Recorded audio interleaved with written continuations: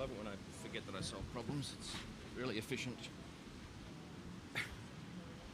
Silly, silly, silly.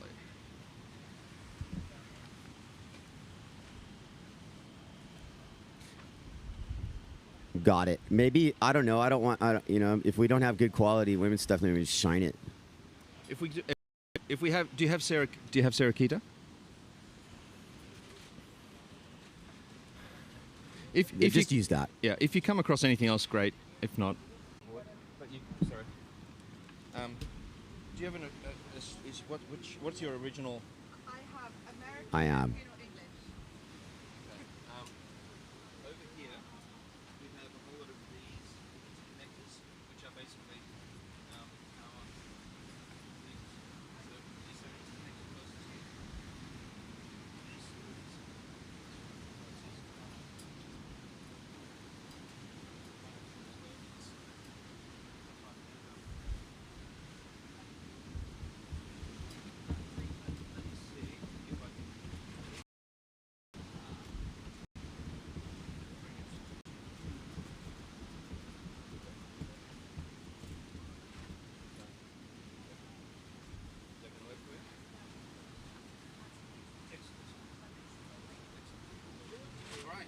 Well done.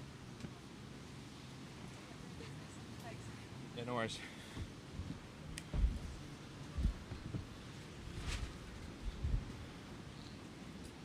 Check. Okay, they've got the link up. 89 people are waiting.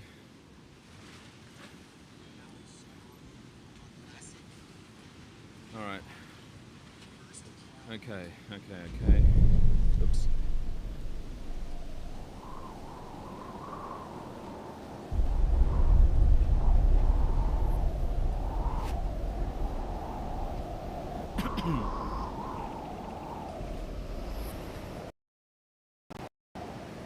Waves travel thousands and thousands and thousands of miles, you know, through the ocean, just to get to this one spot that you're standing at right here.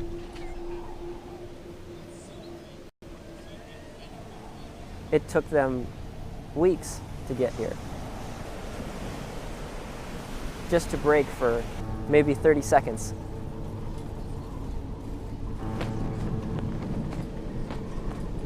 And you have within that 30 seconds to do some justice to that energy that's come from the middle of the ocean, that raw power that you see right in front of you.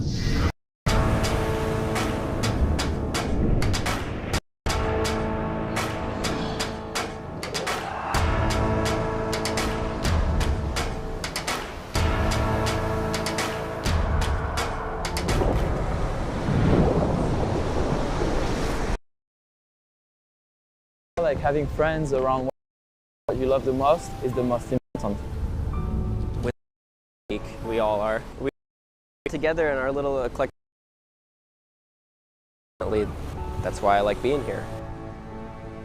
I feel like it is kind of a real family, because with the IWT, that a bunch of people that travels together to do what they like the most in great places that have great conditions to do it.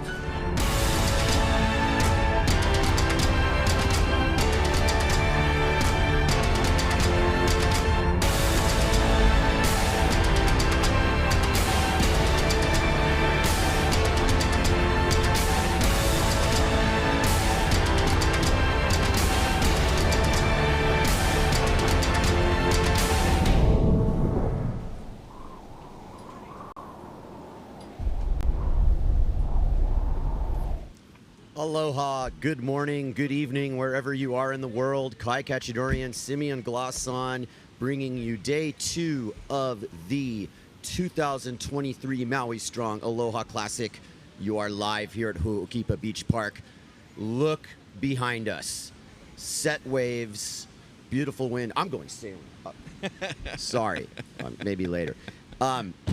This is one of those moments that we really want to not take for granted, and we've got a really nice body of us from day 1. We are going to give you a highlight video of some of the standouts, not all of them, but some of them.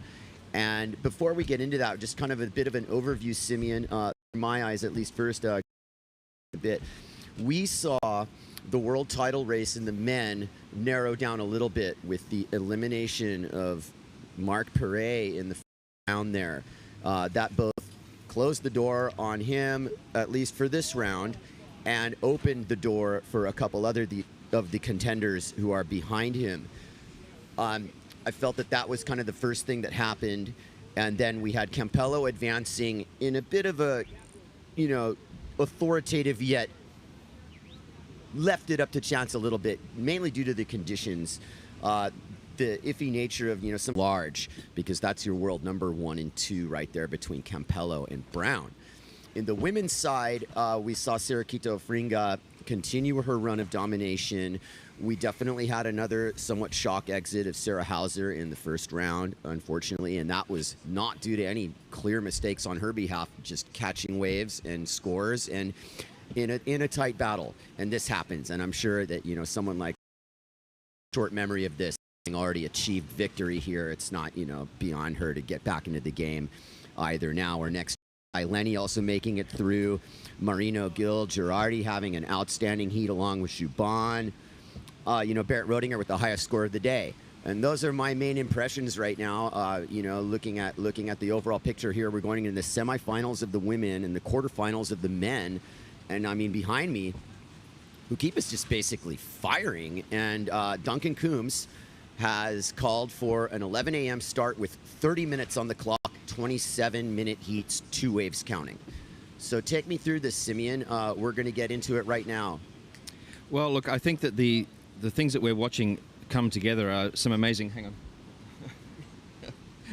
It's a popular beach. The things that are coming together here, it's all about the world title.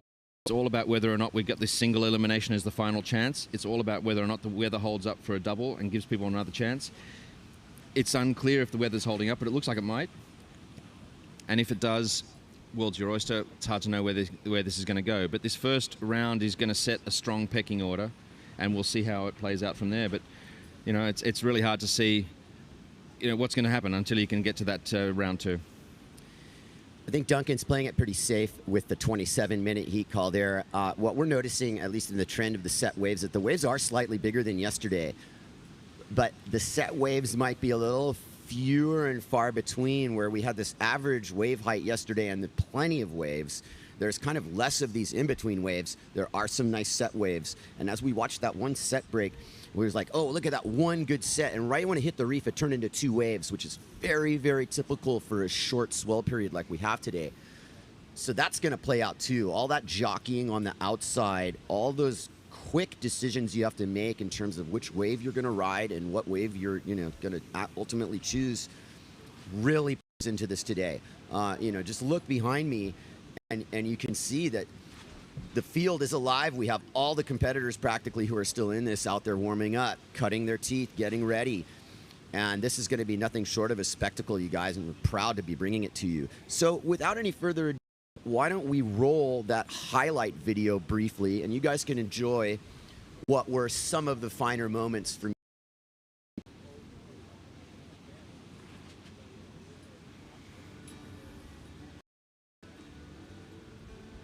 Look at that. Russ Perot, and out the back there we've got... Must be Robbie Swift pegging that goiter over the section after just speeding into it. Very nice. Robbie's coming into this 6th rank in the world and ahead of Philip Costa, who's injured and out, and Marc Perret, if he exits Antoine Martin single, it's Robbie's going to good spot. Yeah, Antoine's in 4th place overall. It's a fascinating thing. That was a really well landed goiter, and the thing I also want to say about that, which I was observing yesterday, is that you really got to make your full rotation with this wind direction. You're not going to have the wind helping you out in a water start position or anything like that. It's 100% about being able to rotate your way through. You know, Kai Lenny poised and ready to win his first Aloha Classic, and capable. His top turns yesterday were fantastic, weren't they? He's really got the surfing thing going on. He's paid really close attention to the fins and boards, trying to fuse that symbiotic nature of windsurfing and surfing that we're all shooting for. Do those boards of his those moves of his remind you of anyone else in the past or currently? I mean, I can only think of surfers. Yeah, exactly. You know what I mean? Yeah. I see a little Tom Curran, his wraparound turns. Yeah. You know, a lot of Kelly Slater. Yep. Absolutely. Marino Gil Girardi here with that wraparound 360 with the photographers diving for their lives in a backup turn.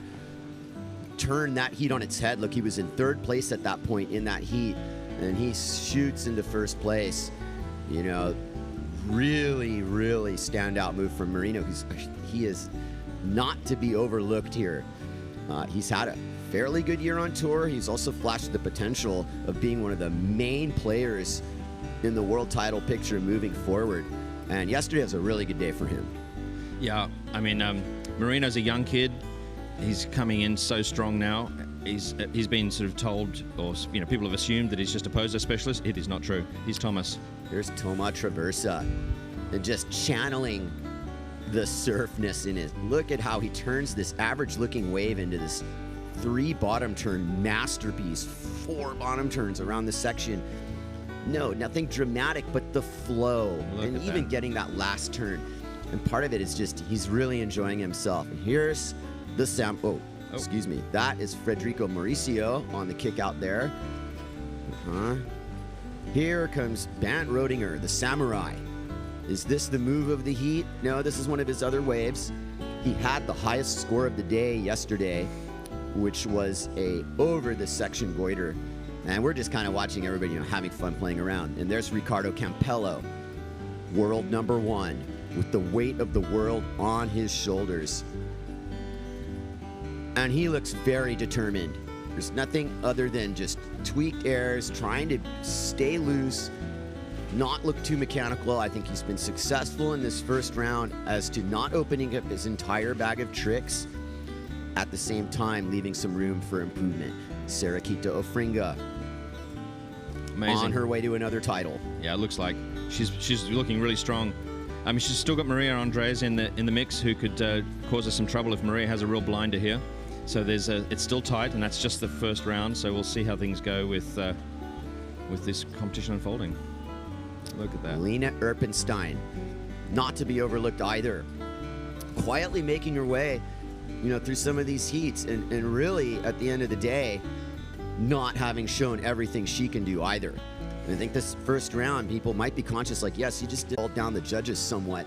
You don't really want to do that. I was having a conversation with Camille Gibon earlier, and he was laughing because he was like, yeah, you know, I was just going on any wave I wanted and you know, doing what I do, but at the same time, I wasn't fooling myself into trying everything I know either, which was exactly what I was going to tell him. I was just, the judges have to have the scale in itself based on what the maneuvers are and the overall sailing picture of all the sailors, but then it also goes down to a scale on what the individual rider's doing. And believe me, if you just empty out everything you've got in the first round, when you do it again in those more important later heats, the judges might not be rewarding you the same way as if you build a little momentum. It's that wow factor that you kind of want to keep. Yeah. Okay. Right, we have an 11 a.m. start here. It is 10:58. We are minutes away from heat number 2, quarterfinals, that being Ishii, Lenny, Gil Girardi, and Gibon. And, you know, here we go. So watch this grand final. This is going to be fireworks. And we are getting ready. Nice. Well done, Kai. Very good. The Aloha Classic is the contest you want to win, for sure. I mean, that's where you're going to get most credit. There's no question about it. The thing is, across the board, no matter if you're a guy or a girl, the Aloha Classic is this event that everybody dreams to win. In one respect, it's a competition, but in another, it's sort of like a celebration of where the state of the art of wave sailing is and what the future holds. Having the best in the world compete in waves, closing out, and really light wind.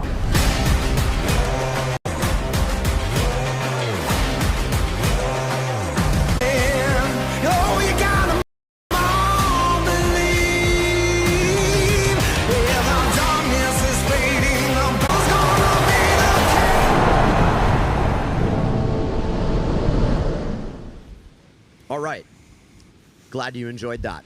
Here comes day 2. We are 13 seconds away from the beginning of men's quarterfinal Heat 1, Ishii, Lenny, Gil Girardi, and Juban, which would be a final in anyone's book. That's just as hard as it gets. And the heat is on. And what do a little pre-positioning here, guys? They're carefully assessing their opportunity. Lenny is going to jibe on this wave and begin the scoring. He eases into this. He's positioned right at the bottom part of middles. Green trees, we like to call it. And Lenny doesn't like what he sees. A savvy move, really, because it could have opened up to something. And I think he realized that and the wave were just not quite cooperating. You want to start with a banger, and that was not in that category. Here comes Juban with Gil Girardi in front of him. Here's your exchange. Let's see if we can get them both in the same frame. Nice wave from Gil Girardi, who is speeding down the line. We'll stick with him. Here he goes. One move, big hit over the section, lands on his inside rail practically, gets a second turn, saves that third turn. Let's see what we've got here for Juban. A nice looking angle. He cut back. Taking aim for the lip again, getting the board out of the water. Third hit. Very nice. Huh. You know, like that's the way it's. You can see the wind direction really holding up for a lot of apparent wind. But that doesn't bother Kai Lenny, who takes Highline Express down to H. Poco here. Here's his bottom turn. Nice launch over the section with one hand off. Ooh, one more hit would be nice. He's pumping his board for all it's worth. That was still a nice hit. It's a completed ride. I really liked the amplitude. We might be seeing some pretty good scores for one-turn waves here. And the other thing I might add is that he really covered a lot of distance on that ride as well. So we will see how the scoring starts shaping up if we have enough reception for our live ticker here. I have yet to see a ride from Ishii. He might have kind of gotten left out of that exchange, unfortunately, for him. And there we have Camille Juban with a 5-2, Marino Gil Girardi with a 5, and Kai Lenny with a 4-5. A very agreeable assessment of that. And this is also a continuation now of the formula Juban for this, is that he's linking together turns. He's, in a sense, riding the wave the way it's asked to be ridden with a little bit of extra. He got that board out of the water and a little bit of a tweak on that off the lip. And that was the difference. It was the number of turns and the line he took. Lenny getting scored well, I think, for that one air. Had he connected another turn or something, that would have been a significantly higher score. Gil Girardi on the board. What we have here is close to a three-way tie for first right now. Yeah. I mean, it is tight. Yeah. And Takara Ishii. Where is he? He's searching. He is searching for gold on the outside. He's being very patient. You know, that's the other thing. Duncan did a really good thing with this 27-minute. It's allowing this. Look at Ishii is not going to settle for anything but a good wave. But he can't wait too long. We're already 23 minutes left in this heat. Here comes Gil Girardi with his backup score attempt here. Marino sailing Spania. Looks really dialed. Lower boom rider. Take note. Some of these things that the different little adjustment sailors make. Here's the high line. Once again, take all his speed. Punches his bottom turn. Not quite a lot of power. A lot of more board riding today. Airs over the section. Saves that. You can kind of see the body language. You're always like, yeah. Okay, you know, like that wasn't exactly how that wave was going to look. He might have passed up an initial section attempt there. But that's for him to decide. Here comes Ishii. Take it away, Simeon. Takara is waited for a lovely wave here. This one looks like an absolute beauty. He's going to have a nice bunch of hits here. Quick bottom turn to take advantage of that lip there. Getting a nice set sky air. Coming around third turn. One-handed cutty. And that's probably the end of it. Not a bad ride. Certainly a nice wave. It really looked nice from the beginning. Camille. Oh, he's got the goiter, and he lands over the section. Oh, this is dangerous. And there he's opened up a little bit more of his repertoire. And that's danger. Here comes Gil Girardi. under the, excuse me, that was Kai Lenny. I was like, that's not Gilger. Once he got the board under the lip, whoa. Yeah, yeah. A little bit confusing with all these Goya sails, but I did miss the Red Bull logo. Unmistakable Kai Lenny turn there. And I don't know if that was the only thing he did on that wave. I get the feeling there was more to it. And at the moment, Marino is in the lead based on his 2 wave count, but we haven't factored in Juban's second score, nor Lenny's. I think I like those 2 turns of Lenny's. I do. Yeah. And the judges will as well, and they're going to carefully calculate here because we do have an in-between moment. You know, Ishii was on a nice wave there, Simeon, and the opening turns and his level of apparent wind was nice. And then right midway through the ride, the little less power into it. It's interesting to see that you really want to focus on that first bit of the ride a little bit more today because the apparent wind is just not there yet. All right, here's the shakedown. Kai Lenny temporarily in first, at least, until we see Juban's score. Takara Ishii got a 6.15 for his first ride.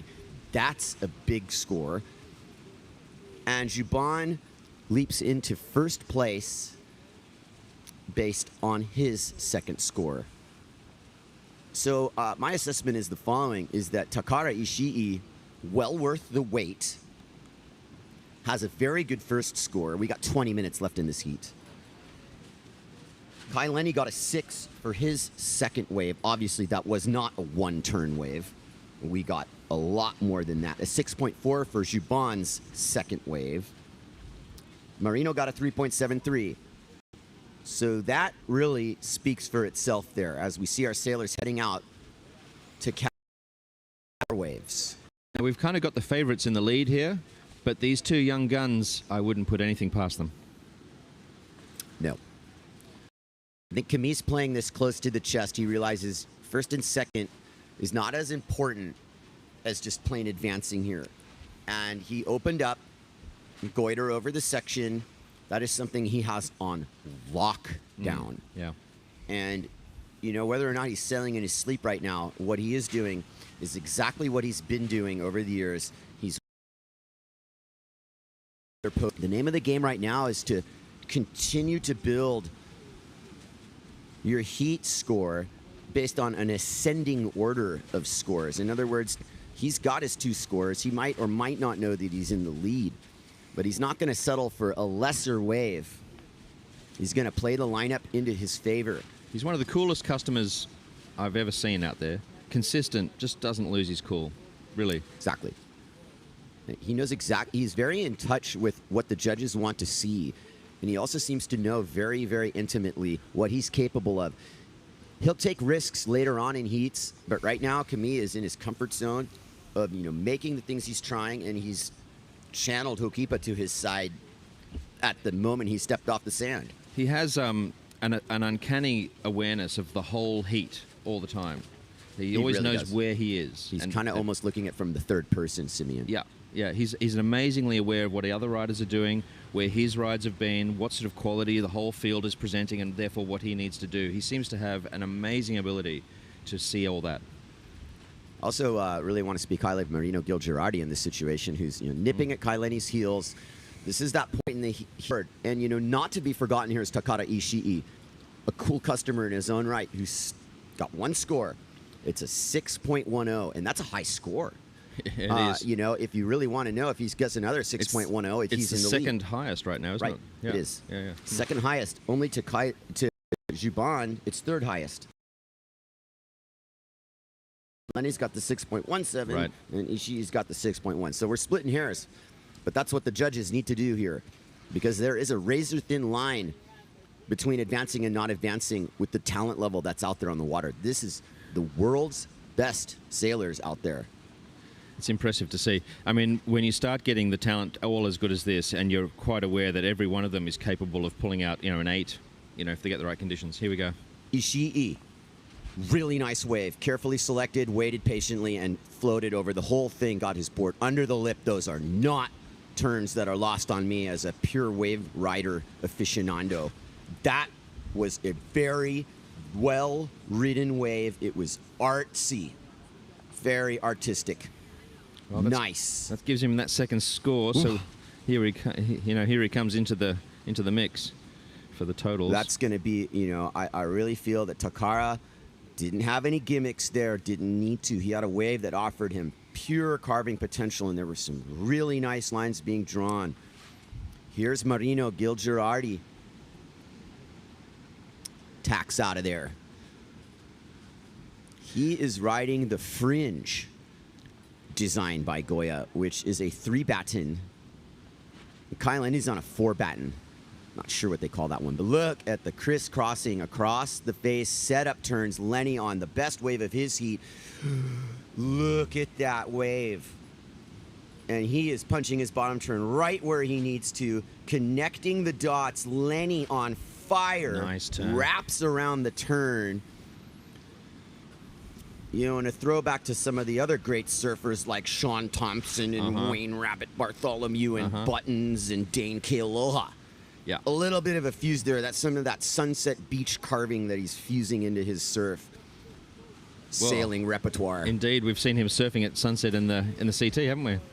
Sunset and Hirokipa are distant relatives in the sense of that drawn-out fade bottom turn. You're dropping in behind the white water, and you can punch that deep bottom turn all rail, come up under it, meow, and just keep on going. Really a flow state here. This is a cool contest. I mean, we really have the surf style wave riding on display here.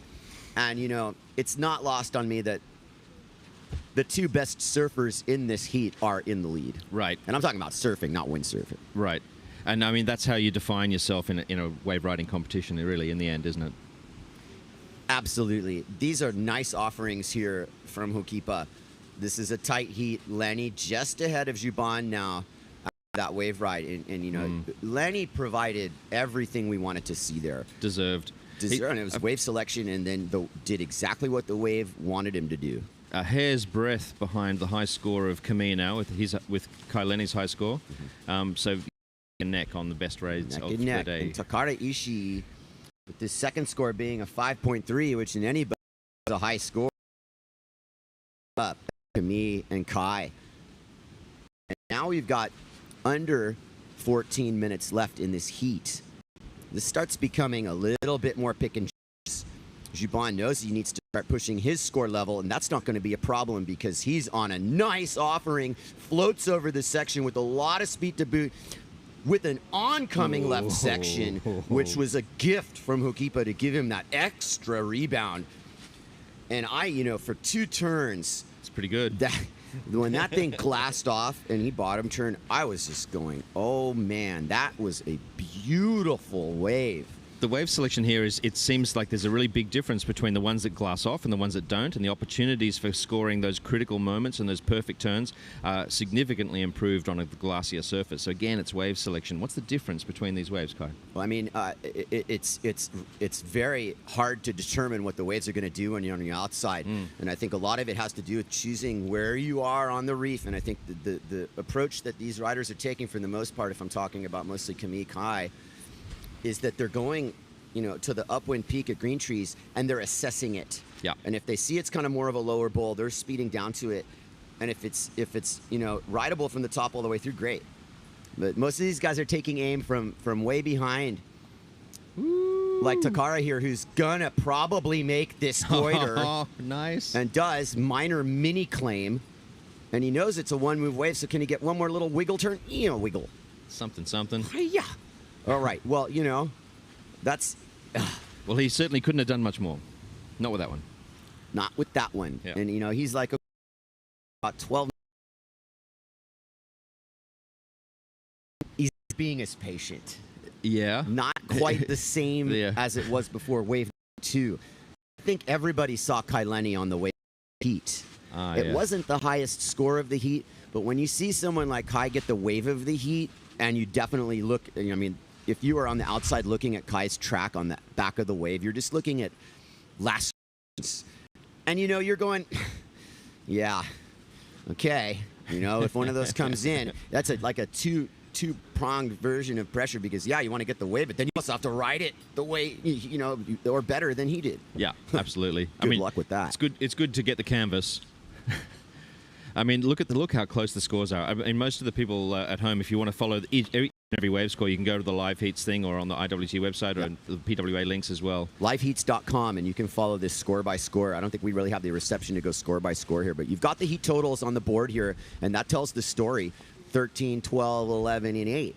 I mean, these are, as we would expect, incrementally increasing scores. Yeah. And who is that but Takara Ishii representing Japan in RRD is fading upwind. What's the plan? What does he have? He actually used that wave to get further upwind. I think he immediately wrote the thing off. Yeah, it went fat into the channel. That would have been one of those ones you chase all the way to the channel and lose your position. Veteran move by Ishii not to ride that wave. I'm sure all of you at home wished he did. Maybe some of you and the tactics there of where he was in the lineup. For Takara to move it from third into second, he needs a 6.64. It's doable. 6.64, which would represent his highest score so far. Yeah. Here's Marino Gil Girardi suddenly in fourth place, and we know what he's capable of. Is he going to produce the goods here? Lines it up,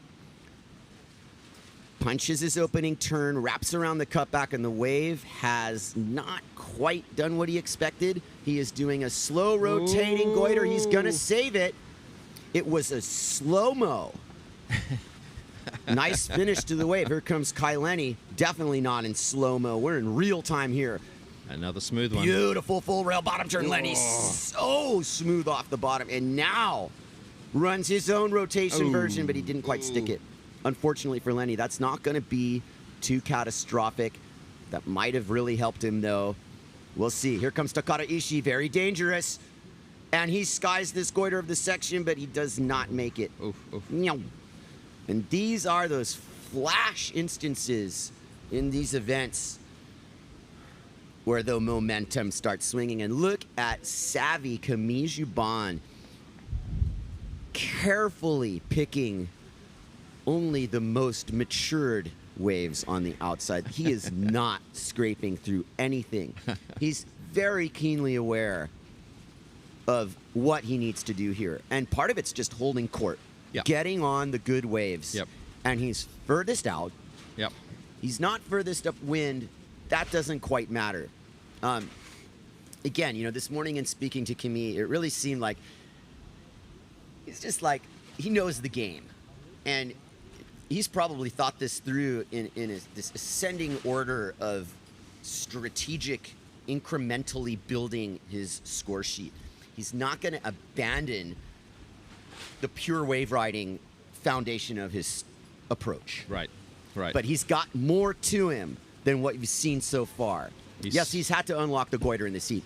He's against Kai Lenny, Ishii, and Gil Girardi for crying out loud. He's got to do what he's got to do, and he's done that.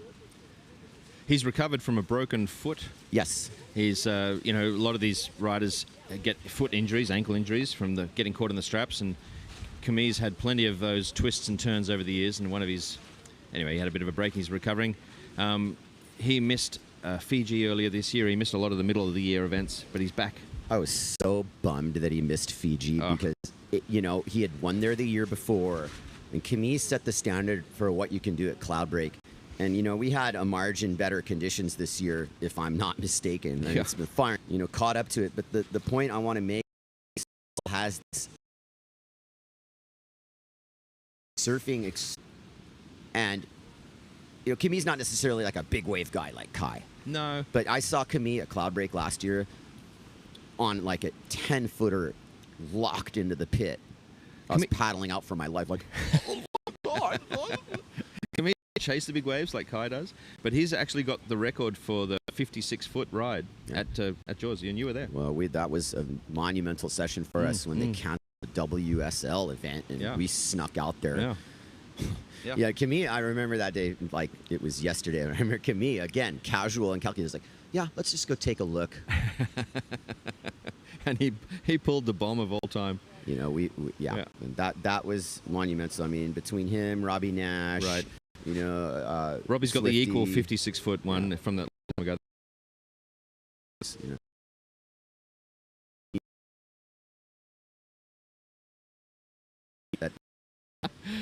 Oh, that would be quite good. Yeah, it would. Yeah. Well, we dream big here on the IWT PWA Unified Tour, and we're happy to be bringing it to you live here at the 2023 Maui Strong Aloha Classic. We will briefly also, when we get the opportunity, talk about some of the foundations that we are supporting in terms of relief for Lahaina and Kula fires and whatnot, and we'll get to that. In fact, we might have a couple people representing those organizations coming up here too, but there are several ways to help donate, and we will get into that in the in-between periods here. We got 5 minutes left here and change. Camille Jubon, Kai Lenny, Takara Ishii, Marino Gil-Girardi. Now everybody's over 10 points, which is super impressive.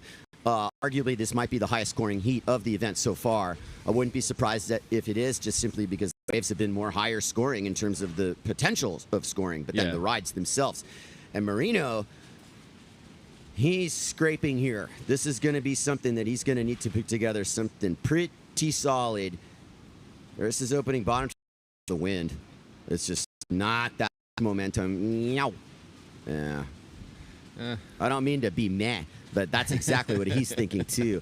And once the judges hear us both think and say that, well, that's not going to be a difference maker. Luckily, Simeon, there's no limit to the waves you can catch. I remember some surfing events where you can only catch 10 waves, as you know, the great Tommy Carroll once famously fumbled away a world title at Pipeline because he caught 11 waves in a final. But yeah, what a sequence of events. But they don't have surf. We can ton away. You can overdo it. But that's what's really cool about today. This is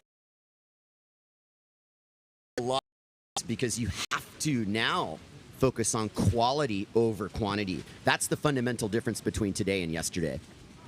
Yeah, absolutely. I mean, today there are plenty of waves. You could be catching lots and lots of them, but the good ones are more rare.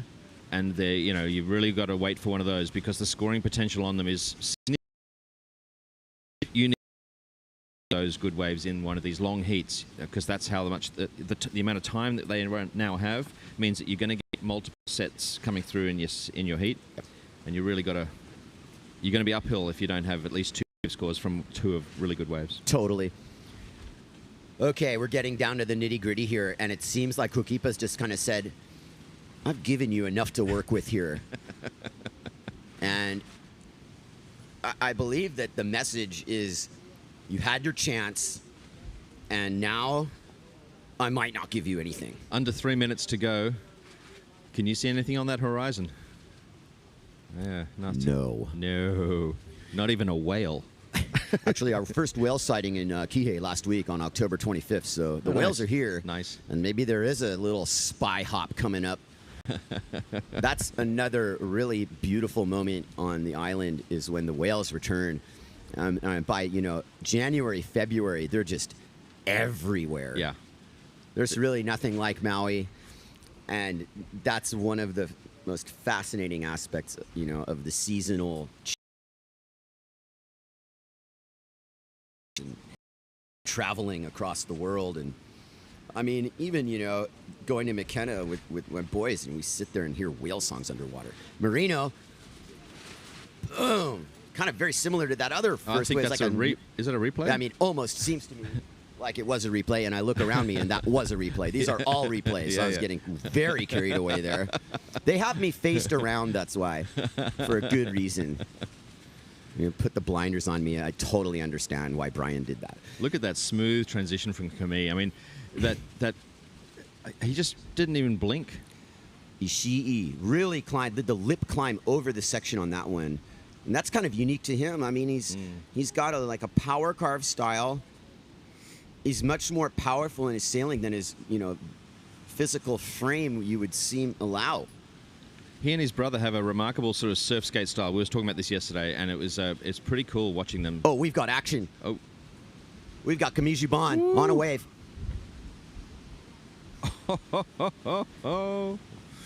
Wow. Let's have a look at that action. It's got wave after wave. We've definitely there is the end of Jubon's ride. Almost rotated a goiter into the pit. That was more of a Taka rotation. Here comes Kailani behind him. This is a 1-2 exchange.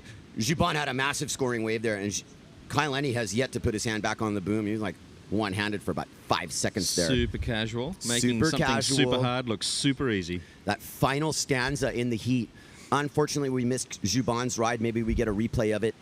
There have always been some challenges with the camera reception, so maybe we had a dull moment there. But Look at as that far as the story of the heat, the two people on the final waves of the heat, and Hokipa definitely provided a little last burst there. I was pleasantly surprised to see that set come in with seconds left in the heat, and it's done. And advancing is for sure going to be Camille Juban and Kai Lenny. Hats off to them. They're in the semi-finals. That's impressive. Look, Takara and Marino put on a pretty admirable display. I mean, totally. Either one of those scores could have won a heat or two yesterday. But that was yesterday. And the thing I say about that, Simeon, not to be tongue-in-cheek about it, but these are better waves. They're much better waves and today. they are higher scores. Absolutely. And like I said, of course they're going to be bigger. Works like that, right? We're in that flow state here. Everybody here, cerebrally is like channeling that type of a heat structure in. Of course, it's going to just go exactly according to plan. And, you kind of visualize these moments that are going to come through. Now, our next heat, round 2 quarterfinals, heat 10, Robbie Swift, Arthur Arutkin, Bant Rodinger, and Ricardo Campello. That looks like another easy heat. Yeah. I mean, I'm sure Rodinger's going, no problem. Got these guys right where I want them. But what I will say right now is this is a pressure cooker heat. This has got world title implications. Ricardo Campello back up on center stage with all the bright lights shining on him and an entire country of Venezuela cheering him on.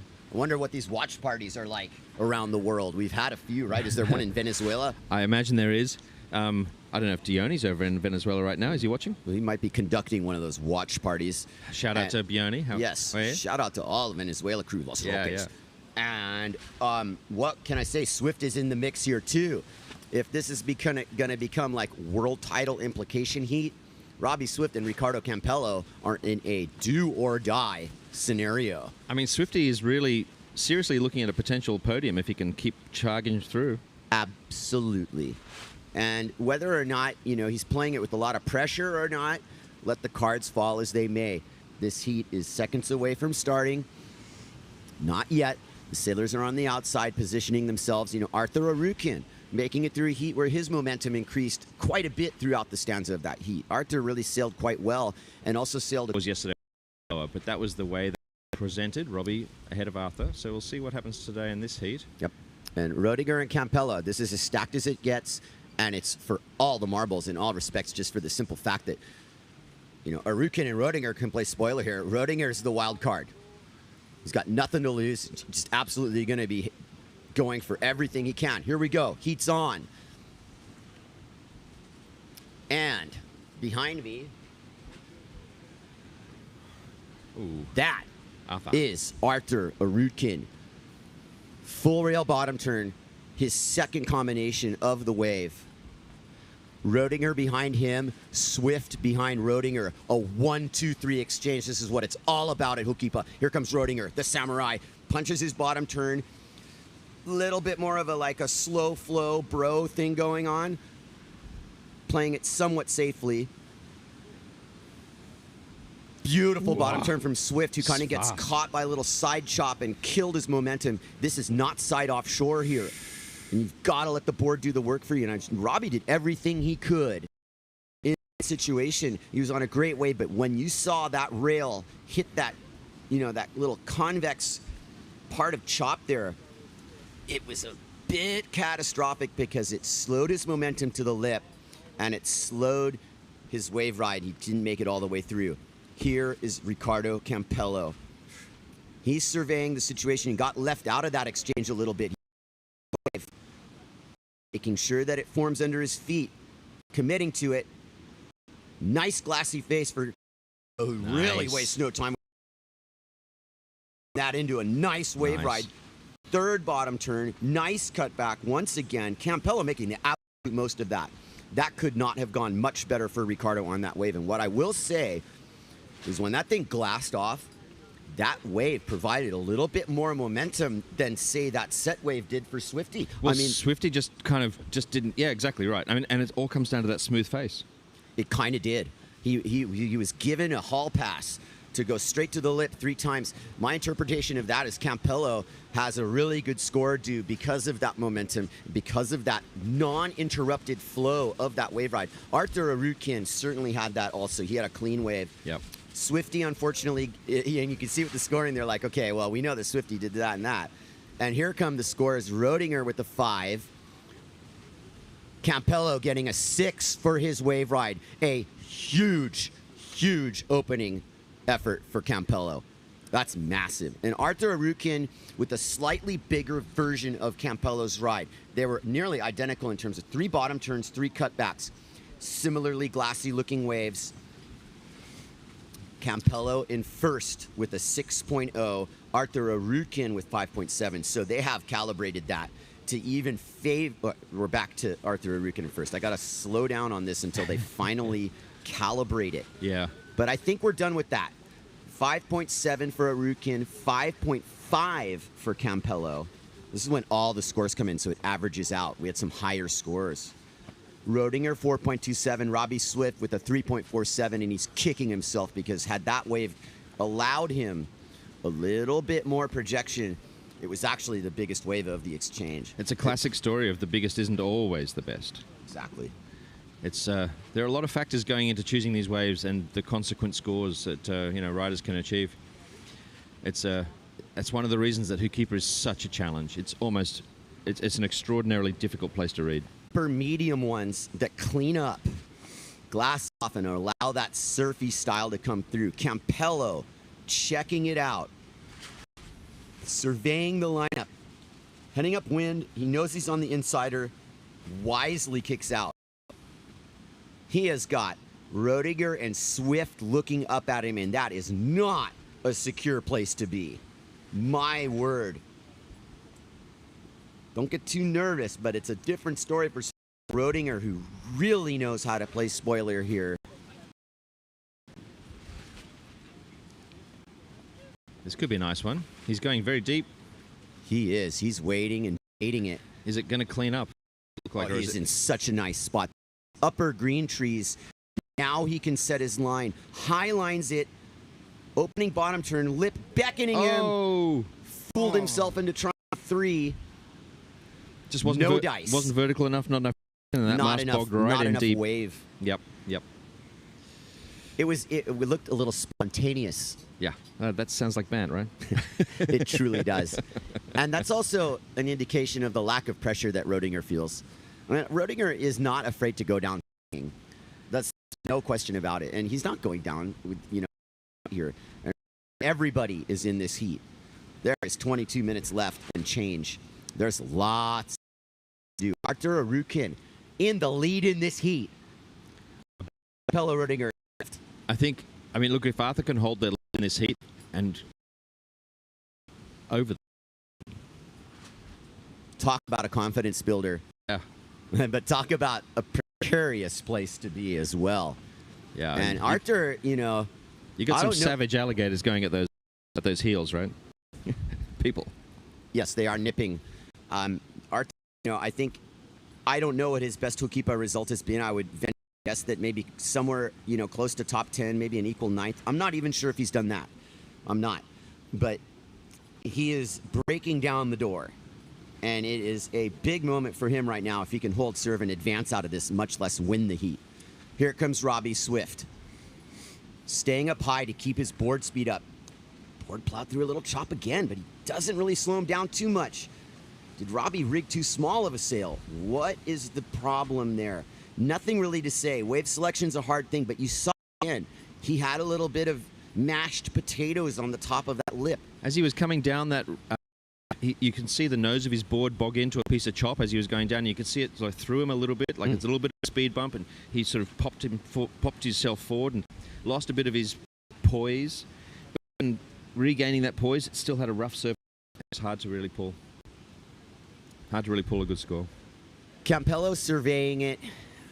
What you're seeing almost every sailor do when they commit to a wave is you see some furious pumping going on. And that's an indication not only of the wind being light, but that it's also side shore, maybe even a hint of onshore. And that's what you're seeing in some of these waves that come in when people don't have the full momentum on the bottom turn. Now, Robbie's got the lead here because he's got a second wave score, but his two scores are low. He's got a 3.47 and a 3.13, giving him a total that takes him up into the lead. But Arthur is the one with the highest wave score, 5.77. And here comes, Ricardo in 5.5, and here comes Bant. Bant's in last place right now, but this maybe not for long. Yeah, exactly. Rodinger, the samurai, carefully calculates his first turn. Beautiful oncoming section hit. Third bottom turn lip contact. That was pretty nice.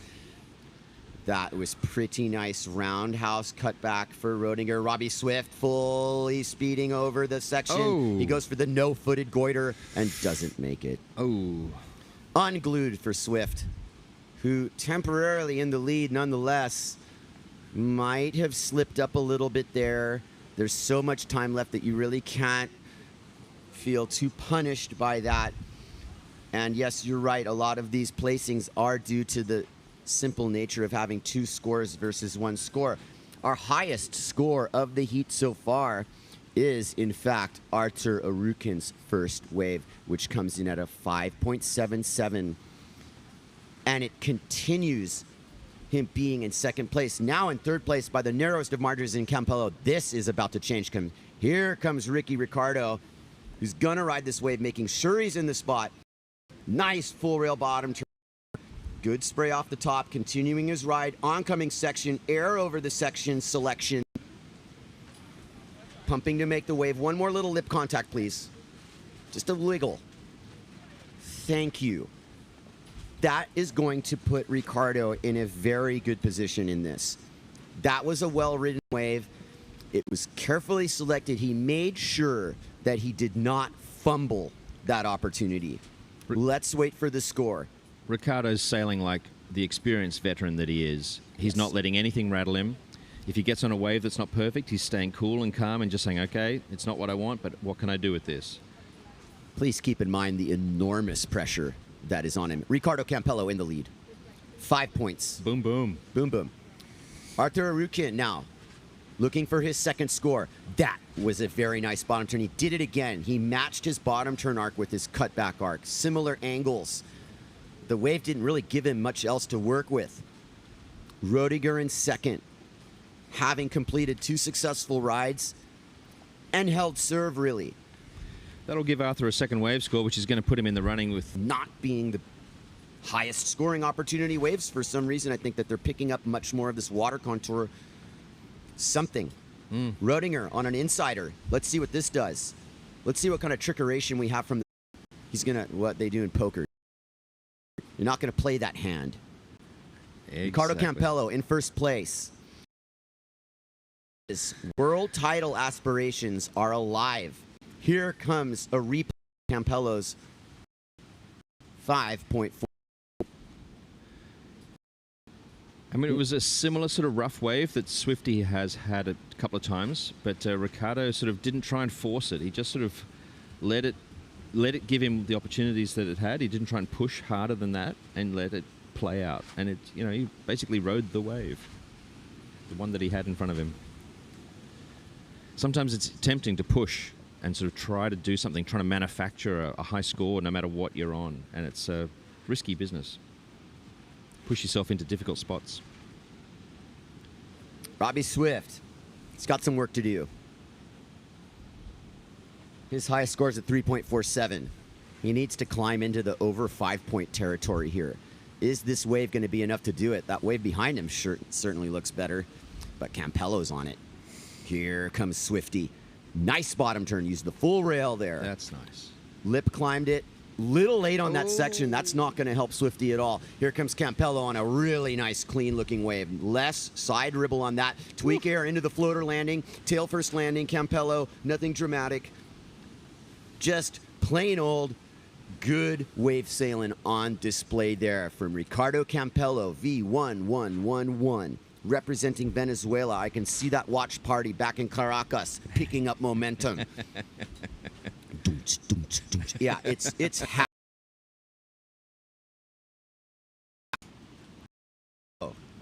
his moment. Every time he's in a heat, it's his moment, and he's playing that correctly. This another thing, Simeon. This moment isn't too big for him. No, it's not. He can do this. He can do this. He's got so much experience of being on the wrong end of the way these things can play out. Yes. Swifty, look at the bottom turn here. Full rail. And what happened here? He was like, oh, it's a 360 section, except he was an hour late. And a little slow. Definitely too slow. And that's not Swifty's fault. No. That's the way of doing this. Yep. Side ribble, and then it hit the point and just threw over, and he's like bottom turning into this thing like, oh no. The slap down. Yeah, he would have known as he started committing to that bottom turn. It was like, ah, dang it. What was like the cartoon noise you would have heard? Like, ba-bow. Dong. Well, anyway, Robbie Swift continuing to be in fourth place. Arthur Arukin nipping on Bant Rodinger's heels, 1 point behind. Ricardo Campello now sitting in his, I'm not going to call it a throne. Fragile tower? Sitting on his structure that he has built. Yeah. That's what this is. Yep. He's building a structure for this event and for his world title campaign. Yes. His final piece of that structure. Started by making that final 8 in Japan. Yep. That was the foundation. Took the #1 position by taking second in Fiji. That was the first floor. A very impressive run. Yes. And then he held his own in Pozo. It did really, and then he made that, 6. Got through that one heat in Silt. That's all they managed. So he's got the furniture. He's got the furniture, and here he is. He's racked up that that series of points, and he's just done better than everyone else overall. Building the master suite here, Super going consistent. Super consistent. Ricardo, looking at his rig structure, sails with the medium boom, really long lines. So he's hanging from his rig. That's the maximum amount of effectiveness, and this is a beautiful wave at H. Poco. Nice under the lip hit. The waves are crumbling a little faster than what most people. It's not coming up as much, but Ricardo dances around with a beautiful taka. Yeah, impressive way to end that wave ride. Now he's got to know that he's in a good, comfortable position, and just like Juban, Ricardo doesn't want to open up his entire bag either. Here comes our second place rider in this heat, Matt Rodinger. Beautiful wave for the Samurai. Nice lip tag, vertical approach. Judges take note of the angle. That was 12 o'clock. And that was a super way to Rukin finally back in business. I'm just like Rodinger just crushed that wave. Sorry, Arthur, I can't talk about that ride too much. But he's still riding it. Yeah, it's one move away from being something. I think that's kind of going to keep him where he is. I just can't play that one up no matter how much Team France needs it. Bernd Rodinger and Ricardo Campello have widened their margins. Campello with the highest score of the heat. Rodinger, I think we're still waiting for his score. Yep. We'll see what Drum roll, please. What will it be? Interesting. And the judges have rewarded Rodinger. No. He is in first place. Oh, it's taking a bit of a second to come through my phone. My reception's a bit slow. Sorry, Kai. We'll see I don't see it either. I just see that he's in first. Look at that. These replays, and that was such a cool-looking taka. That was great. He boned out the nose, and he rotated on the nose bonk, skateboarding terms. Done. Just rotated. It wasn't vertical. But it was clean as a whistle. And here comes Rodinger. Look at this fade line. That's the Sunset Beach bottom turn I was talking about. Under the lip punch. Kind of skipped that section to be able to do that. And clean as a whistle. And he got a 6.97. 2.7. 6.9. Oh, no, sorry. Yes. Woof. Sorry. Wow. Sorry, Guy. I mean, I need glasses too, trust me. That's a big Rodinger. Arthur Arutkin right there. Wow. Right there. Oh, wow, man. wow. So we have a full 10 minutes left, and this is turning into... Here comes Bant Rodinger. Has selected some great waves. He's having a fantastic heat. He's in the lead. And he's in the flow. You can just sort of see he's just one wave after the next now. It's just like clean and running. He's got that vibe going on. He sure does. He's going to connect from up top green trees. He's going to stall so he can start the ride up there. Another under the launch. Now he's going to go downtown. H. Poco Express. One vibe as a side offshore day would have been. Here comes Swifty and Arutkin. 1-2 punch. Arutkin needs to get in this. Nice little S carve. Keeps his board. Little lip back there. Coming unglued a little bit. This is a good way for Swifty. Robbie Swift representing the UK. Unwinds it. Is this a perfect rotation from Swifty? It certainly is. Claim it at all because here we go. All right, there we go. We're waiting to see what hits here. Sorry. Robbie Swift has certainly improved on his 3.4. Will he get really rewarded? We don't know that for sure. Arthur Arutkin has not made a difference there. That's a nice high line from Swifty, who you can see you're using the board to get all the momentum. Full rotation over the section. That's going to help his cause. Is getting really exciting. He's not quite in town. I don't know. We are now 8 minutes left in this heat. Lots to play for here. Robbie Swift with a 5.27 for his score. 8.9, not a huge improvement.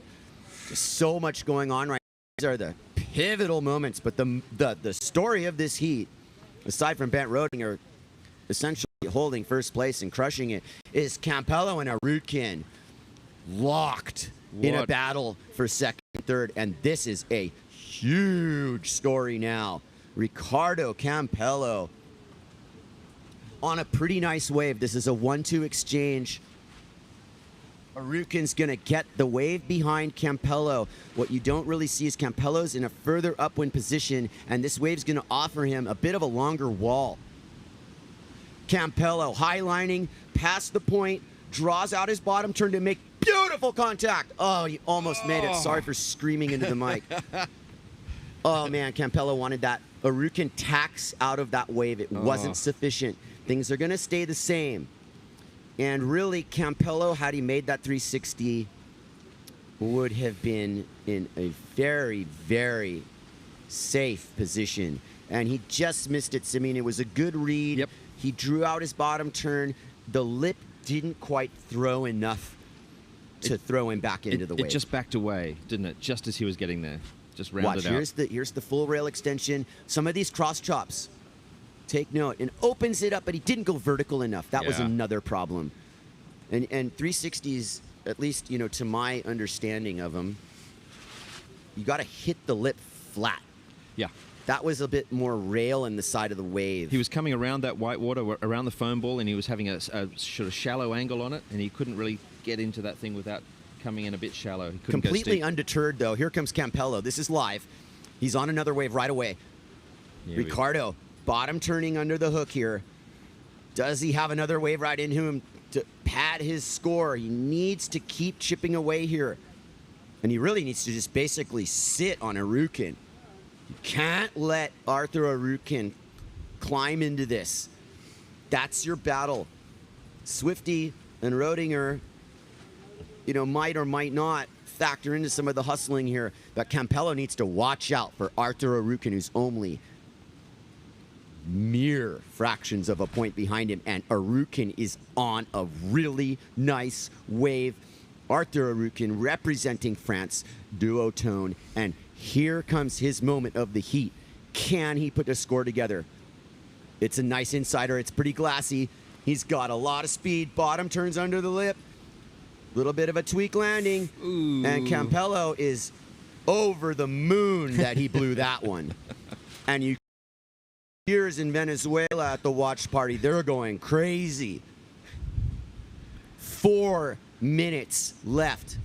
Was that the turning point, Simeon? Did Arthur fumble away his chance to catch Campello? Well, here's your replay. Simeon, what are you seeing here? I'm seeing a guy who's so determined to pick up speed and hit this thing so hard, and he wants the 360 move really badly, but just didn't give it to him, and he ended up having to pop that up, and it's almost as though he was wanting the 360 so much that he really wasn't even prepared for a basic aerial. Like, he was wrong-footed by that. Exactly. And the momentum from the wave, it seems like it favors you in the first part, but once you come down from your first hit, you better have a plan about reading that wave correctly, because the wind's not going to help you. This is a wave riding contest, and it is based on the fundamentals of board placement and momentum. And that, that's classic speed, power, and flow. You want to come in and you want to have that maneuver, but you need to land so that you maintain speed and you flow straight into the next one. This is a difficult wave to get stalled on, especially in that critical section like that where they're running down. They need to land with speed to make it into the next section area. Otherwise, you get caught in that closeout, basically. The fastest riders who land at speed can make it past that section, and they can use it really well. But unless you're really incredibly perfect with your timing, you'll get locked out.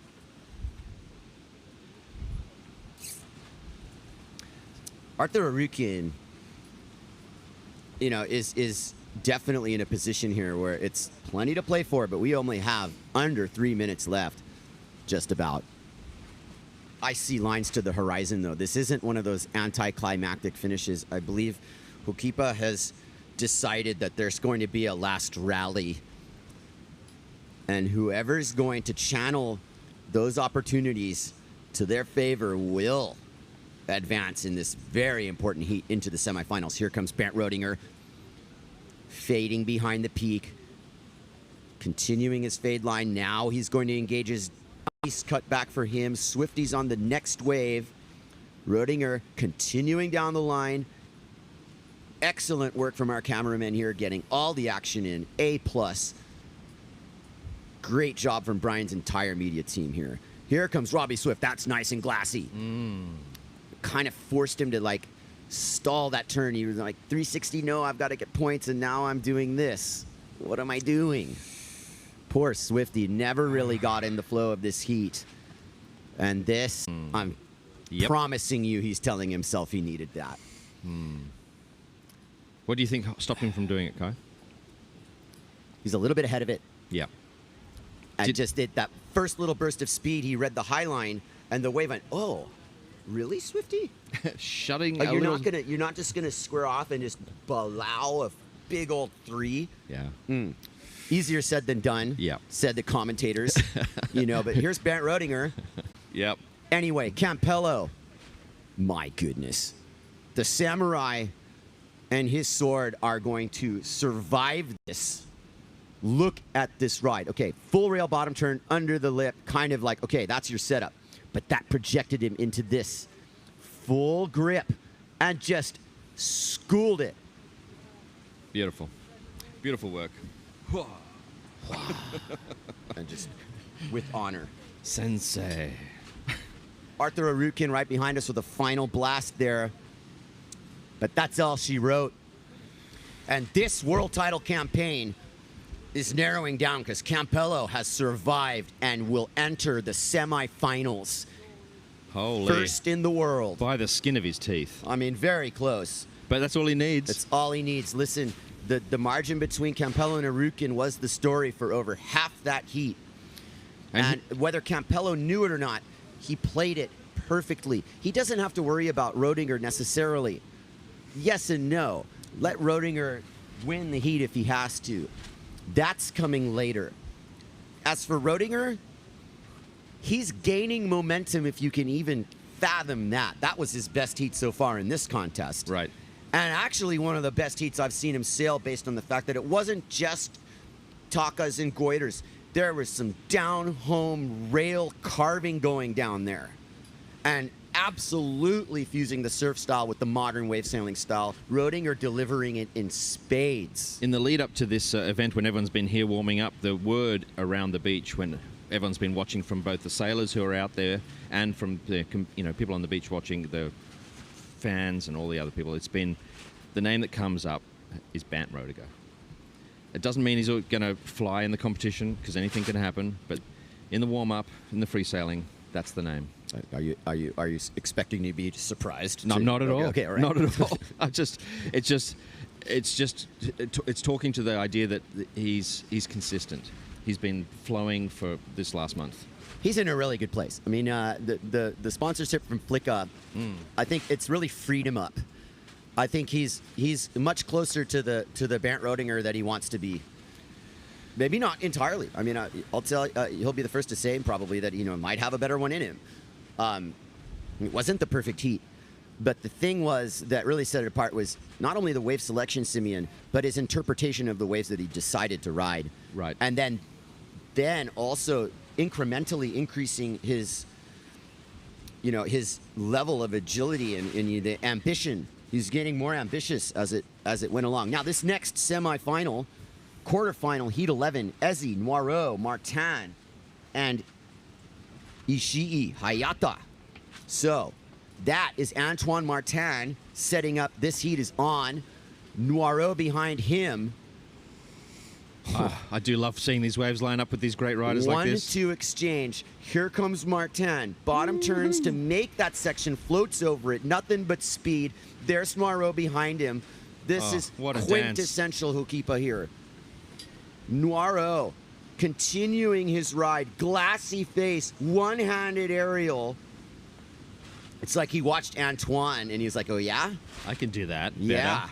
Better. What did you make of those rides? Similar? Similar with a nod towards Noiro. Uh-huh. And only because there was kind of like the difference in the wave. But Antoine skied that section. He sure did. I wouldn't be surprised if it's, pretty close. I don't remember one-handed going from Antoine. Noiro doing it simply to create that differential. And here we have a 6.8 for Morgan Noiro and a 5.45 for Martin. Here comes Graham Ezi. A fairly decent offering for his first ride. This is a Glassy Insider. These are the good ones to try because why? They're a little smoother.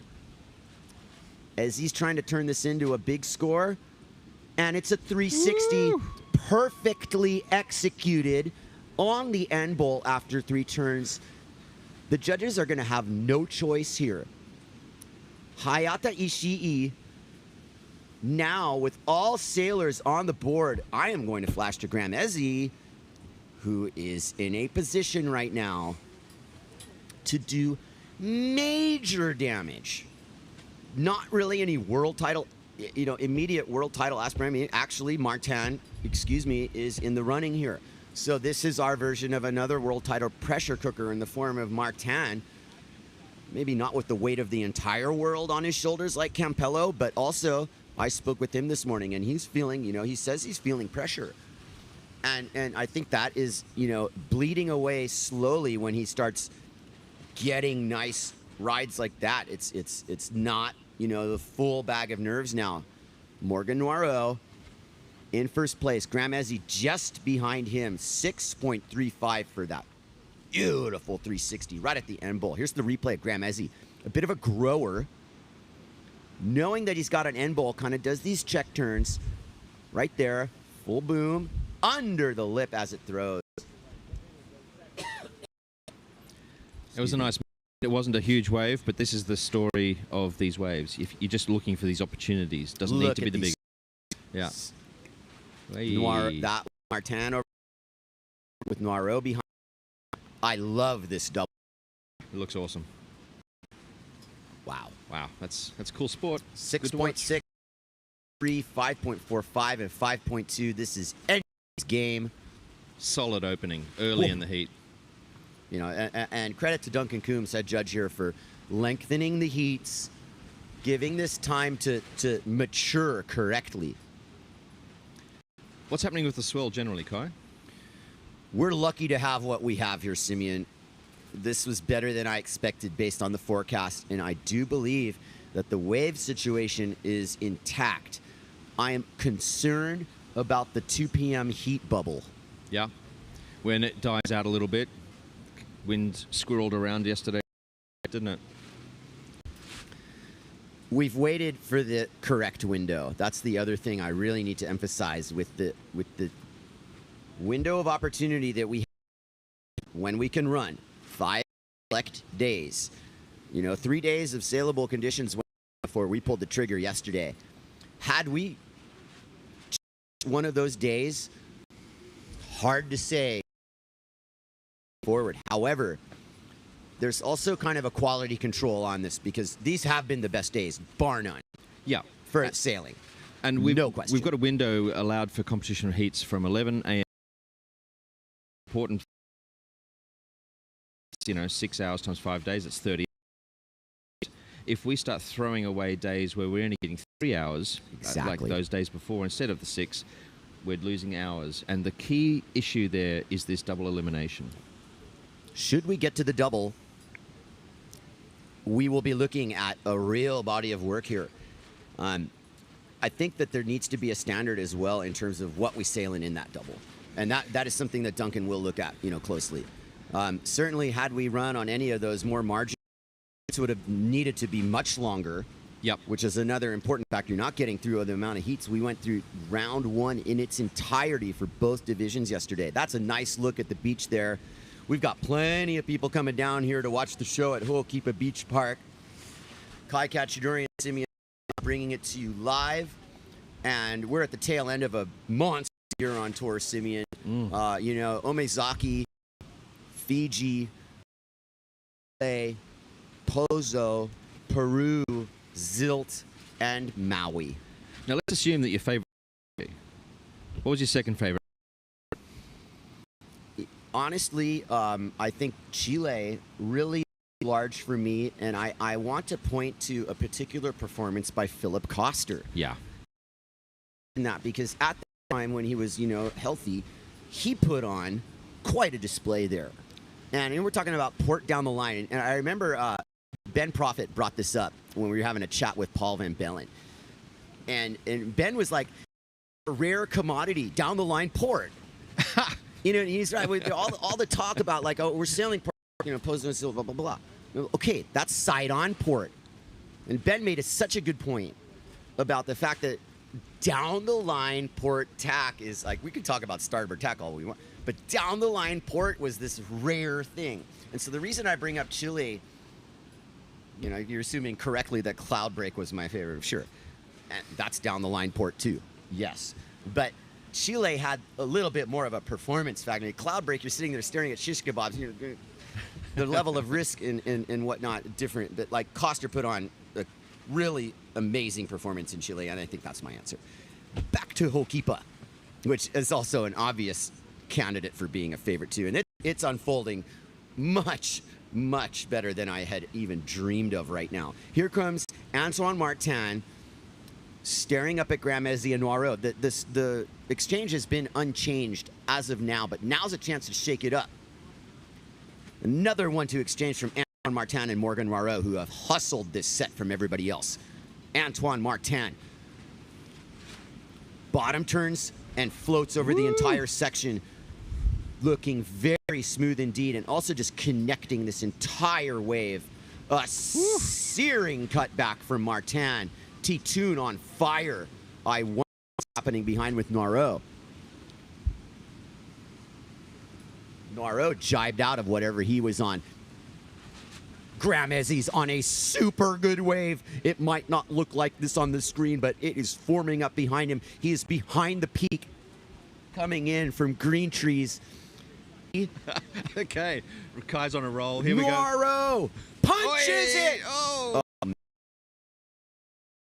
People went, how rude of you. How dare you punch me? I will give you no lip to forcing it. And Noiro also realizing had he made that, or just running away with this heat. But he might be in a little bit less of a dominating position as you might think. Gramezi got some work done there. And here comes Hayata Ishii. Little Hayata, danger man. Danger, danger. He's on a super good wave, too. This is a grower going down to the point. Hayata's definitely drawing a high line on this to make the entire wave. Skies the section. Nice to pan out and get the perspective on that. You see how the line of the wave, if you were just looking at full frame like this, you wouldn't have seen the whole thing. Can he get a rotation? No. And the Polacal head bob doesn't even. Nice. Nice skying off the lip. And I remember Antoine also, we had a roundtable discussion in Cape Verde. And I asked him, how important is speed to your game? And he answered, it's the most important part of windsurfing. Single most important thing, isn't it? Graham Ezzy, nice old school rodeo. For those second waves, Antoine's been given a 6.6 and Graham Ezzy's been 5.85. So by the nature of those three sailors having their second scores, Noirot's in fourth place. However,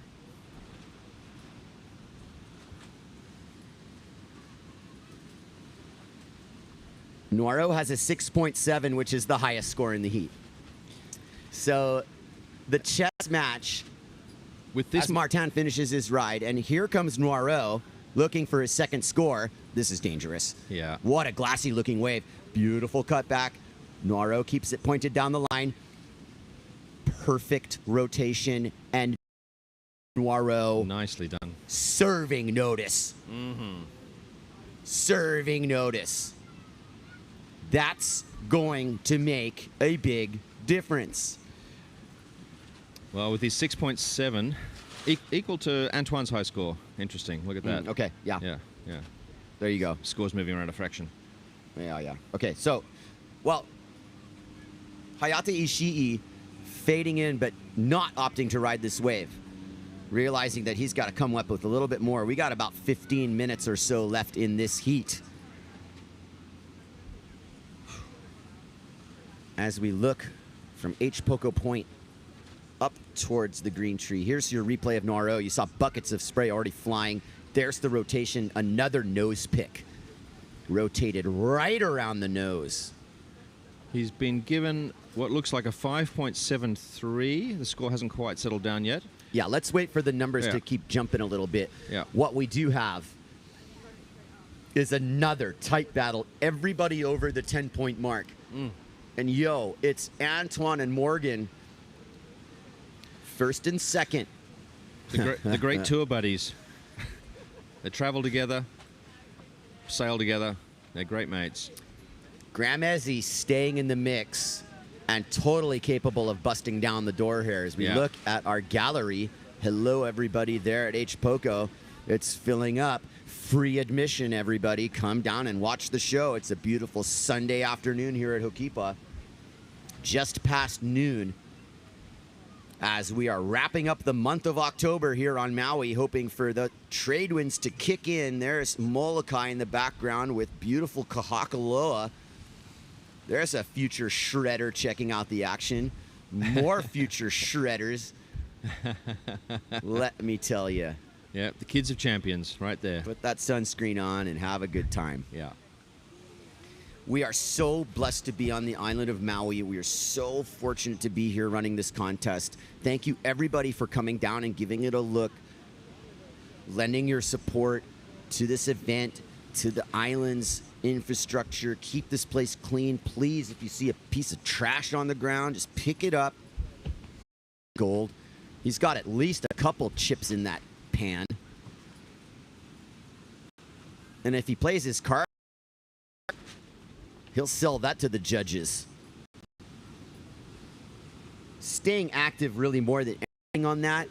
Noirot really didn't need to ride that wave. And as rough wave contour. Yeah. Man, the wave looked so good, but Ishii over bottom turn and the whole wave ride was boggled a little bit. Here comes Ezzy on a slightly smaller but hopefully cleaner offering. Ezzy with the full rail bottom turn, really squeaking through here. Drags his hand one-handed. Behind him is Martin. There's Martin. Straight to business. Oh my goodness. Big. Wow. He is punting sections. Okay, Antoine Martin needs to be acknowledged as a world title. Antoine Martin needs to be acknowledged as a world title contender here, as he just makes that with authority. That was a beautiful hand and looks up at the head judges and just goes, nice. Look at that big hack. Look at the speed. The most important part of windsurfing, he says. And it's hard to argue. Sets it up. Look at him. Grab the boom wide. And right around. Like it nothing. Amazing. Clinic. You know, a bunch of years ago, he would have done a one-handed or no-handed goiter there and, you know, risked all just to have that little extra. That was a topic of our discussion this morning. And, you know, I was like, dude, you've got the no-handed aerial, the no-handed goiter. Like, do you need to show that right away? You know, maybe later in the heat, but not the first wave. Right. Which is maybe something he would have done in the past, is just open it up right at the beginning of the heat. Yeah. No, that's the old Antoine. The new and improved Antoine's not going to resort to that measure at all. No, he'll take the sort of the high 6 score, and he's like, I'll give away the extra 0.3, 0.5, or even 1 point because I need to just lock it down. Another very interesting scenario here with Morgan Noirot in second and Graham Ezzy in third by shavings. Antoine Martin in command. And here he is, opting out of a bobbly point set wave there. That was a great decision. He's on the point, and that thing just had a bunch of chop that just did not look like anything other than bail out of that. 7.6 for Martin's last ride. 14.2 heat total. Comfortably ahead of his friend Morgan. Morgan, however, is on a hot seat. There's a lot of time left, and Easy E ain't giving any free passes. Graham's just like cruising in a Camaro, just like vroom, vroom, vroom, vroom. You wanna give me something? Let's go drag racing. It's an admission from the get-go today, and it is continuing on. After this heat, we are going to have the last heat in round 2 quarters, which is going to be Adam Warcall, Jake Shedaway, Toma Traversa, and Marsilio Brown coming up next. Stacked heats here. Love it. Man. Love it. The stakes are high, but it's also, it's like Levi sort of said in that movie, it's the state of the art, right? So let's talk about the state of the art. Where is that? Is it rising? Is it changing? Is it shifting, Kai? How do you see the flow? I certainly see that sailors are able to put in command performances regardless of the conditions. I think we were so defined in the past by, you know, the conditions and then rising up to the conditions. It's the other way around now. Right. And performances are, everyone's adapting immediately. Part of it's the rider level. Incredible, talented athletes, always. It's the idea that a philosophy difference. I mean, people sort of used to look at bad waves or small waves and just sort of feel like, chance I can really look good here. So now I'm just annoyed. Not using the right gear to fit their approach. So in other words, the approaches can be different, but they're going to apply actions, and some people nail on the head in that they are waves, certain types of movement. The whole bag, if I use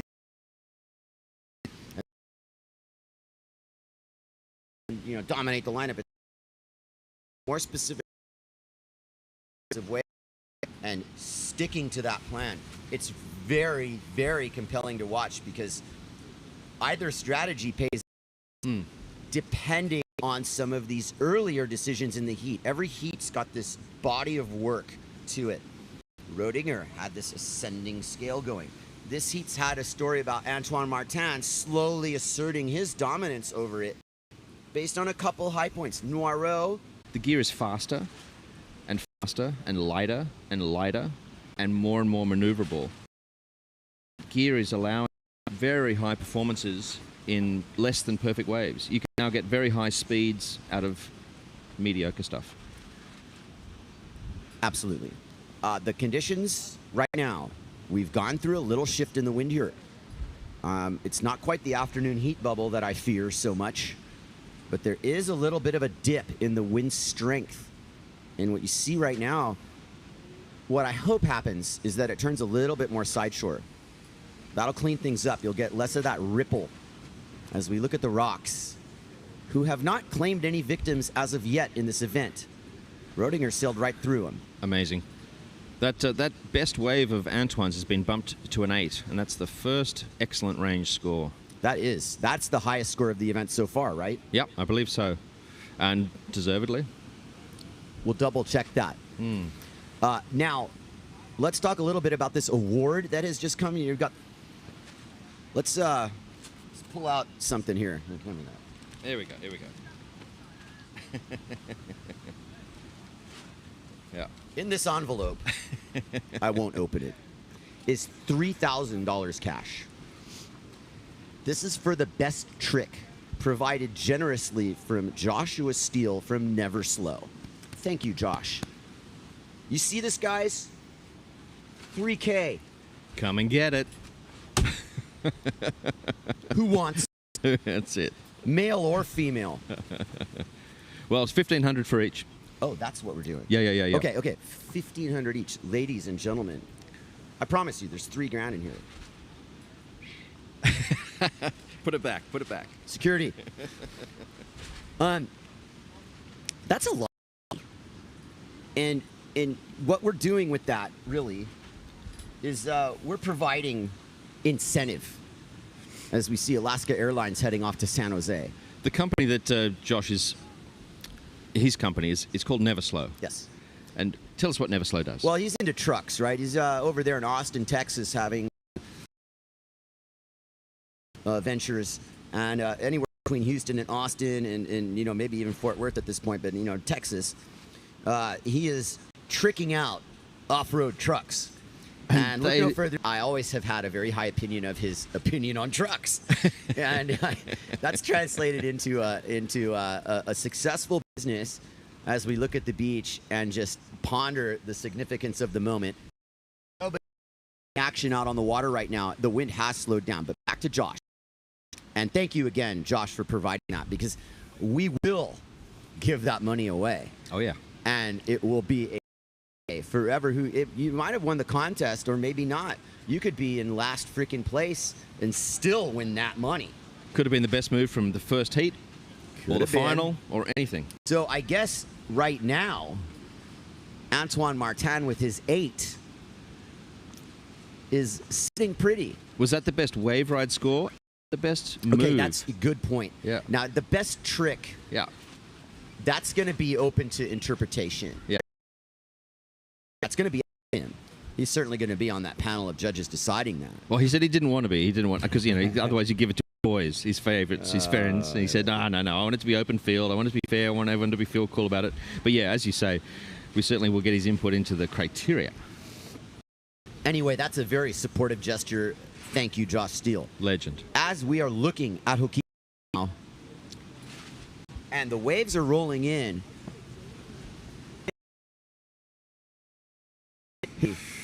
here comes Hayata Ishii with Morgan Noiro and an even better one behind him. This is the exchange of the heat here. Can Hayata climb into this? Seconds to go in this heat. Classic Hokipa wall. This is all counting. Hayata held his opening. That was the first turn of his ride. Noiro in the slightly smoother wave. Just a beautiful looking ride here. Noiro floater down the line. Nice carving, doesn't catch any rail. And that is going to be all for him. Wow. Will that change the standings? Did Hayata Ishii or Mezi up their scoring opportunities?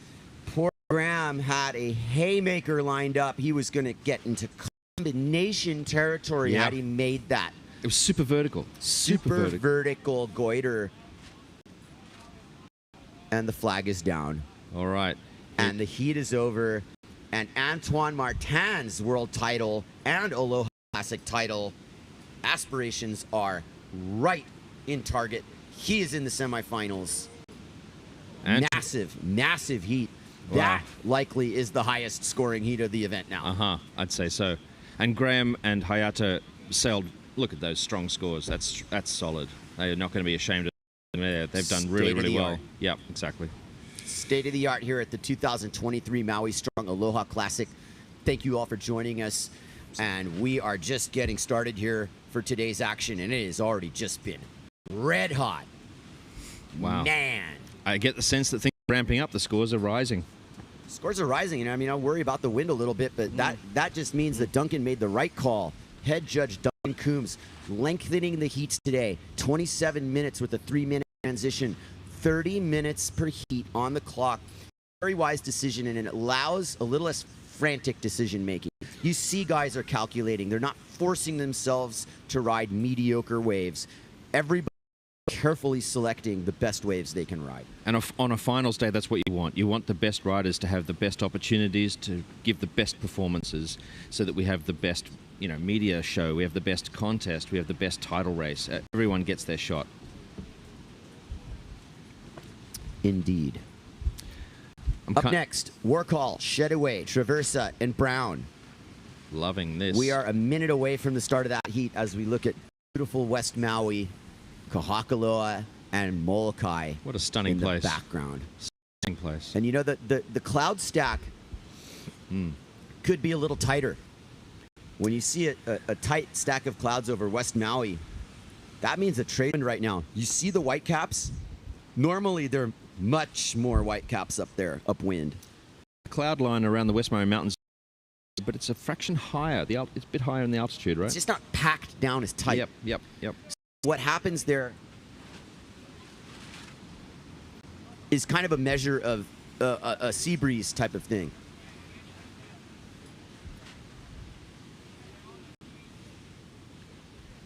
"15 seconds to go before the start of this heat." There's Traversa sizing it up because he might actually have timed this perfectly.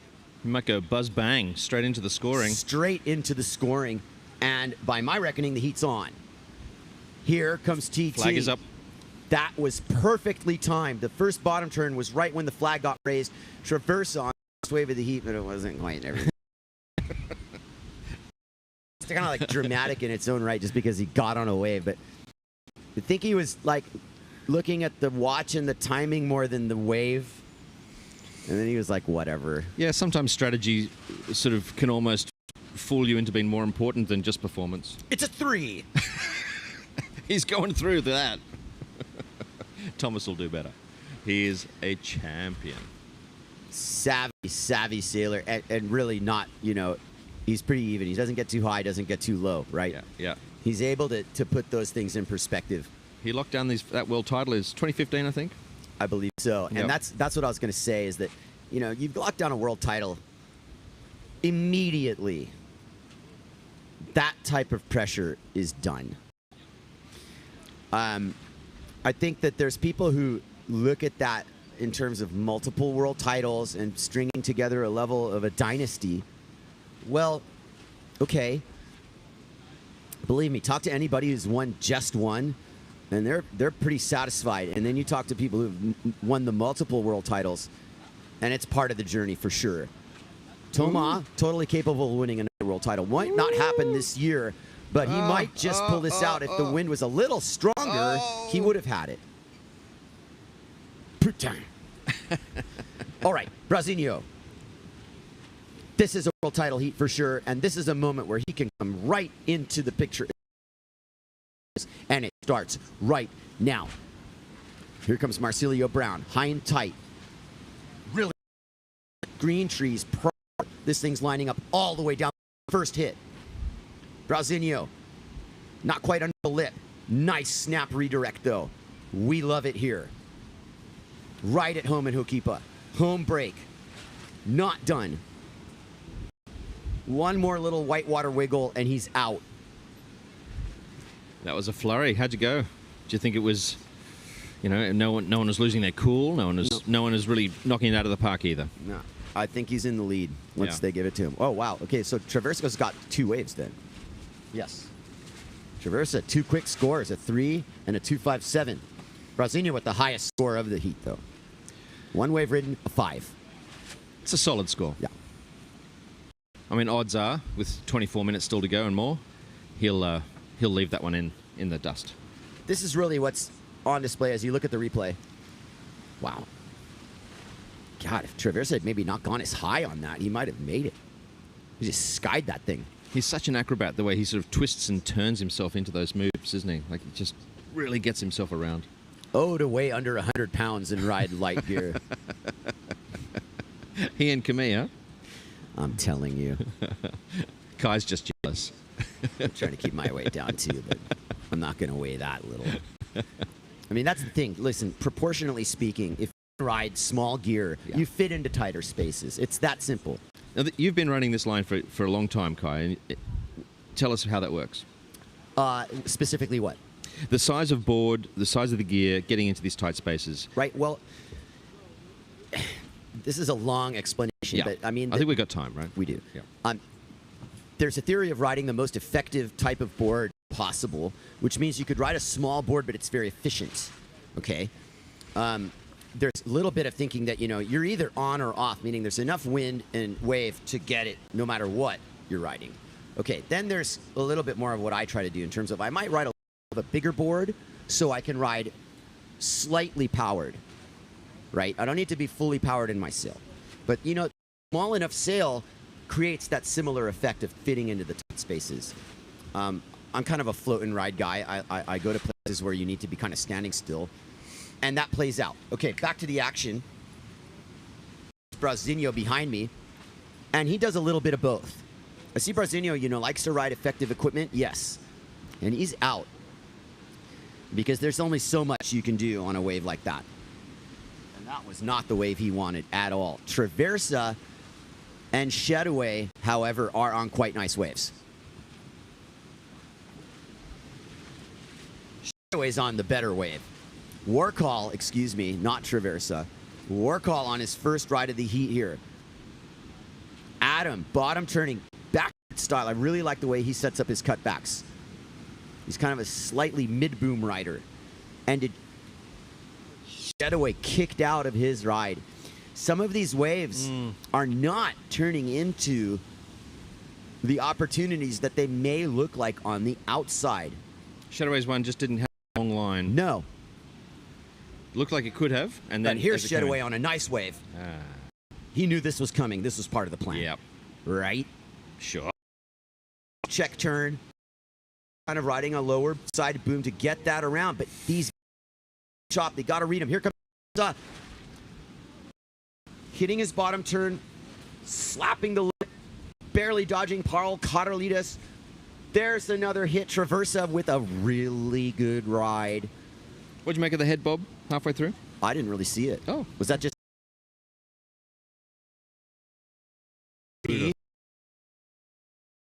bottom turn with the hit. Oh my word, Brazinho makes that look like the easiest thing ever, and it is far from easy. And that Hawaiian flag making us remember where we are. Yes. All the good feelings. That's a nice wave. Brazinho says, Aloha. That's a cool, calm, and collected quarterfinal from the reigning world champion. Great job. For that score to drop. We'll see. Couple scores, right? We're waiting for Traversa's score, and this will be Brazinho's second score. It could be my connection slowing us down. Oh, there it comes. Well. Yep. Let's see about that. Okay, there we go. Yeah, Jay Gunny with a 3, no surprise there. Adam Wacho with a 4.5, not bad. Marsilio with 4.6 from his first one. We're waiting, I think, for his second. Yeah, scores here. Yeah. We will get scores, and we have time to really think this out, because this is world title stuff. This is world title stuff.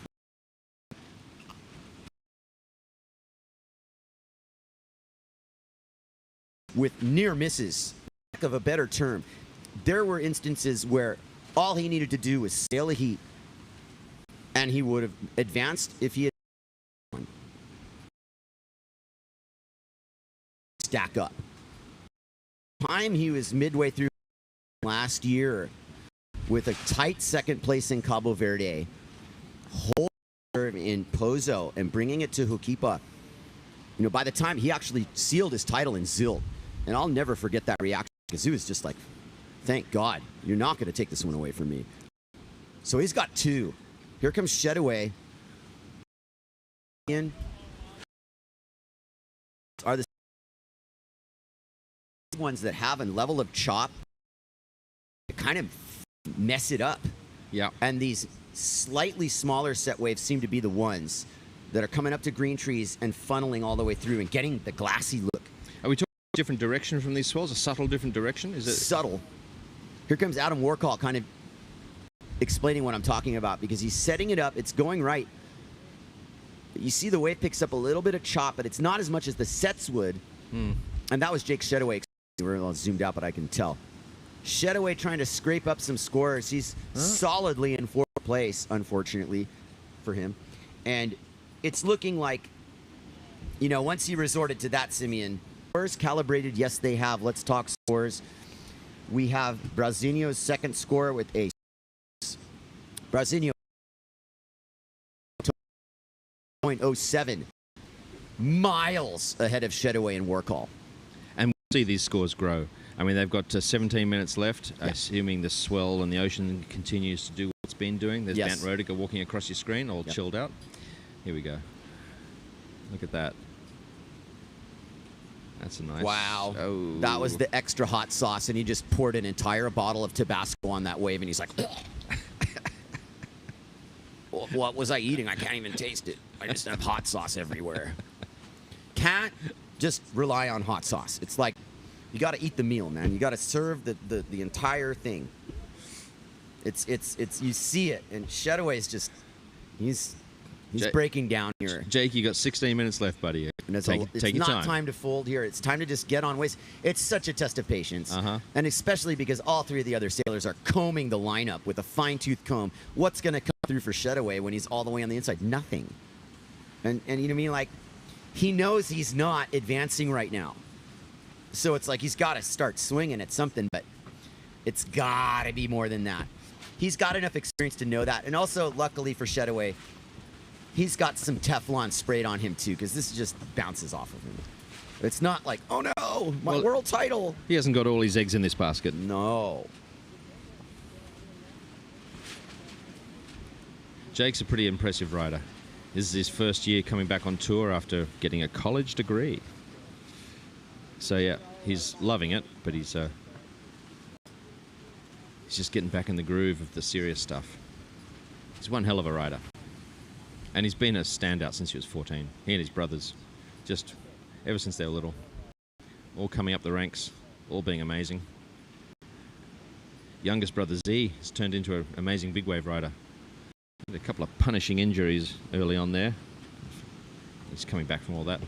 But those Shedaway boys are pretty amazing. Here we go. We've got Adam Warchol coming into a wave. What's he going to pull here? He's got some down-the-line speed. He's picking up. He's got a bit of a rough surface. He's motor crossing along. Gets a top turn. Wave looks like it's cleaned up. Here's his chance. Oh, his front hand just slipped off. Boom. What an unlucky move. Okay. Well, it was worth a shot. He pulled off those. Sure did. Here comes Traversa. Solidly in second here. Trying to hold court. Trying to make the semis. And that was Hukipa just going. Yapa. It's another one of those bit moments. Wow. Will this happen to Brasinho, or did that mow the lawn for him? Yeah, looks like the greens are clean there. Traversa got just sideswiped by a side chop and unceremoniously launched into the... Now let's see if Jake can really pull this one. He's a little bit of an onshore look. And these guys are sailing straight into the wind just to get back peak. Now this squirrely wind has started a little bit earlier than you thought it might. It's 1:45 in the afternoon now, and you thought it might happen around 2. Is it too warm? It feels warm. It's not heatable yet. Yep. This is just sea breeze bump. When I look upwind around the point, I can see that it looks fine, but just maybe it's just temporary. It's the wind direction. Direction, and it's wreaking havoc. You saw Traversa just fully sheeted in. Normally on a side offshore day, that would have just been the cleanest face ever, and this side ripple just bucked him off. Yeah. And it was like, oh man. The thing is that, you know, as Adam crawls slowly into range, 2 points behind Traversa's heat total, That's the story. The Brasilio is just like chokehold. Yeah. So far. Yeah, so far. But I mean, the thing is that, Brasilio knows the inevitable showdown with Campello. It cannot happen until the final. These sailors won't meet in the semis. I'm talking about Brasilio and I'm talking about Campello. The way this bracket is set up, and the way it should be set up, is that Campello and Brasilio, should they advance out of the semis, which right now, Campello's in the semis. Marcilio Brown is on his way to the semis if he can hold this together. They won't meet until the final, and that's when this becomes massive. We haven't had too many world title deciding heats where the people in it are deciding the title. I haven't seen it in a while. It would be epic if it played out like that. That's what we're rooting for right now. But I don't want to jinx it. No. Knock on wood. We're all hitting the tables and the chair arms. Yeah. Look. But that's what's setting up here. And Brasilio knows it. These guys are coming at each other from the opposite sides of the draw, which is how top and second seeds work. You put them as far apart as possible, and you try to, in theory, keep them apart until the final, as you're saying. And then all the other seeds down into the let out for those squeezer positions. Still, think about it. Was talking about yesterday. It was kind of the overall sailors. It's so less of a me thing now. Everybody wants to push the level of sport, but the most important thing to everybody, I think, collectively, is put on good performances. Sail your best, and that's what's going to make guys it over the section. Let's get under that lip. Throws a little bucket. There's Shedaway. That's him. That's a really nice wave for Jake. Oh, yeah. The cutback angle was round the dial. There's your wind wreaking havoc. Lip beckoning for Shedaway to hit it. And it's just like, I don't have power. Nope. I don't have power on my sail. I can't go high line. It's too risky. It's but I'm going to hit it water. Anyway. Exactly. Did he break his mast? He did. Oh, my goodness. Shedaway needs a caddy. Ladies and gentlemen, who is Shedaway's caddy? Jake Shedaway needs a new rig. His mast is broken. No? Oh. Okay, it's intact. What was I thinking? It looked broken. Well, it's all good for media. It's all drama. Drama. We haven't really broken any. Brian Talma did, but that was it. Was that before the contest or during? That was before. I remember. Yeah. I just remember seeing it. Well, he hasn't competed yet. Yeah, he ripped his sail before. Something like that. Yeah. Look at these that lines. Looked like a busted rig. Look at the lines coming through. Here comes Toma Traversa. Look at your playing field here. Look how long this line is. Who keep a firing? Toma Traversa.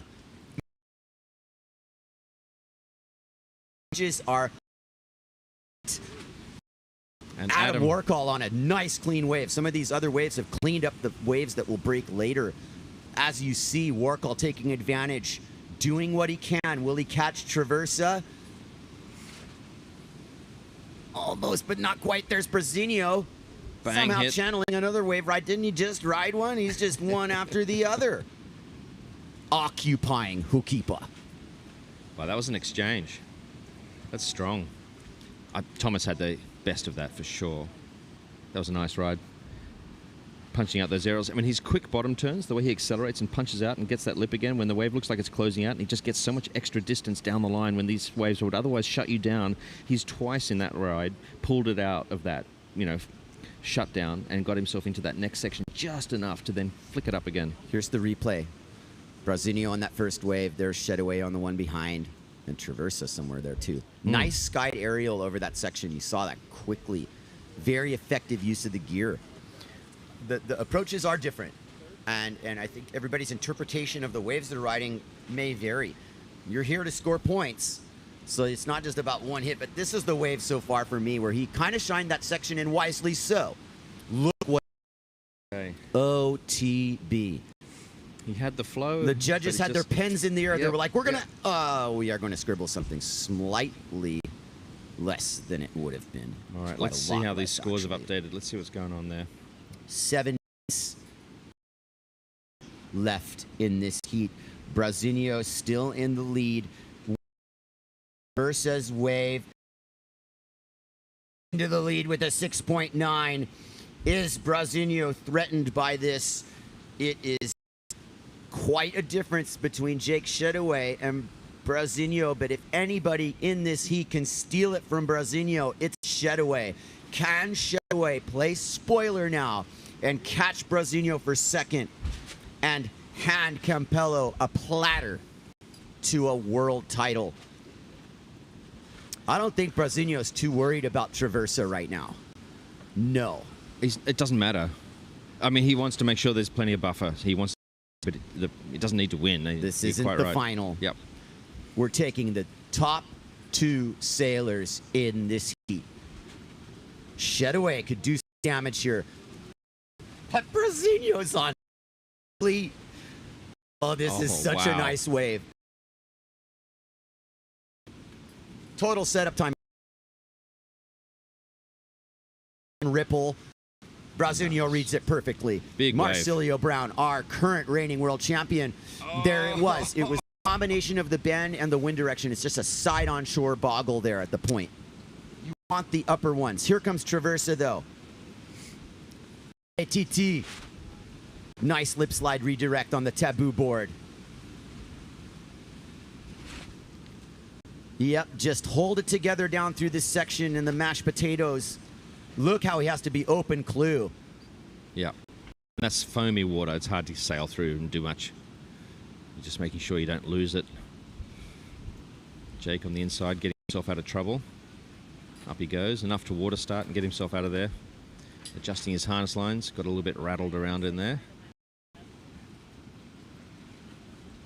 Sorry.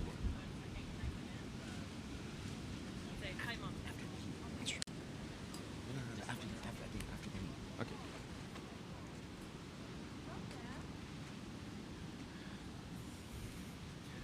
Look at that replay of Thomas running through that foam stuff.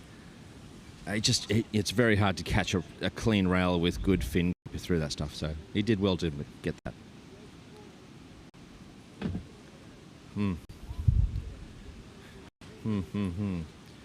Well, look, Jake's racking up a lot of scores there. With his last few been better than his earlier ones. That's good. They're almost identical scores. Adam Warchol on 8.78 and Jake Shadoway on 8.73, 0.05 between them. But it's academic as far as getting through this heat goes. It's not academic in terms of result. Brazinho coming in here with another wave. Not as big as the other ones, but it looks like it could be a clean one. Kai, take away. This might eliminate that chop factor, but yeah. Here comes Brazinho, points it down the line. Nice amplitude over the lip. Right at the end of the point. That not cooperating. And beware of momentum because it is barely side on is enough to thwart a lot of these down the line predictions. Especially on that inside section, it seems that. Especially. Yep. The wind is less there, and so and your opportunity for a wide open clue with plenty of power to overcome that sort of slide on shore angle is you really have to surf it, and staying high on that line is very, very hard as it comes in close there because it's closing itself out. That's where you're seeing people get their rails grabbed and losing their plot. Can't hold that surfer line, but you don't have the wind to drive around it. No. Jake Shadoway pumping into something here. 3 minutes and change left in this heat. Under that, Shadoway. Bottom turns under the cornice. Breaks second bottom turn. Under the lip, 360. Oh. And the wind just went, nah. He can pull those moves. He would have made that. Yeah, he can pull those. And he would have made that if the wind had cooperated. It'd have been enough wind. Even slight. I mean, seriously. Yep. Adam Warcall, probably one of the better waves in his heat. Nice back foot turn. He's a back foot rider. He really likes to plant that back foot on his turns. It's very deliberate, and it comes from a surfing preference as well. Adam, an excellent surfer. No question about it. Here comes Toma Traversa. Clean. Beautiful wave selection from Toma. He knows exactly what he wants. Look how nice that wave is, how clean it was, and how clean that corner was. And the wind just said, come on, this one he has to make. Listen, like, agony. Just stop the edit right when he's standing there. It's not a make, though. And it's just painful because these are totally waves that would be made in a normal situation, of which this really isn't. It's that boggy side shore, side-on wind, especially at the end of the point. Here comes Brasinho. All the action has been focusing on the point for the later stanza of this heat. Brasinho measures it up. Nice lip punch there. Will the wave give him enough momentum? I don't think Brasinho is going to be fooled into any rotations anymore. Just down-home wave riding, and even that's going to be challenging to hang on to. Boy, that wind must be tough on the inside there. Must be so hard. Yeah. My word.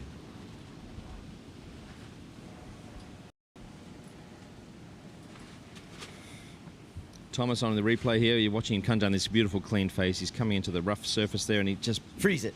Yep. Oh. Nope. I mean, he landed standing up. He just must have had no pressure in that sail. Nothing. Our jet ski rescue crew there, Curtis Chong and Mark, legends, thank you very much, from the Piahi crew, big wave experts, big rescue people of extraordinaire. We're lucky to have them.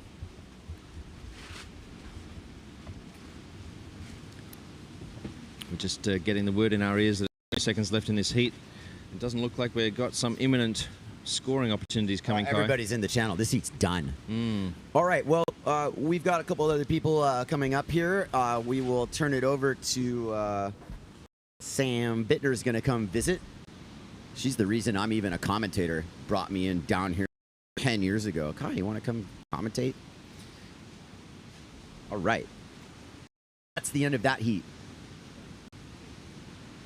But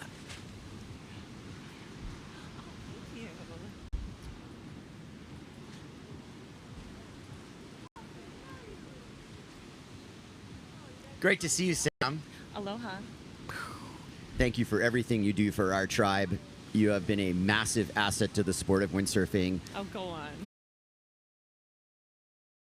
Wonderful boys, and I will stop there. I'll let you take the mic. I'm just like watching here. On.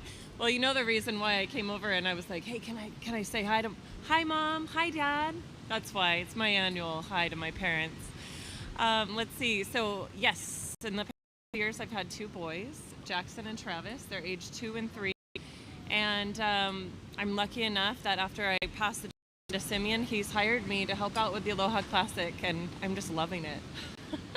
And this year, it was a lot different this year because we originally got the support from the county. We got a grant to run the event, but still no permit.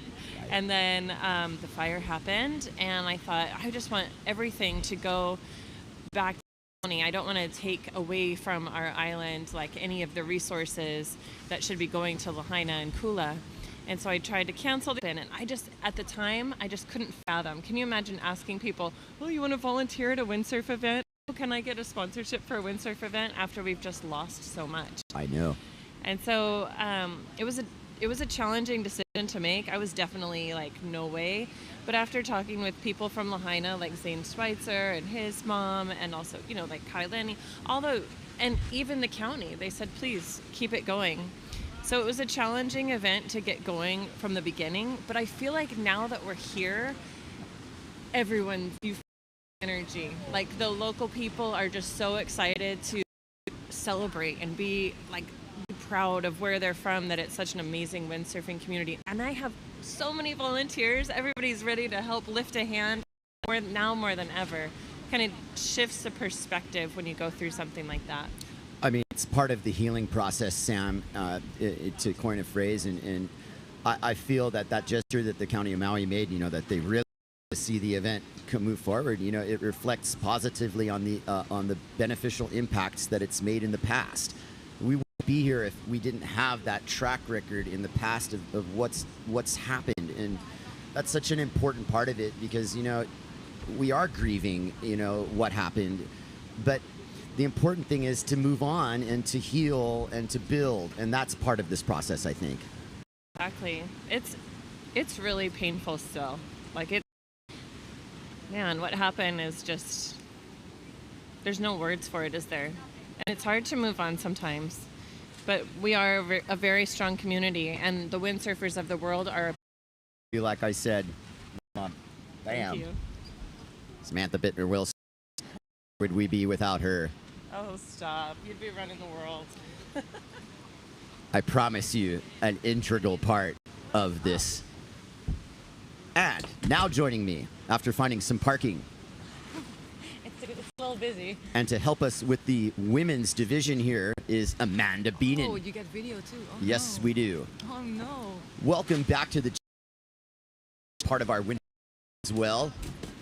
And we are going to get straight into this. We've got Angela Cochran, Jane Seaman, Maria Behrens, and Shauna Kropas. Do I need to introduce any of these women to you in terms of, like, you know who they are, right? I know who they are. You know what? I actually was just saying I saw Maria because I've been following her a little bit because she was sailing a lot in the Canaries, right? And then I saw, oh my gosh, I know you. You just got really big.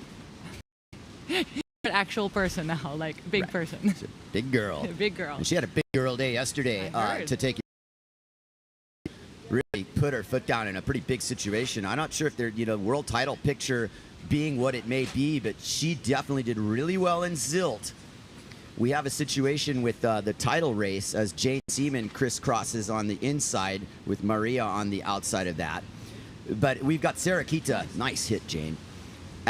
Sarah Kita's in a very commanding lead position here.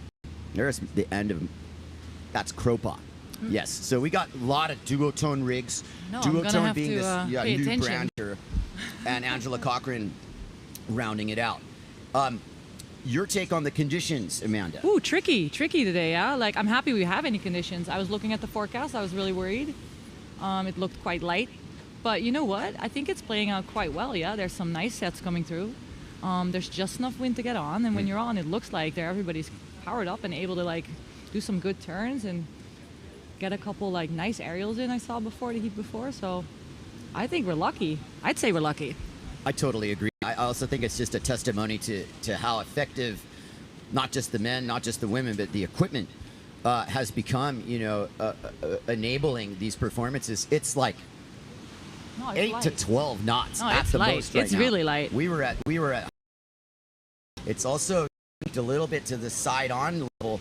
So when you're going out, you have this angle that you're normally can't just get straight back to the lineup. So wave selection becomes pivotal. What are they sailing? What are they on right now? I would say, a big sail for a woman's usually like a 4.7. 4.7 is big. Angela's borrowing my 4.5 Black Tip Team Edition, and she loves it. And that's a big sail for her. What's a big sail for you? 4.9 was my biggest sail. Biggest. But I don't like to use it much. Right. So it's like an admission of the conditions. Like, I'm on my 4.9. I have to be on my 4.9. Yeah. You got to uphaul too at that point, right? Yes. All of that. Like 4.5 is 2. I like that. Those sizes are like my favorite ones. So we only show up when it blows, 4.5, 4. Otherwise, just pack the truck with. Show up. Nah. Listen, in the competitive sense, everybody would be sailing. Situation, competitively speaking, I think it's becoming a wave catching battle, and wave selection is so super important. Tell me, Amanda, with your look at the lineup, what kind of waves would you be selecting right now? Are you putting me on the opinion. spot now a little bit? I don't know. You've sailed here enough. What's the good, what's a good wave? You want you want a nice wall, you want a nice one that goes all the way through. Like these ones that are coming in right now, that's not what you're looking for yet. They're not going to break all the way through. So you're not going to get the full score for that. So Don't I buy think the fool's gold. you're going to wait and take your time. Ones. You only need what are we scoring on today? I'm sorry, I'm not informed. Inform me. 2 waves. See, you only need 2 waves. And we 27 minutes. Oh. Okay. You can take your time. Yeah, you can take your time. Half the afternoon to ride 2 waves. But that kind of puts the pressure on you because you got to pick 2 good ones. Yeah, you can start off with some mediocre fruit first, right? And then low-hanging fruit first, but not the fruit that's on the ground. No, right? Not the ones in the rocks. No. We've all been there. All right. Well, the standings are Shauna Kropat, first place with the 6. Maria Behrens right behind her, 5.2. So the 2 duo riders in command right now. I'm not so sure there are major world title implications here. Again, the situation with that is Sarah Kita's thousands. She's actually been really committed, and she's been putting her time in. Oh, yeah. To say the least, and has won an IWT title.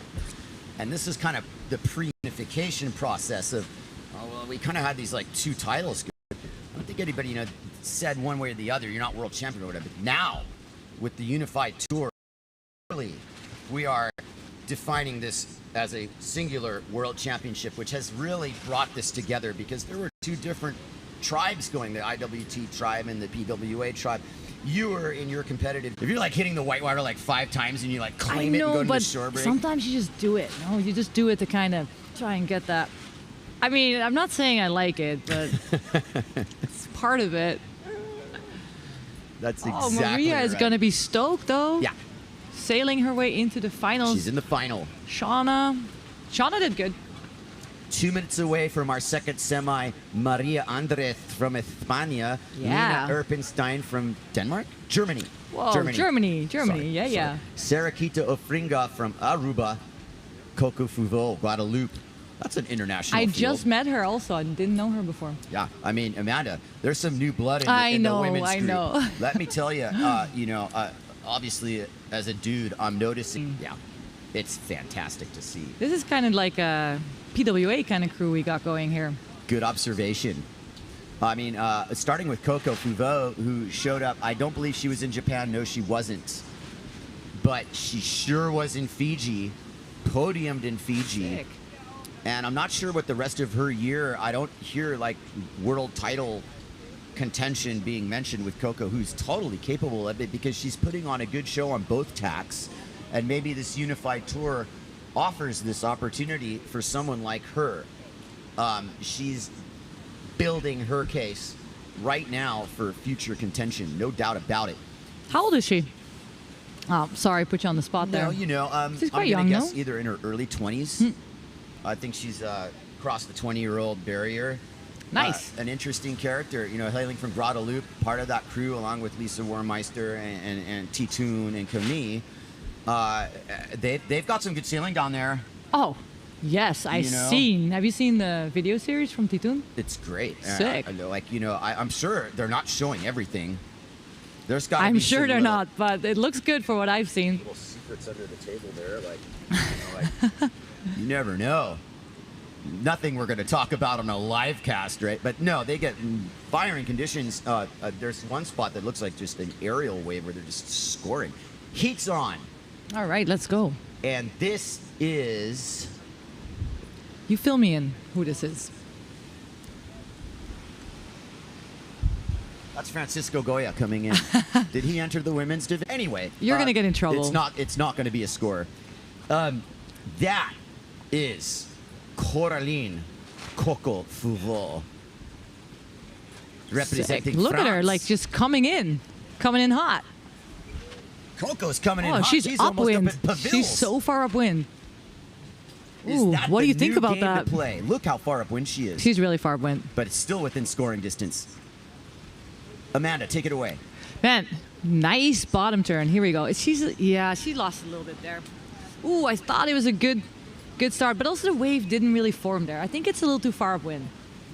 Where everybody at Pavils was like, brah. What, brah? You are not to sail, brah. You don't sail Pavils, you went coop. Brah. Get rocks thrown at you. Oh, no. Oh, yeah. No, I think Coco that was got a little 0.5. far upwind. Whatever. You start to somewhere. You you can only go up from here. Do you go to yourself like in a wave? Okay, 0.5, and then 1.5, and then a turn. Okay, 2.5, 3.5. I mean, literally, that is building your case. Oh, Sarakita? Yeah, let's go. Ew. Nice. I love watching her sail. I do too. It's so fun. It's just fun. Oh, here we go. She's really good at reading it. Yeah, she is. And her background in freestyle is so great for this. Also, especially for the light wind days. Yeah. This is really helping her. And she's really came up. Efficiency expert. So this isn't new territory for her. I was kind of egging her on yesterday. I was like, no pressure, right? What you got this. You've done this before. I was kind of baiting her into like it even appearing like halfway confident. She knows. She knew what I was doing. I wasn't doing. I was laughing. I was like, patting her on the back and like, okay, look. You got this, right? You've been here before. Or like the question I asked her though is this any different than some of the other times you've been in this position? And she really kind of blew off the question, just totally changed tone. It was just like, yeah, it's fun out there. Just kind of like you know what? dismissed me. But she's just so humble. Yeah, Like, isn't that is she? humility. It's so great. Like, how many titles? You can lure her out. Like, you can. She will always be Sarakita, humble. Totally. And she's just out there having the best time. And that's why she's doing so well. Lets the sailing do the talking. Exactly. And I'm going to continue with her, and I'll tell you a little story about the wave she caught at Cloudbreak.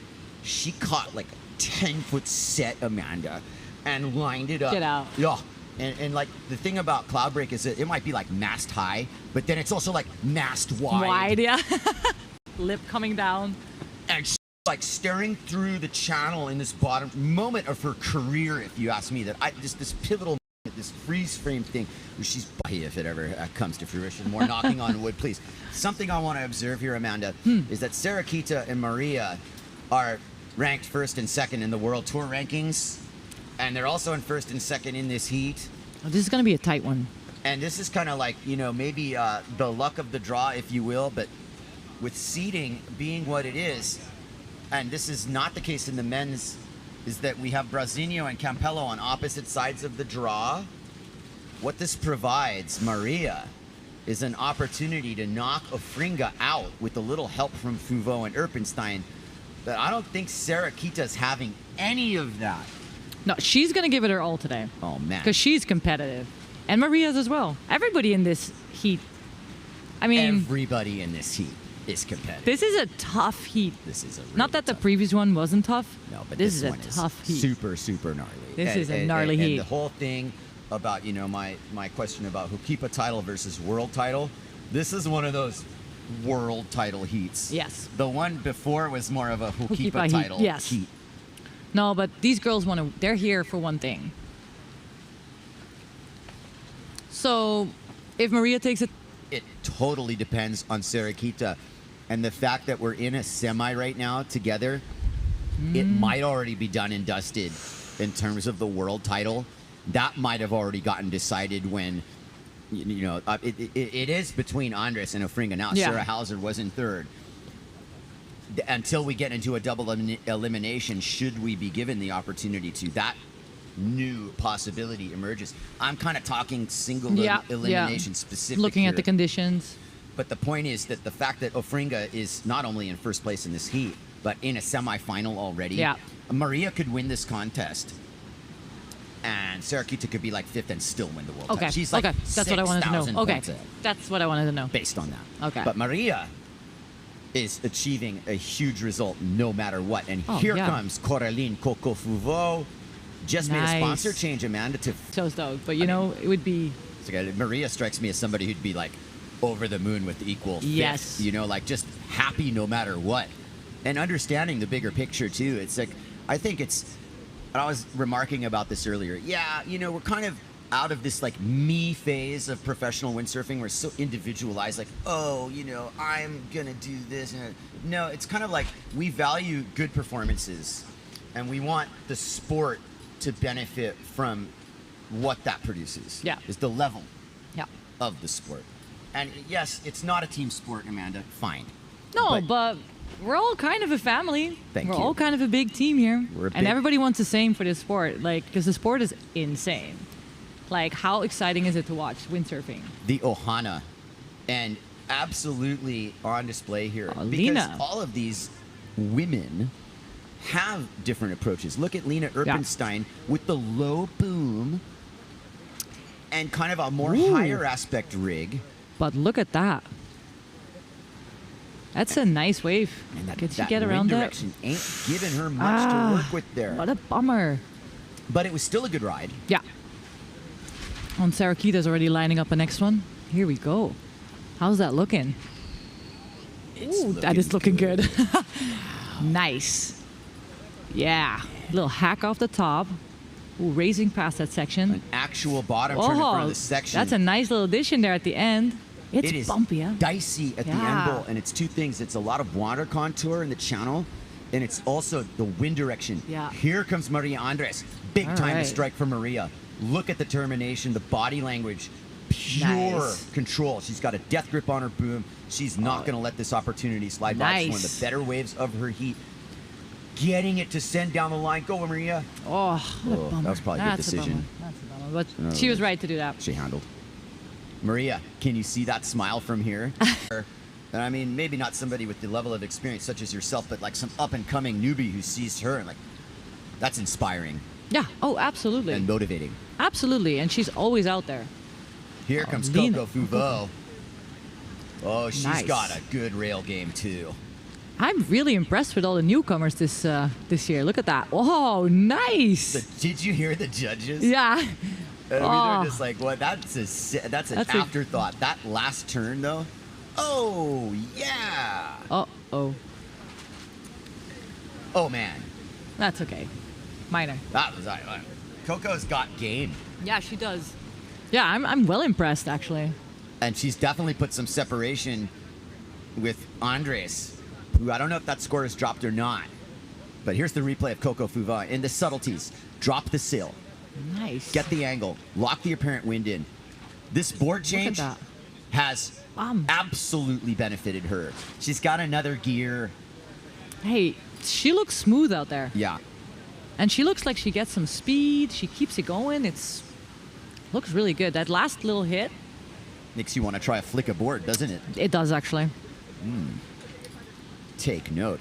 I'll tell you what, like the work that's been done by all these brands to bring the upside of performance in some of these boards, but make it have the adaptability. It's a big challenge. Not every board works everywhere. This is a day that'll put a lot of that stuff to the test. Your little Hukipa potato chip rockered out board ain't gonna work today. No. Yeah. It's not gonna work. You got to have something that's got a little bit of a lower entry rocker. It's gonna have a little more volume. Obvious. Coco's got something right now that I think is a vast improvement in for her personally. And sometimes different is better, Amanda. It's not just like better board, but it's different. You need the change up.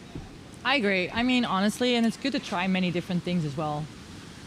In all the conditions, different boards. Try what like suits your style and like what works with the conditions. And keep us special. Like, don't 1,000 different looks. Yeah. You know, and you've got to know them all. It's not just like, you know, some of the other places you can go where, okay, it's on, it's that thing. This place has so many different combinations of wind and waves, including port tack. Yeah. Yeah. That, you know, like, you really need to put in your time. Yeah. That's the bottom line. And if you don't say Hukipa in a while and you come back to it, Hukipa's gonna tell you, yo. No. Nice to see you again. Nice to see you again. Here's the rocks. Here's Saraquito Fringa. Yeah. Something of a victory lap here with 10 minutes to go. That's a beautiful nice. wave. Oh, that's a nice little hack. Good job. Look at that smooth bottom turn. Oh, nice spray off the top. Yeah. Oh, she's making the most out of this wave. She's got the power. Wow. Nice. The power. That was a really good ride. That was an excellent ride. And Coco. This is a joy to watch. I'm glad this heat picked up. Is it? Here. Oh, no, it's Lina. Eppenstein. Yeah. Excuse me, a little bit confusing No there. worries. Here With we the go. fade line, though. Nice. What do you think that low boom's doing for her? I think it's maybe just what she's used to. Don't you Elaborate. think? What, I don't know, what like does maybe. a low boom do? Don't ask me technical Okay. Well, I mean, questions, Kai. Don't put me on the I don't spot. think I don't think it's related to rider height. Okay. No, do but it's think more like sail power, no? sail power, but it's also Handling. agility. Here's the replay of Ofringa. Not really a low boom rider. You can see that she's hanging down from it. I'll name your low boom riders, you know, in a second. Marino Gilgerardi's one. Lena Erpenstein's one. Then the high boom riders like Camille, Saraquita, they're hanging more. Yeah. Is that equate to freeing your board up somehow because you're not riding your board as much? Are you like able to drop your sail differently? Something like that. I don't Let know. that be a little, you know, all of you at home next time you rig up. What's it going to do if you have a lower boom? What's it giving you? Look at Lena right in front of the rocks. Oh, she doesn't care. No, she doesn't bat an eye. She's like, whatever. Whatever. It's just a little rock, break a fingernail, done a big thing. Now, Coco Fuveau, 10.3. Saraquita Ofringa, 11.8. And Maria Andres, Here we live go. and direct. Nice. Look how fast. Look how that speed that she's creating there. Oh, she had some Wow. fire under her there. Nice. This is a nice wave. It is. It's not doing the box out thing. She's going to hit this thing. Oh. She did. A little mid face. But the wind is just... I know. It's hard. It's hard at that end section. Oh, Oh, it's so light. Yeah, look at her struggling. Man. There's just nothing in there. But you know what? It was a good ride. And I'm impressed with the amount of speed that she's creating right off the, like when she gets in and she just like, you see her just race down and get that bottom turn. It looks very smooth. It's very like fast. She makes it look easy. Were we getting a caddy assist for Andres? Oh, let me take you off the rocks. You're not on the rocks. This was I'll tell you a little Fiji story. Was that, you know, that's a place where the jet ski assist is life and death because you're sitting there going on the reef at shish kebabs, number one. That's like a 40-minute ordeal. Okay, so we had this little rule that you could go only out to the buoy, but then in the heat of battle, there's not so much time left in some of these heats. You guys are going all the way out. Here comes Coco. Let's go. Semi. So the women's final awaits. Oh, perfect. And we're gonna have 2 men's semis. Oh. So it's gonna be 2 men's semis. I guess either the women's final or the men's final. Are you hungry? Oh, no, you eat it because you're going to be here like a lot longer than me. Eat your little slice of pizza. Thank you. Thank you. Yes. So wait, 2 men's semis? And then the women's final, and then the men's final. You say ladies first? Probably. Yeah? Okay. Probably. Chivalry's not dead. Hey, I've given you a few waves out here before. Yeah, you have. All You right. have. Everybody has. You're so nice out there, Amanda. It'd be great to see you back in the lineup. I can't wait to know. supply you with all this equipment. And you never don't know. You don't know how many people have been telling me this. Well, let it be known, ladies and gentlemen, that Amanda Beenan here also is a contender. Well, and, you know, I don't know also about a that. hard-working woman, an EMT, like I mentioned, and that's outstanding that you followed a career path to the point you are right now. It's probably time to start sailing again a little bit. Yeah, maybe I should pick it up a little bit. Yeah. A little bit. Just a bit. I'm sure this is making you motivated when you see Yeah, I mean, Lena I will say, Erpenstein look on a at that. nice set wave. Wow, she picked that one good. Go, Lena. Yeah. Hit that thing. Let's go. Ooh, nice. I hear surf music in my head. Yeah. Oh, here we go. Look at that. Hey, it is that end section. Oh no. And Hokipa strikes. I know. I see it happening. That end section just sucks. Yeah, That's what it is. It's there for a reason. Oh, damn. But still, like, whatever. It was she picked a good wave. She did. Maria Andres. Oh, this is a huge moment in the sea. Can Maria put together a strike? Can she get yeah, because into this could second change place? it. This is big. Here we go. Nice wave. Look at that. Beautiful bottom turn. Here we go. She's got speed. She's Target just acquired. setting that up. Here we go. And she's going around the section. Can she make the section? Come Can she? on. One more turn, Maria. Come on. Yes. Nice. Slash. What were some of the sound effects there? And There's Sarakita right behind it. Whoa, nice. Oh, yeah. And woo! I'm telling you, the end bull is side-oning. I mean, it's not easy. This is so frustrating. look at that. Curtis is like, hey, you need a ride? No, thank you. And the girl's like, no, we're good, thanks. I like swimming. I didn't see the distress signal. There was none. Replay, Andres. It was preservation. There was nothing else she could have done. Like, she could have, but you know what's going to happen. It's a don't- risk. It's a risk It's at true. like 3-4 minutes. Is Ricardo sailing in the women's Ricky. heat? Ricardo, get out of there. You need every little bit of credit from the judges you want right now. I mean, the men's title race, not to change the subject here with 3 minutes left in this heat, but man, it's coming down to it. And it's funny with these light air. I mean, it's this like protracted, slow process of these huge decisions they're making of what wave they're picking and how you're getting around to, you know, making your case here. That men's final, once it happens, is going to be pivotal. And what I'm rooting for is to have Campello and Brasinho in it to decide the world title. I Let's would see if like can that. happen. I would like to see that. That's going to be so excited. Meanwhile, Sarakita. Here we go. victory lap. She doesn't need it. She just wants it. She kind of needs it. Coco's right on her hip. That's not going to do it. Nope, and that's not the one. Oh.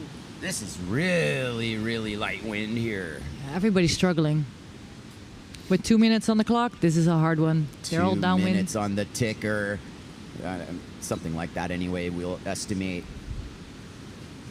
Oh, it is light and it is side on shore and it's certainly contestable, but it is tough sledding. Yep. This is not ideal. But again, I'm impressed. Everybody's like getting waves. Everybody's making the most out of it. Oh, look how light it is. It's so super light, and it's agonizingly slow on the in-between stuff. And it hasn't really affected Andres, who's, Maria's like... Look at her pump. And she's so far down. Oh. You can't catch waves down at the channel. You got to spend the time to go upwind. Oh, man. Yeah, so back to that jet ski assist thing in Fiji, like, you'd hear the riders are just like getting rides right into the lineup, which was just against the principle of what we'd agreed to. And it turned into this complete like undoing of what we had structured there. But it brought to light, like, what if that was allowed, and what would happen with, it's kind of like artificial. I mean, they do it in surfing. Yeah. But then they stopped doing it because it was just like zip, zip, zip, zip, and a jet ski contest. Yeah. Like, who's the better driver? Who's going to get me picked up and all this? Like, part of the broadcast would be like these jet skis driving through the white water. You're like, this is not what surfing is all about. And so, decade or so. Oh my God! All of this riding. You dreamed of watching this type of riding years ago. This is just now happening in a few minutes. I mean, did we even dare imagine some of this? I mean, we were. No, I mean, we dreamed about it, but we... You were one of the guys pushing it, Franny, like, your tabletop aerials, your takas, and your futuristic vision of riding influenced an entire generation. And I have to give you a lot of credit for some of what we're seeing here. You won your World Wave title, not at the beginning of your career. It took a lot of hard work for you, a lot of good coaching from our friend Scott Sanchez to bring you to this. As we look at the next generation here, Takara Ishii popping it. Beautiful. Can you believe this? Beautiful. It's video game stuff. And these guys are like, I mean, I think they're not even 20. Ishii and Hayata and Takara, they're just amazing. Here's just your amazing. boy Marino. Marino is like another one. I mean, you watch this kid in Pozo, and it's like in another world. And here comes, and you just busted that move. It's like amazing. And in an event, to do that in a heat. Here's your defending world wave champion, none other than Marsilio Brown, having a fantastic contest. What's the design he's using? The Guru? The Bonsai. The Bonsai, excuse me. Yeah. I've got to differentiate. I know the Fringe. I've seen only a few riders riding the Fringe. Plug a little bit on your sales. I mean, the Bonsai has been maybe the original wave design. It's a 4-batten design. Yeah.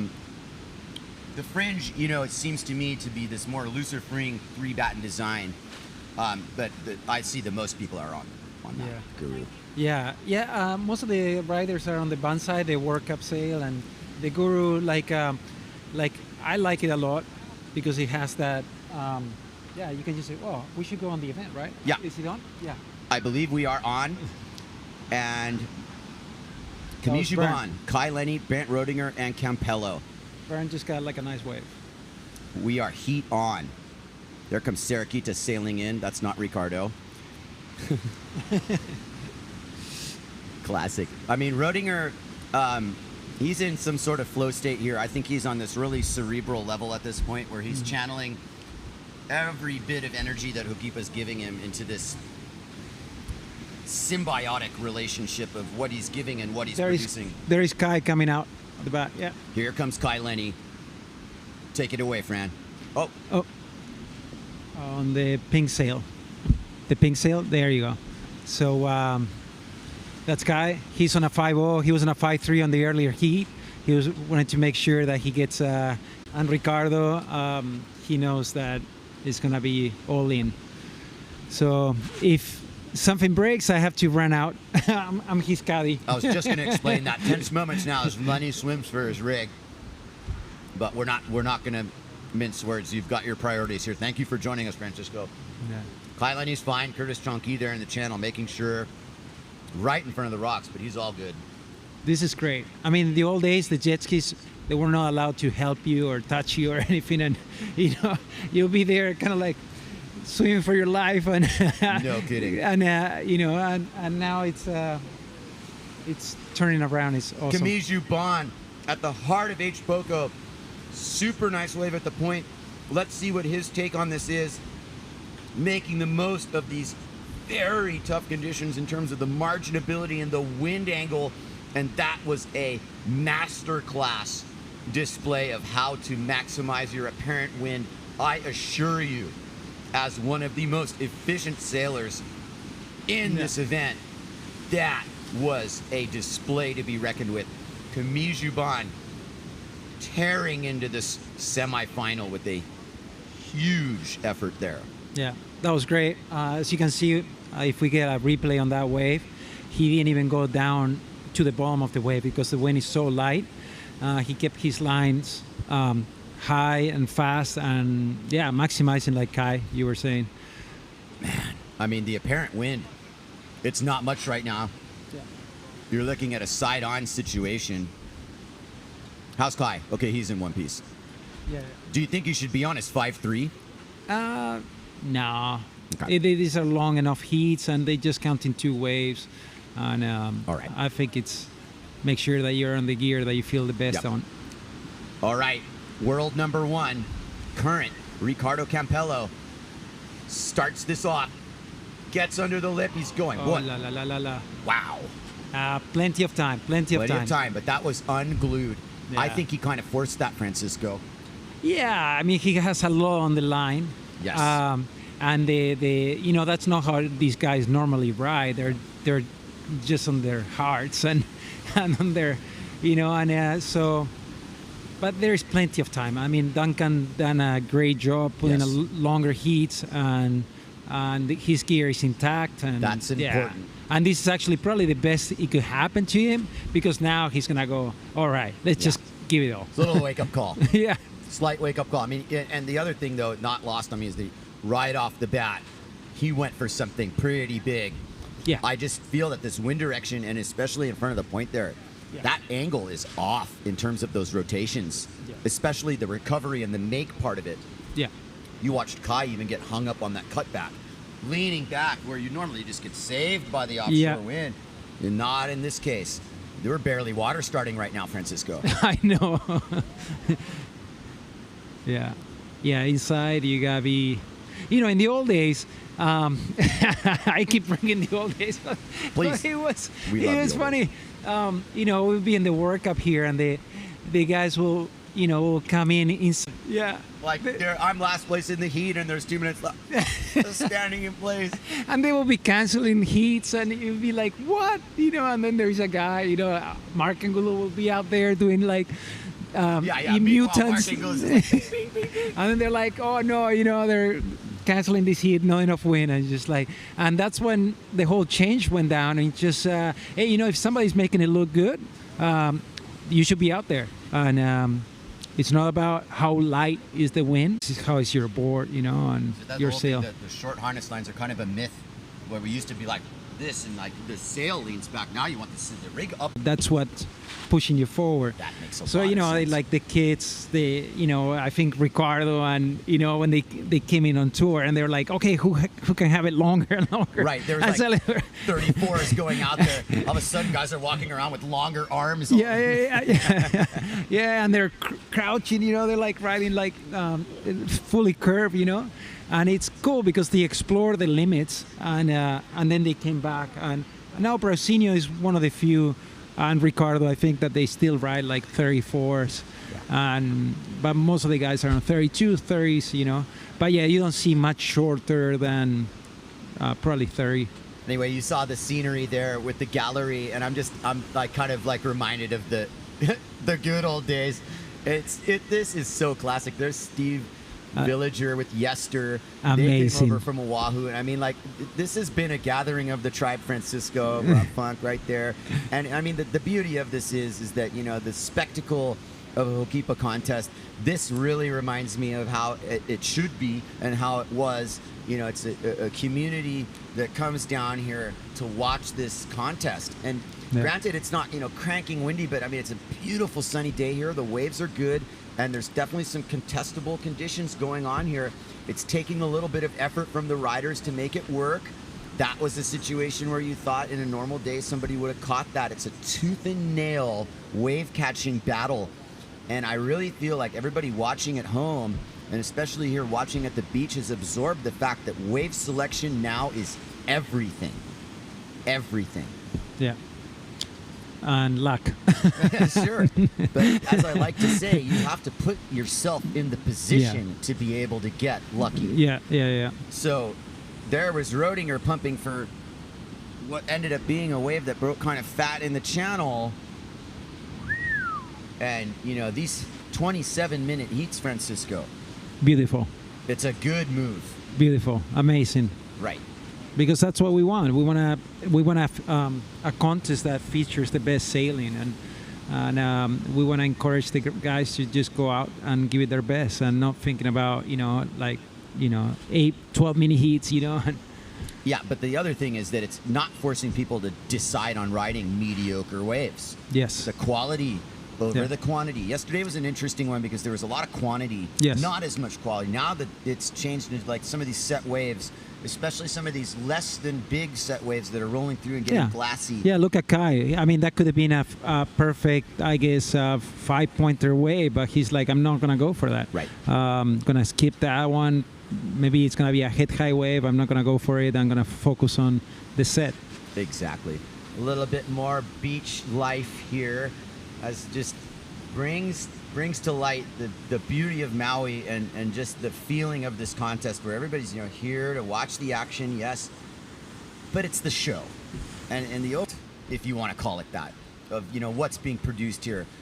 Amazing. Top-notch ride. Amazing. You start with you commentating. My God, my hero. I used to watch you. You did the first how-to back loops. You were the first guy to document. And I think you were the first one to make those clean, perfect, straight back, and clean landing it. Back when it counted. And it was amazing. He did that whole how-to on the windsurfing magazine. Just black and white. I remember those pictures to this day. And it was. I will go back over and over. It looks like you learned how to do it well. I'll give you full credit. Teach me how to do a double, please. Yeah, right. Here comes Barrett Roedinger, highlining it. And it's really important that he connects here. What a bottom turn. That's a glassy wave. There's not a lot of wind. Oh, what's he doing? He went for the rotation kind of spontaneously. Yeah. And there is just no momentum for that now. No. He came a little unglued there. On a regular day, he would have pulled it off, not with a little bit of onshore and this lightness of wind. But watch the building of the apparent wind. High and tight, building the apparent wind. Now he's got a sail full of wind. There's the first bottom turn. I love that bottom turn. Beautiful. And here he's like, okay. Boom. No. Yeah. And it's really light. I mean, look behind us. It is steadily dropped. And you know what else is dropping? Those scores. They're getting lower. Yeah, we had heats. No sets yet. No sets yet. I mean, Camille had that nice wave, but it's been a little bit slow. Yeah. It's been a bit slow since then. Wow. I think Camille instinctively knew, like, any opportunity right away. Ching, ching. And now he can play the lineup. Here comes Kai Lenny. He's got it, Francisco. Yeah, man. Lenny enters the arena here. This is a really nice looking wave, and it's upwind enough to get away from this garbage wind down low. Beautiful. Very well selected wave from Kai Lenny, who sizes it up from behind the peak, looks at it through the eyes of a surfer. That's your big bottom turn off the lip connection. That's the Kai Lenny we paid money to see here. Boom, with the nice cut back, rebounding, easily one of the nicest waves of the heat. Backhand drag. This is going to be a score, Francisco. I think that's going to put him up there. That was quality. Yeah, that's the kind of riding that he's doing. I mean, that board is basically a blown-up surfboard. I was going to say. We just went off one of his surfboards and just tuned it up, added straps and a mast track. Oh, basically. my goodness. I do see that it's a tri-fin, but I also see that the 3 fins are equally sized. Yes. Pure surfboard. Yeah. Wow. What that ride did to me was it tickled my inner child. My imagination is just like, that's what we want to do. Yeah, I know. Rush started doing that. Rush Randall was doing that years ago. He just went, I guess, from one of his squash tails, and he was standing like a couple of inches off the tail. Take it away, Francisco Camille Jubon. Oh my God, no, this is amazing. I can be worthy of talking. You go for it. Well, I mean, he did the fade line from Yeah. the left, and then he just punched that lip. Is he going to get this? Is he going to go under it? And it didn't happen for him. But you saw the setup. Yeah. And it's so apparent to me that Camille knows Hokipa so well that as he was sizing that ride up, he's already done all the calculations. Yes. And then he just turns his mind off. No, because I think he realized that it wasn't going to be a higher score, and his mind was like, no, this is not going to cut. Yeah. This is, Potential or whatever, whatnot. But this is what happened is the Campello on the other one building his case to make the final. Starting a little bit late on that with 9 minutes or nice. less in the heat. Nice, oh, nice, nice, wow. nice. That's live action. he was going for a one-handed.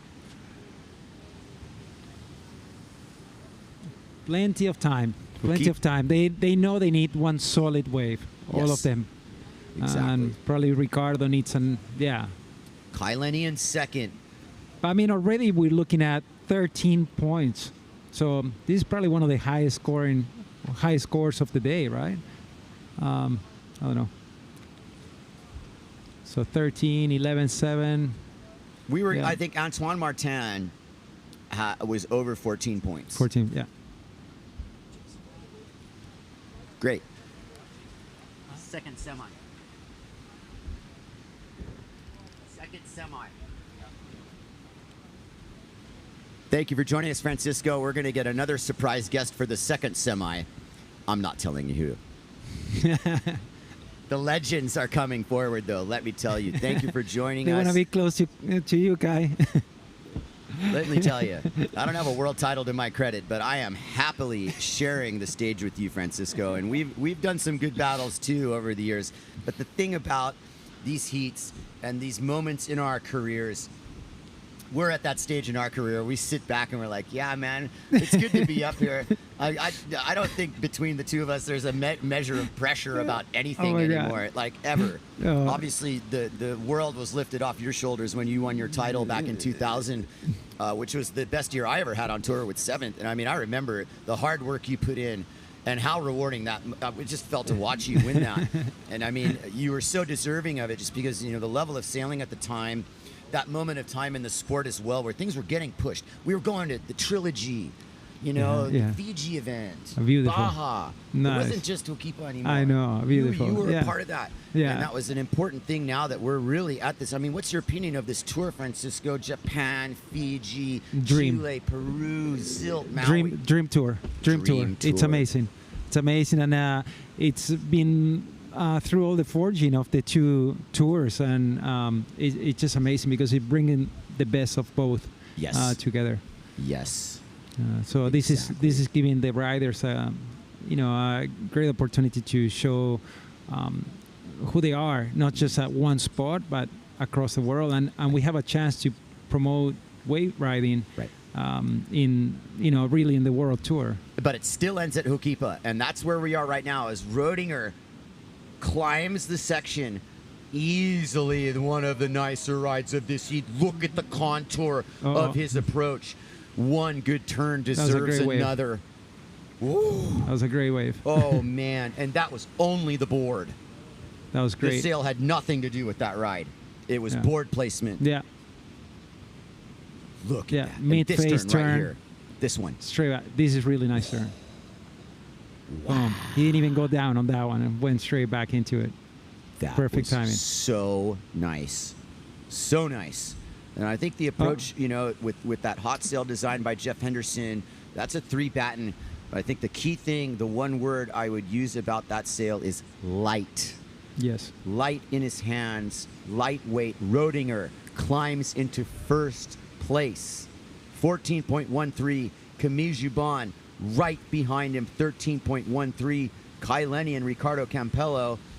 And what could easily be considered a final in any day. Yes.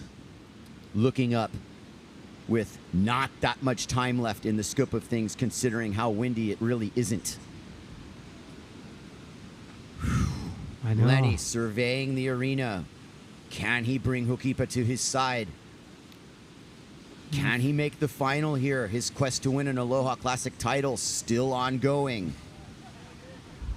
Ricardo Campello, the body language, Francisco. You can see it. Yeah. He's thinking about this. He knows where he is. He knows how important this is. He knows he can't afford to let Brasinho make that final if he's not in it. And time is ticking away. Here comes Kai All right, Lenny. Kai. Joyride. Yeah. Beautiful. Good line. Yeah, look at the board work. Oh, I like that. Like that. That makes me happy. Hand drag.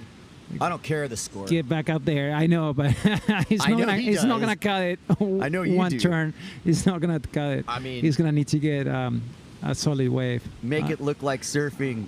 I don't know when he's coming in. Time. Is he coming in for the 5-3? Okay, no. Okay, I was going to. Well, you could be pulling a Sanchez and waving with your arms and like, hey, come get a 5-3. I don't know. I mean, no. I think hard he's to fine. say. He's just, yeah. I don't know if he's gonna be. He might get. 3 minutes. He might be able to get out there. He's right there. I mean, it's not a score that's going to be too far out of his reach. He's got to get the wave.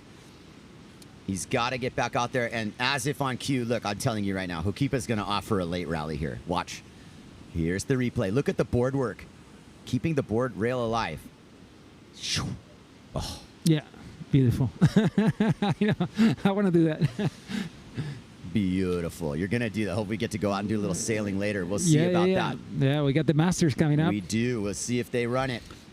It is getting just increments lighter every moment. Is just getting to the point where we have to hold on here and just channel it. Please, Hokipa, give us a chance to finish this thing. It's the way the forecast is looking. We might have a double elimination, so we it's might not all over yet. But this is the moment where it's like, I know. I feel bad for him. Well, that was the heat. It's we have to wait and see how Brow does on this coming heat. These are facts. And yeah. Thank you for joining, Francisco. Thanks, buddy. You go help your team riders out. Thank you for Thanks everything so much, you do for our Thanks, tribe, everyone. buddy. Thanks everyone for watching. Francisco Goya. Let me tell you, we bring on the legends, and now we will be bringing on none other than. Any guesses? It's a good one. It's the one you want. I'm so stoked he showed up.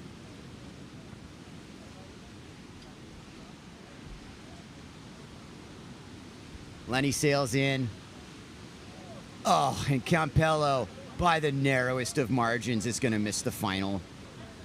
12.43, 13.33. And now Ricardo can only sit and watch the second semi.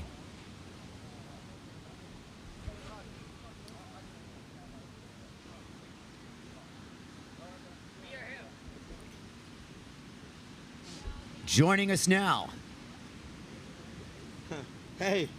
What's Hello. up? Do you recognize that accent? None other than KA1111. The infamous Jason Polakal joins us for the second semifinal. All right. Jason, welcome.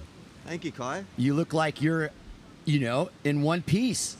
Yeah, all good. I was in Australia a few days ago seeing my parents, and the forecast was kind of so-so, so I'm so glad that you guys are getting some pretty good condition. The wind's light, but hey, you're getting it done and the boys are ripping. Great to see you, Jason. Looking forward to whatever you have planned for our season coming up. You had a good one last year. We definitely had some days out there. And this contest, let me just kind of fill you in. Campello didn't make the final. I saw that. Yeah, you had the go back in the day against Robbie Nash, and I had to get through a heat, and I just totally had a bad heat, and it was done. So yeah, it's really hard. The nerves get up, and you're thinking about, you've been competing the whole year, and and it's on the line, and sometimes it just doesn't go your way. Sometimes it just doesn't go your way, and you've been in first place for the entirety of the Yeah. year, but it's not over yet because our other world title contender, Brasinho, is in this second semi. Now, Brasinho's got his world titles. Maybe there's not as much pressure, but this situation, Jason, seems like Mukipa's kind of decided a little bit of this on its own. There are not too many opportunities here. I mean, Campello did what he could. He kind of bobbled his first wave, if I remember, went for this like haymaker move off the bat. Didn't connect it and spent the rest of that heat playing catch up. Yeah, I watched the heat. I was in the car driving, and I was on my phone looking at it. I'm like, oh no, and so yeah, like you said, Brasilio has to get through his heat. He's been sailing very well. I've been watching it all on the live feed. So yeah, let's see what happens. I'm not too sure whether he knows whether or not Ricardo got through or not, because he had to go out earlier. So I'm not too sure. What do you think? Brasilio at least has an idea. But I'm sure he's not getting stuck on that and is on 100% execute mode. Yeah. No question about it. Brasilio is our reigning world champion, our defending world champion, and a two-time world champion, and probably could have had a few more had some of those dark clouds that followed him around for whatever reason, both in and out of his control over some of those narrow misses. Fiji, right? I mean, did you that was that the sumo Japanese roll that he off the lip that he did that sort of cost him the event right there down in Fiji. So it was really good to see him bounce back. Right. He went across to some of the other events to get points, and Absolutely. He put himself in a position here where he's close to Ricardo, and anything can still happen. We're still waiting on this second semi, so Brasilio's got to get through, and yeah, it's going to be exciting. Here's your semi: Antoine Martin, Morgan Noirot, Thomas Traversa, and Brasilio. I mean, how stacked is that heat, Jason? Oh yeah, these are all the top guys, and that heat earlier, watching Kimi and Burnt, they're very good in those light winds. They're light, they're very light guys, and they were just shredding. They really were, and it was wave riding. It was using the board, Jason. Yeah. Super board riding effectiveness. And this is, it is 2:30 in the afternoon. This is what I call the heat bubble.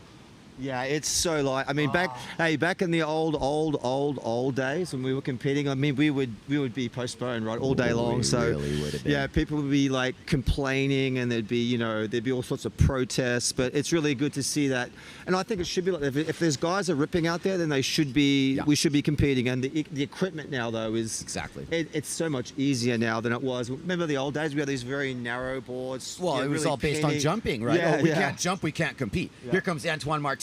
Punches it under the lip, starting the scoring for the semifinal, the most critical final ever. Antoine Martin is also in something of a world title consideration here, somewhere in the top 5, possibly top 3 by the end of this.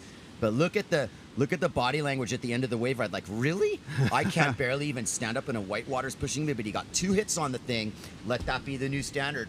Do what you can. Looks good. I saw Brasilio was just pumping to try and get in on one out there, but it was actually for the conditions.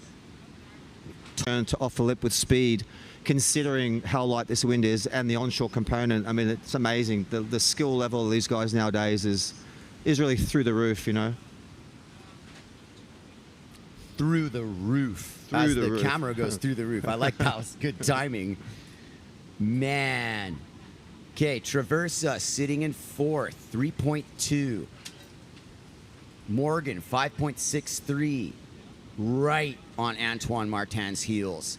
Hey, so tell me, Kai, what's the calculation if we can talk about that? Well, you know what? Let's talk about that later. Okay. Because we've got Brow on this wave. Sure. You're talking world title talk. Yeah, we'll do that later. Yeah, good point. I mean, it's the factor is, as Brasilio rides this with plenty of momentum, and that's going to count as a tweak in that situation. Good. He's sealed away from it, most importantly. Yeah, two-turn wave, which is pretty solid. On a day like today, if you get 2 good turns like that, you're pretty happy. And that was a really nice, critical little aerial there he had on the last peak. But getting back to what I was saying before, so what's the calculation, Kai, with now that Brasilio gets through this heat, he's world champ, right? If they only count the single.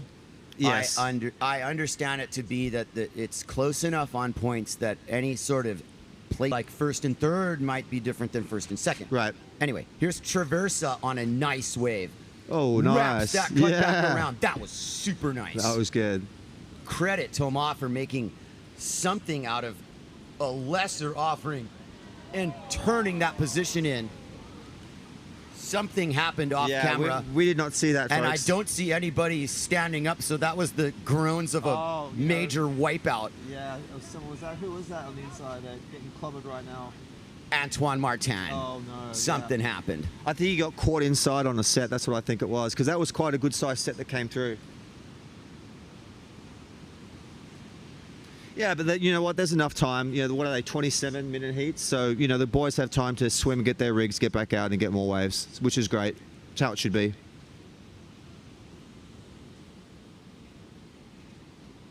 So Marsilio is doing quite well, in the lead by quite a good margin.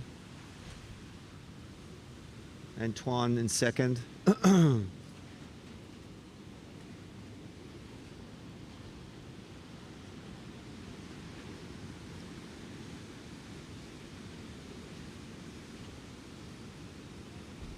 Well, you, Kai, were you competing during the event? Did you? I'm doing the Masters division, which may or may not happen. I don't know, but the jury's out on that. I've kind of looked at this kind of through this perspective of each of these divisions kind of have not different requirements, but I mean, I'm seeing it through a different pair of eyes with all the, the things that are at stake right now. And obviously head padding onto prominent in AKA Cloud Break, AKA Cabo Verde, like these are amazing places to see. It's not always about competition. No, exactly. Windsurfing, why I love windsurfing so much, it's such a dynamic sport. We've got the wind, we can jump and things go out, we can ride the waves, we can put ourselves in, in really deep positions. It's just, and when we go to these places, like you said, Cape Verde, Cloud Break, these amazing places. I mean, windsurfing is just, there's nothing better, that I enjoy than getting out there on a big light wind day on some big waves and just ripping it apart. I just love it.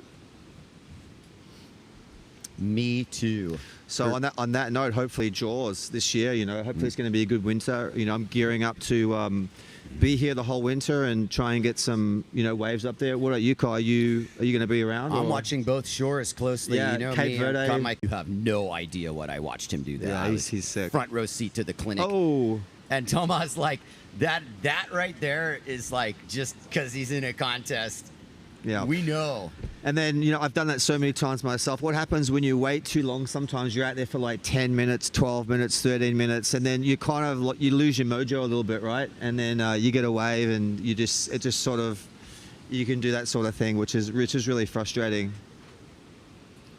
But look at the wind's light out there. Look at those guys just drifting around. Yeah. Drifting is the word.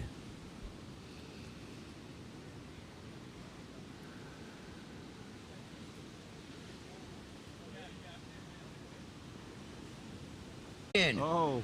Can he stick it? Yeah. Excellent 360 from Noiro. That's going to be possibly the move of the heat. Yeah, I was going to say that's a good move to do because the 360s are hard to do in these light winds, so he should be rewarded for something like that. Brow. Tweak error. Yeah. How did he do that? Yeah, how did you tweak the board at that little amplitude? Have you seen some of the tweaks he does though? Like when the conditions are good, like he's just like it's beyond 90 degrees, right? It's beyond 90 degrees, but it's also brought to mind that's just really like a reverse tabletop. It'd be really interesting to see this move right here from Morgan. What the judges are going to deliver here on this one. He's in last place right now, in fourth place in this heat. What's that going to give him? Very, very good point. I mean, 7 minutes, 40 seconds. Yeah. Not a whole lot to play with there.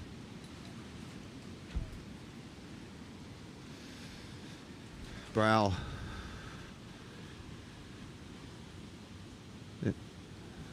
Yeah, Brow really got that thing upside down, didn't he? Yeah, he carries so much speed. He's so good at keeping that board, keeping that rail in the water, keeping a lot of speed, and then just like I said, using the board and the wave just to do all the work because there's obviously no wind to have any assistance from the sail. So yeah, he's the master at that.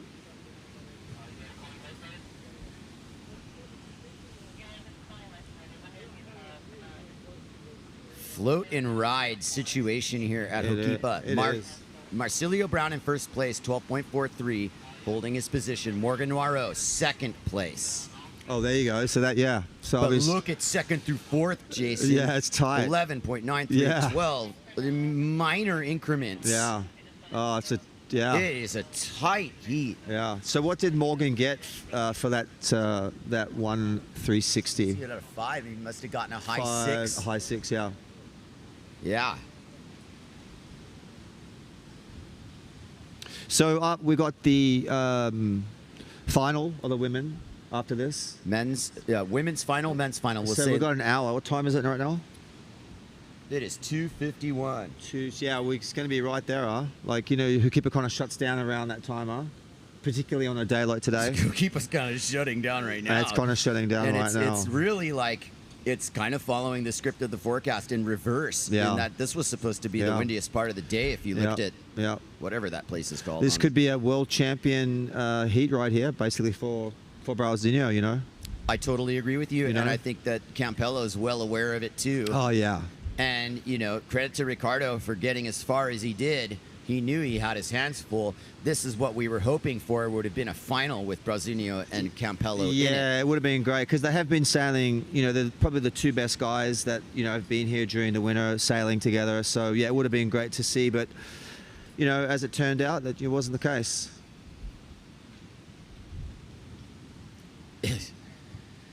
I've been in, like I said earlier, I've been in, you know, Ricardo's position before, sitting on the beach, trying to reflect on what you did wrong. It's just a horrible. There's Traversa. Carefully selected wave offering here, fading up wind, not only to get in position, but to build his apparent wind. Because you've got to have some power there. He goes for the 360, and there's no dice. He's underwater. Yeah, you see that rail just kind of caught that wave a little bit as when he was pulling it around, and yeah, unfortunately didn't make that one. There's still plenty of time though. How long we got?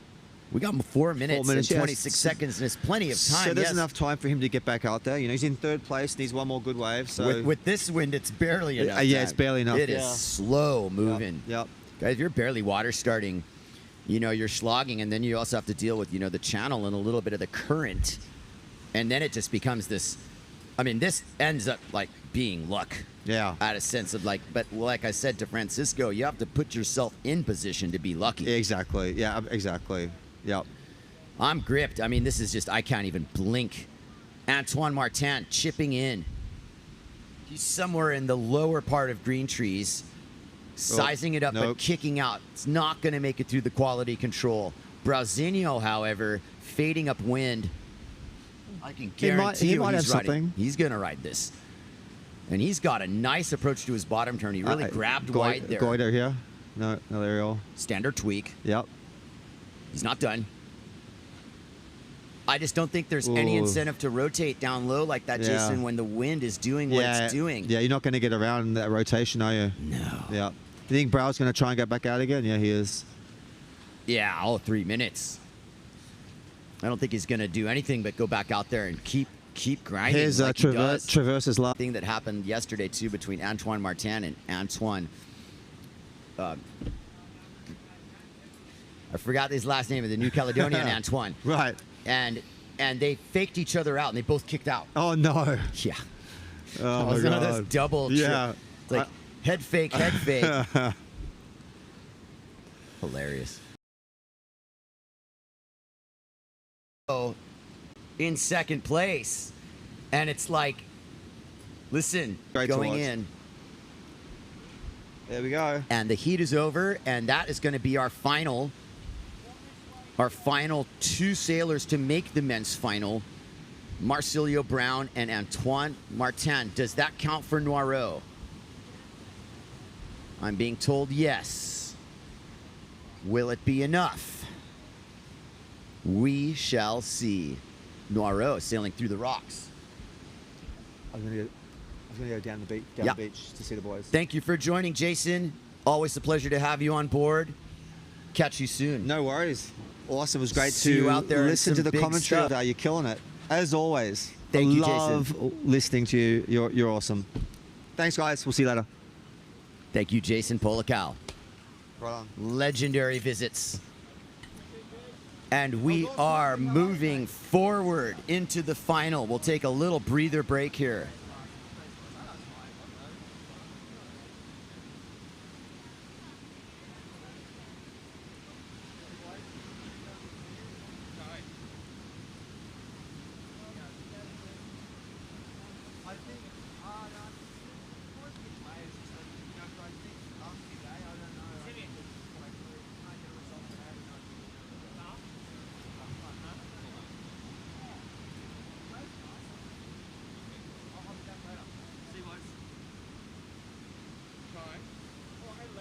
try and get.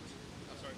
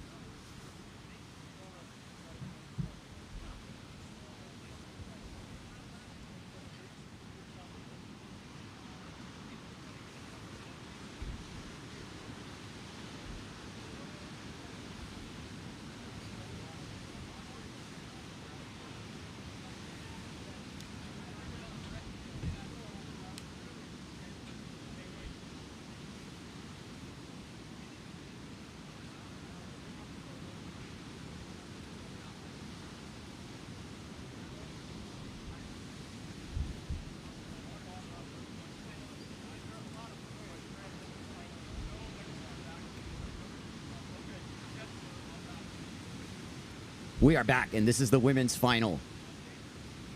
Needed to catch my breath there. Maria Behrens is in the final. And she has started the scoring off right on schedule. Nice ride from Maria. Being offered a float and ride opportunity of monumental proportions, really. Because skill and experience are important, but this is now a situation where you're going to bring Hokipa to your side if you're going to make it happen. There's Sarah Kita Ofringa. She's gone onto a bigger sail, and she gets a nice looking cutback, working her way down the line. And this is a mere victory lap for her because her closest competitor for world title did not make this final, and that was Maria Andres, who might want to ponder what had been, but I'm sure she's perfectly happy at the end of the day. Sarah Kita Ofringa, highly decorated veteran of the sport, heads back out after her round. Into a slow bottom turn, staying a high line. She's getting a little bit of a score. She's running her ahead of herself. A little kick out the back. She doesn't make it, but that she's trying to get any score she can with these conditions that are happening right now.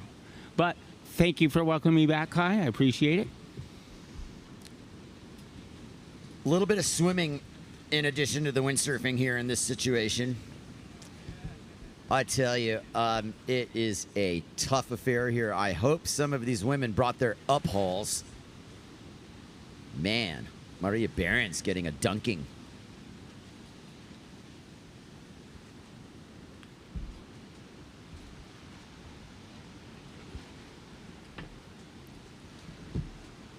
Hokipa's really continuing to offer contestable conditions, but it's not without challenges. The wind has definitely done a side onshore shift now. You're really lucky if you're even once you sail out through the channel, even in the lower part of H. Poco, and it's going to take a lot of time, not only to get to the impact zone, but to break into a place where you can actually catch the waves. And it's a slow, very, very deliberate process here. What do we have in here? The situation with Curtis and Maria Behrens. Or is that Shauna? Yeah, this is Shauna. Shauna's on the inside. I hope she's not injured. She doesn't look like she's 100%, Rob. I think she's broke down. man. Anyway, meanwhile, on the wave, and a very good wave at that, is Sarakita Ofringa. And she punches her bottom turn, perfect position. Rounds out her turns. Definitely making the most of this ride. Duck jibe out, that is gonna make me happy. I love doing that. Little duck jibe out the back, you know, a couple extra increments of points. What's up with the situation here? Now, Shauna's been swimming because she can barely water start. But is this a situation where she just got hurt? And I hope not. But she's definitely swimming in for a reason. And she's seems to be waving off the jet ski help. No, here he comes. Yeah, interesting. As we see Sarakita on another wave. That is actually Maria Behrens. Oh, I apologize. There was Sarakita's on the Neil Pride. Here comes Maria Behrens on the duotone rig, the purple sail. The most vibrational color. Maria Behrens. Way from behind. Here she comes. Is she going to punch this thing, Rob? No, she opts out. Self-preservation it is. Yeah, that would have been hard to climb that with no wind. She would have had to bury that rail. But now what I'm observing with Shauna Kropa is that she wanted to just swim into a better position to water start. We will keep an eye on her. Here comes Coco Fouveau. Rob, Coco's been ripping. Yes, she has. I'm so proud of that girl. She's bottom turning into this wave, coming off the top. Her turns and confidence has just come way up from the beginning of this contest. Absolutely. As Shauna starts sailing out. No, that's Maria. Or Maria. Shauna, unfortunately, is definitely trying to come in. And we will get the report on her condition. I hope she's all right.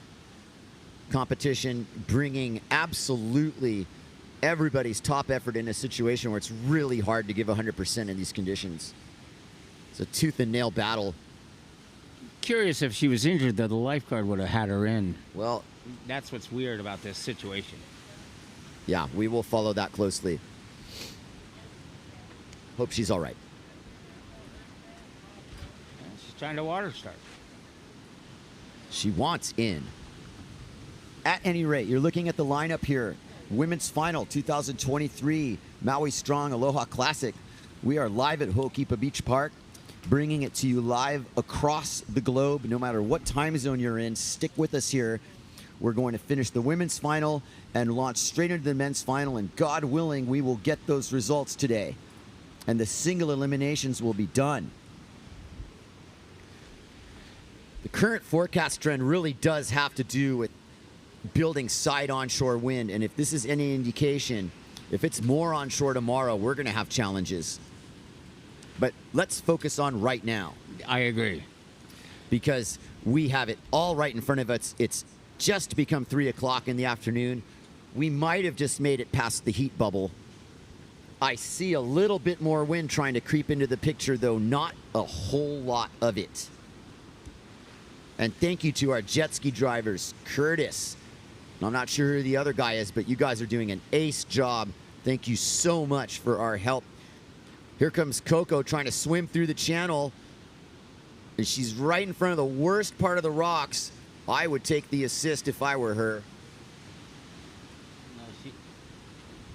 But she's going to live clean if she can flush through here.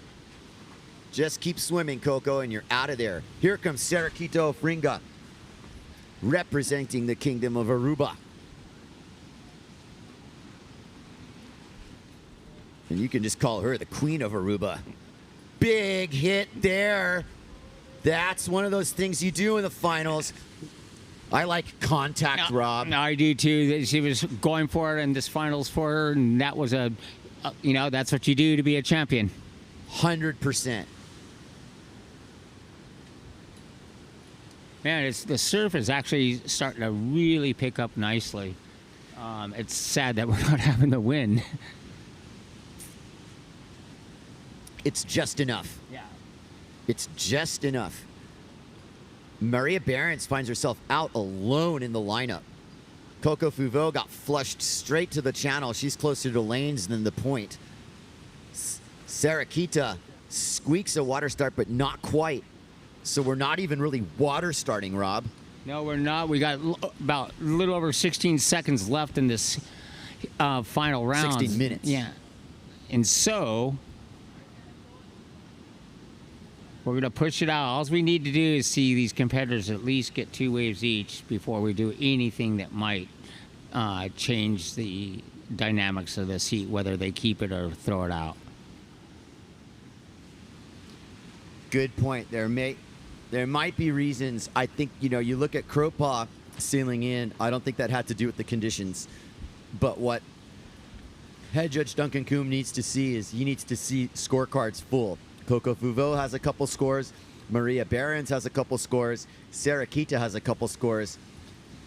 And that to me is a heat. It to me is a heat, and especially in this situation, when we're looking ahead, we've got to take advantage of it. And credit to these women, you're making the most of it. But also, I don't see any complaining going on. I don't see anybody gripping about it. Like there were times in years past where this has just become some sort of contentious issue, but it's not. And everybody's looking at this full body of work that we've got in front of us here with yesterday and today. And we're looking at the opportunity to finish the single elimination. Let's tough it out. I agree. We are toughing it out, as you can see on the screen in front of you. No action right now, but this has been a very, very good contest to have something on Maui. Starting us on the road to recovery, we're really, really happy about it. So this Aloha Maui Strong Classic has been really fun and relieving for a lot of us.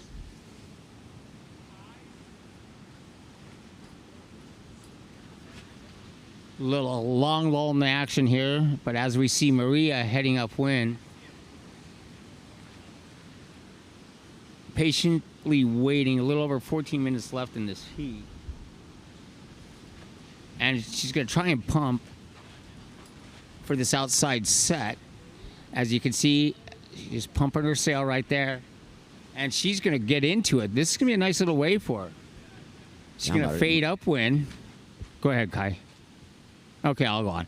Then, as she's fading up, setting up for her bottom turn, nice little arcing turn in the bottom, mid-face turn. She's coming ahead of it. She's sailing it really conservatively, which is really kind of smart in this action because she wants to be able to get back outside where she just got shut down on the inside. I really liked her mid-face cut back there, and there was this freeze frame moment where she really powered that turn. And given the conditions, I felt that was, above average. I agree, 100%. That's why she was in that situation. But she's watching really carefully because these are the decisions where, you want to clear into the channel, pull a quick tack, and get out there quickly in between sets. You don't want to be stuck in the channel during a set. And as we got some lines coming in that you can't see on your screen yet. Well, what you see, Sarah Kita, she's basically out in front of the point, but below her is Coco Fuveau, who's basically down at lanes. Yeah. And that's what you're pointing at, right? Yeah. And I mean, this is remarkable because it's the wind angle. Coco, remember, was right in front of the rocks, okay? So she was in front of the rocks. She got flushed into the channel. Then she sailed out. And man, she ended up down there, and that's really brutal in terms of getting back into the zone. Yeah, you got to cross that one heavy current in the channel and a side onshore light wind. It's a job. It's a job. That was aptly described. It was work. Totally. And this is a final. And it's become a 3-woman final because I don't see Shauna Kropa sailing back out, unfortunately, and we really hope she's okay. We'll check in on her in a little bit. Meanwhile, Maria Behrens, Sarah Kita Ofringa, and Coco Fuveau have Hukipa to themselves. Light as it may be.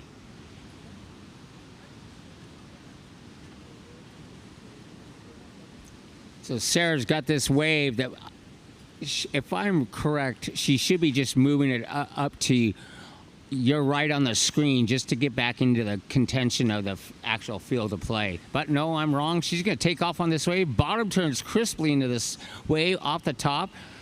Going to come around the photographer right there off the top. So again, a nicely sailed wave for these conditions, and Sarah Kita off the top there to finish it off. But she's really not in a good spot because she's literally right in front of the rocks side.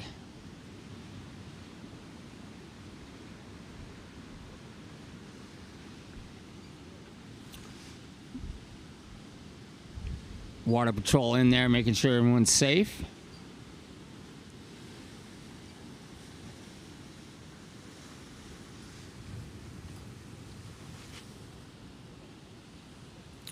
Okay. A lot of swimming going on. A lot of swimming and competitors for the men's final round heading out. Already heading out to get in position. It's a veteran move.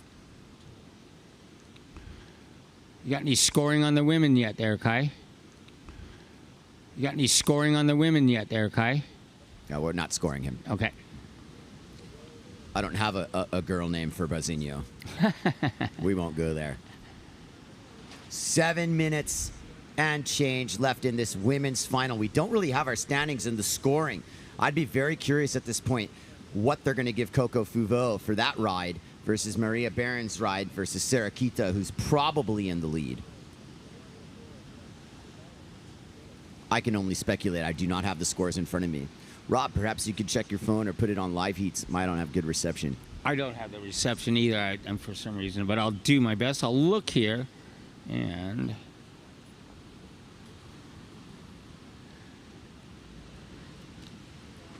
as we're looking at Brasilia sailing out,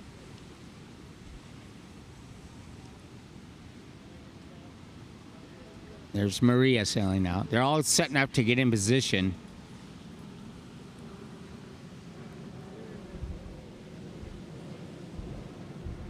This wind has been a game changer because of the fact that on a normal day, you'd be seeing so much more action comparatively to this light wind action, but we do have waves. More concentrated action. Correct. And that's the sense of like more rapid fire stuff. This is nonetheless very exciting just based on the in-between moments and the strategical thinking about, where you're going to catch your waves and catching if you can catch your waves. That also becomes suspenseful. Exactly.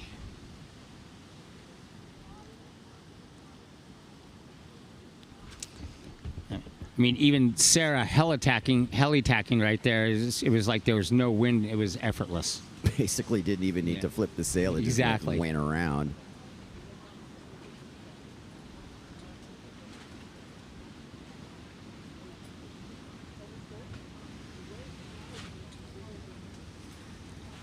We have made it yet another day of competition here at Ho'okipa at the 2023 Maui Strong Aloha Classic.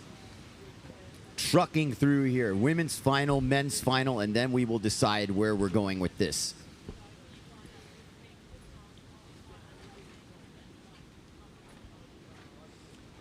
A little over 5 minutes left in this heat. You got Sarah Kita attacking. She has a little swell coming toward her. And it looks like she's definitely going to be connecting into it. Should start time. Should see her start pumping her sail.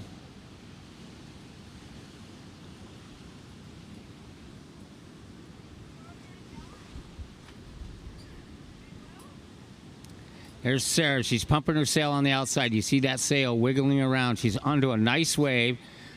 She's going to fade upwind and let herself stay high on the wave. As she's fading into it, this thing is shaping up to be a really fun wave. Sarah, bottom turning, nice rail turn on the bottom, comes off to the top.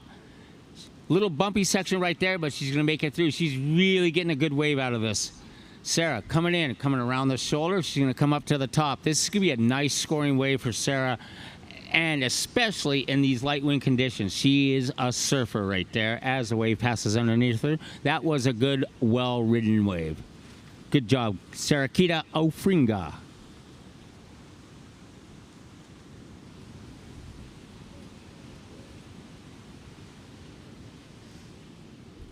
Here's a replay of it. As you can see how Sarah's using her rails on her turns right here, and she's staying in the power part of the wave by being on closest to the shoulder and on the top part of the wave, and that's what's giving her push that she needs because of the lack of wind. Smart windsurfing right there. In that situation, she's basically letting the wave do the work for her.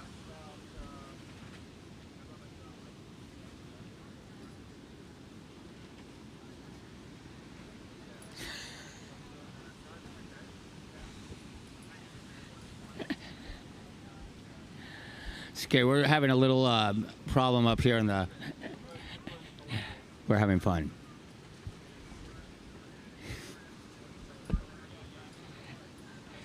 As we look out on the screen, a nice heavy lull, we're going to be having a Celebrities All-Star Hall of Fame one.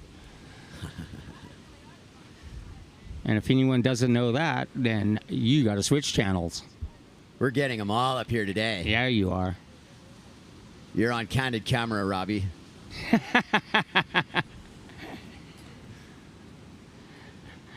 It is moving along slowly, but we are going to keep plugging along. 2 minutes left, and we will have the men's final. Thank you for joining me, Robbie. And it is almost done and dusted here. I have no standings. They're not showing the scores here. No, your guess is as good as mine. I'm thinking Ofringa has the lead. I agree, and I do think they've been having some issues that were technical issues that they're trying to overcome right now. Reception issues. Well, we're going to need to keep it interesting then. It's on us. Well, no, it's going to switch to Rob and you, Nash, in a second.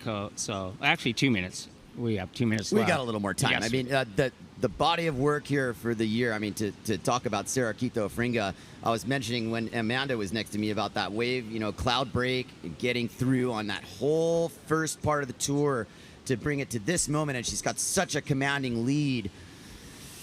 It's kind of a victory lap. Once Andres was out, and it's no question to me that she's wrapped up the world title if she wins the single elimination and we don't continue competing for the remainder of the event. But there's Maria Behrens, who's now really become the upstart of this entire contest, certainly getting a higher result than she or anyone else expected. And she's right there in second place, which is a great showing for her. 52 seconds left, Rob. Yeah, we're actually at a minute left. This thing's... we're cruising. We're right there. What's 10 seconds? Coco Fouveau. Way to end the season for her. Can she climb into second with a superior wave? Look at that line she's drawing. Setup turn. Draws her line, carefully places her cut back. That's turn number 4. Yes. Did she get 4 bottom turns on that? Oh, then she catches a rail. You know what? That was the end of the ride, Rob. That was a pretty solid body of work there. I agree. This is going to definitely... she has a chance to maybe jump over Maria. We'll see here when they post the scores. Down to less than 20 seconds left in this heat, so that will be the last wave of the heat. It will. Replay. Okay, so 1 bottom turn. That was 2. Coco Fouveau leaps into second place. Big achievement.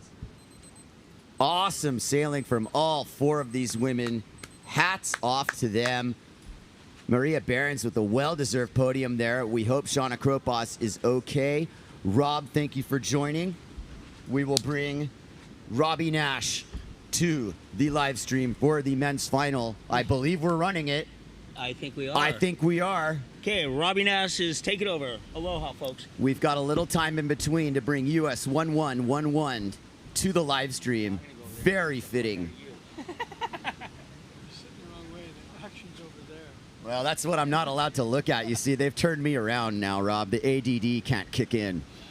You see you. Good to see you. Yeah, man. I'm watching you on TV. How do you commentate looking the wrong way? This is what it is that they want me to talk about what's on the screen. Man, that's tough when there's so much going on behind you. I've learned how to channel it effectively. I'll let you have the eyes in the back of your head. But yes, everybody at home, none other than Robbie Nash is joining me for the men's finals. Did you see what happened in Cloud? These days. So yeah, pretty exciting. You know, Cloud Break obviously wasn't, you know, Cloud Break, exceptional place. We had a great event there in the past. This year was pretty awesome. A bummer the wind didn't cooperate a little bit more, which, you know, almost could be said for the whole season this year, including today and this week. But it is what it is. That's windsurfing. It's not always going to be perfect. Even. Yeah. So even the places that are supposed to be windy, you never know. Well, you know, you're equipped for some float and ride. So he's very calculated. He's also on big gear. I mean, he's probably one of the heaviest guys in the event, and his ankles are dry out there. And so that's part of the game. Take equipment that you can move around on in light winds. He drew a nice bottom turn off that. He's getting a 1 point for that, and it's basically a one-move wave that he didn't stick. So the judges might be not trying to reward this, you know, flash in the pan mentality. But here's the deal with the title races. Unfortunately, you know, Ricardo Campello is not in this final. We don't know if we're having a double elimination or not. We'll let that play out with the forecast in the remaining days. But I must, you know, compliment Ricardo Campello for a fantastic campaign and for slugging it out, and, you know, no lack of effort on his part. This would have been great if he was in this final. Yeah, I would have liked to have seen that. He deserves it. You know, he's been doing this for a long time.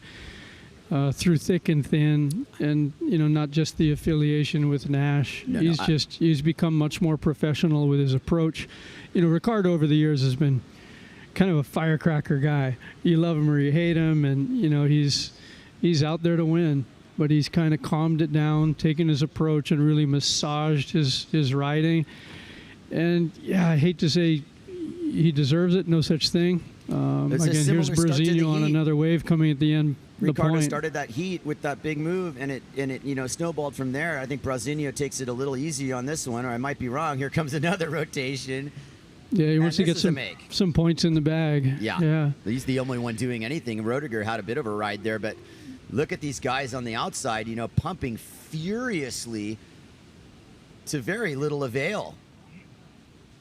I mean, Roediger might be chipping in on this, and if you look, he's actually now going to take advantage of that wind direction to slide in upwind. Yeah, he's going to try and chase it up to green trees, and might actually be a good wave. Boom, sound effects from next door there. The judges liked it, and I liked it. It was like an under-the-lip hit that I think he misjudged it in the sense of seeing how that lip through, but that became a three-hit combo. Roediger looking pretty loose there. But, you know, Brazinho now with the 5.33 heat total. Roediger's going to get on the board. We have yet to hear from Jubon and Martin. Jubon, arguably one of the better light wind sailors in the situation here. Now, Brazinho played for keeps there. He wants to win this thing. Ooh. And going back to Ricardo, you know, his whole heat was basically kind of thrown into the rinse cycle with his positioning at the very beginning of that semifinal, where he just got slightly out of rotation with the other three guys. It made him, you know, basically miss getting a good set wave in that first set. Everybody else got a wave, and it put him one wave behind everybody, and it was catch up from then. It's never a great position to be in, you know, when you're, you know, especially in winds like this where it's hard to move around. Yeah. And we got Antoine on a really good one at green trees as well. I loved the bottom turn line. That's the old Sunset Beach fade right there. Fading from the left, and look at the surgical precision of his rail work. Just a joy to watch. There's Jubon outside of him, tweaks over his section as Martin finishes his ride. Jubon wrapping around the lip slide. This is dangerous, Robbie, because Jubon strikes quickly, and he has the formula with the judges. This is pure danger here. Jubon strikes in with about 5 minutes into this heat, waited for that moment, and that was a pretty solid ride. Yeah, I'd say both of those rides back-to-back were pretty good. Multiple turns. You know, it's hard to give a two-turn or one-turn wave huge points, although there have been some during the day because there hasn't been much available. But it's really nice to see a 4 or 5-turn wave where you're using your rails and really making the most of what's available, and not just straight lining the long section to do one big move, which is often the case these days. So that was really well executed by both guys. Yeah, good to see the scores lining up. Jubon in second, narrowly. thank you for joining us here at the Tutu live from Ho'okipa Beach Park. Robbie, you got opening day here. You've been sailing lately. I see you kind of on the sessions. Yeah, I've lucked out. I've been right place, right time several times. I got that Kona wind session. Got a really fun kind of light air day before the contest started. Trying to mix it up, have fun with the boys, but stay out of the way. You know, I don't need the limelight, but I'm certainly not going to miss good conditions. So it's good to see. We love having you out here. I'm open to your take on what kind of season we've got. I think you'd probably be the approachable take what we get, and when we get it, everyone's trying to predict, what's going to happen with this El Nino and everything else. And like whatever happened to waking up in the morning and looking at a tree move and a white cap, and that's what you got. Like, let's not look too far ahead, right? That's how I am these days. I'm kind of trying to go back to that sort of lifestyle. Less stress. I'm not waking up and looking at my phone first thing, and I base the weather and what I'm going to do that day on what I see outside. Right. And looking at wind guru first thing in the morning is not necessarily what I'm going to do. I load my gear in the car, and I've got 3 sports in the car, and see what looks best. Here's Brazinho highlining it with Rodinger behind him. Brazinho winding up his coil here. He does the one-handed goiter, and it's a no-make. Looking at a bit of a different angle of wave riding here. Guys are going with their usual approach, and it's not really paying off with the vertical hits because it's basically like side on. But look at Brazinho. Talk to me about building your apparent wind here. Yeah, I think both of them got suckered a little too high on that set. They should have been more down at the point where the wave is going with this west. And so they're both a little deep. Of course, it's hard to do a good taka in slightly onshore winds. The wind's not lifting. You've really got to struggle to get it around. And he just didn't quite pull it off there. Same with Barrett, just got a little bit behind the wave. Yeah. Good effort, but they were just a little bit behind the peak.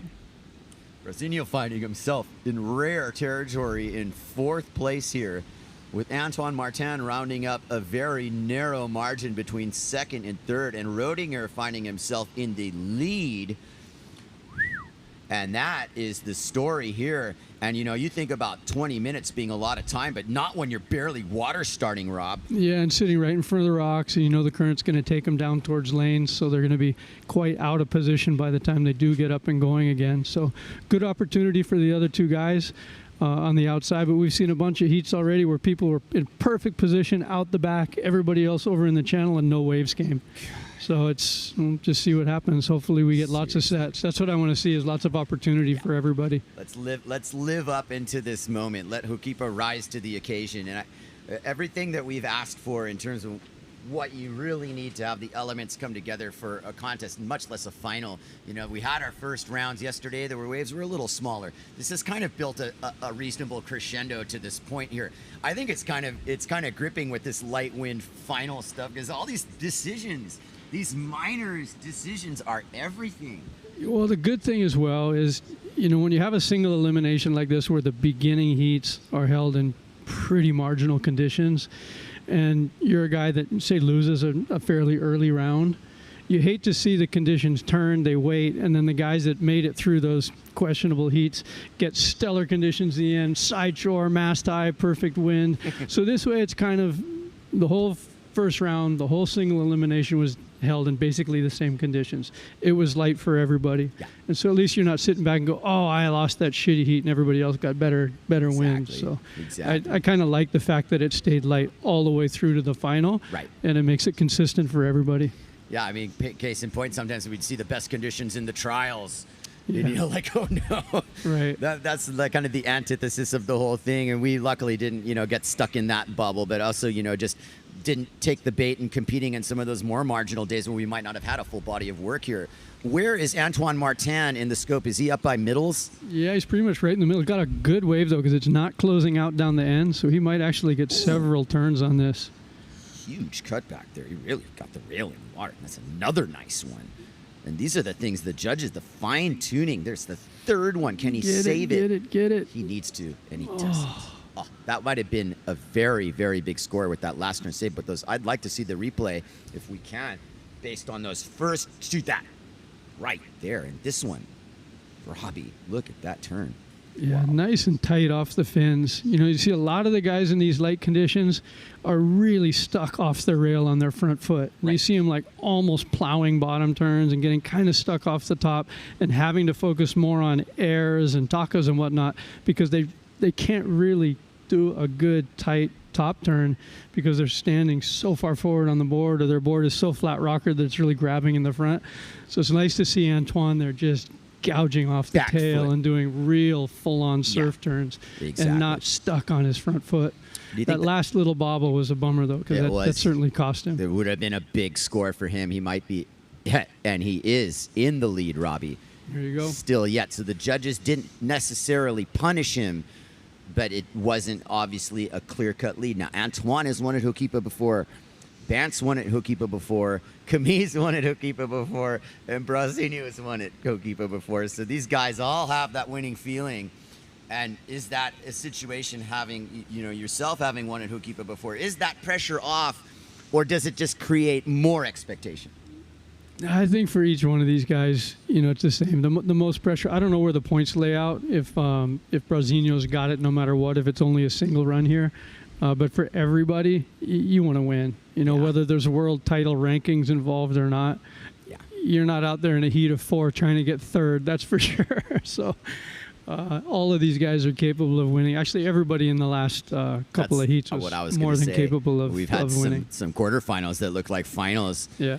And the road to this final, you know, if you're mixing it up with the guys who did the whole tour, that would be Marcilio and Antoine, who, you know, if I look to Fiji at the beginning of that whole story for this year, well, it started well for Antoine. It started horribly for Brazinho with that tossing into the pit and just, you know, he was packing up that night and leaving, and you're like, man, this is going to be a long year. But he clawed himself back into it, and he's in this situation right now where we don't really know what's coming, and we're going to have a certain standard based on, you know, what we're competing in.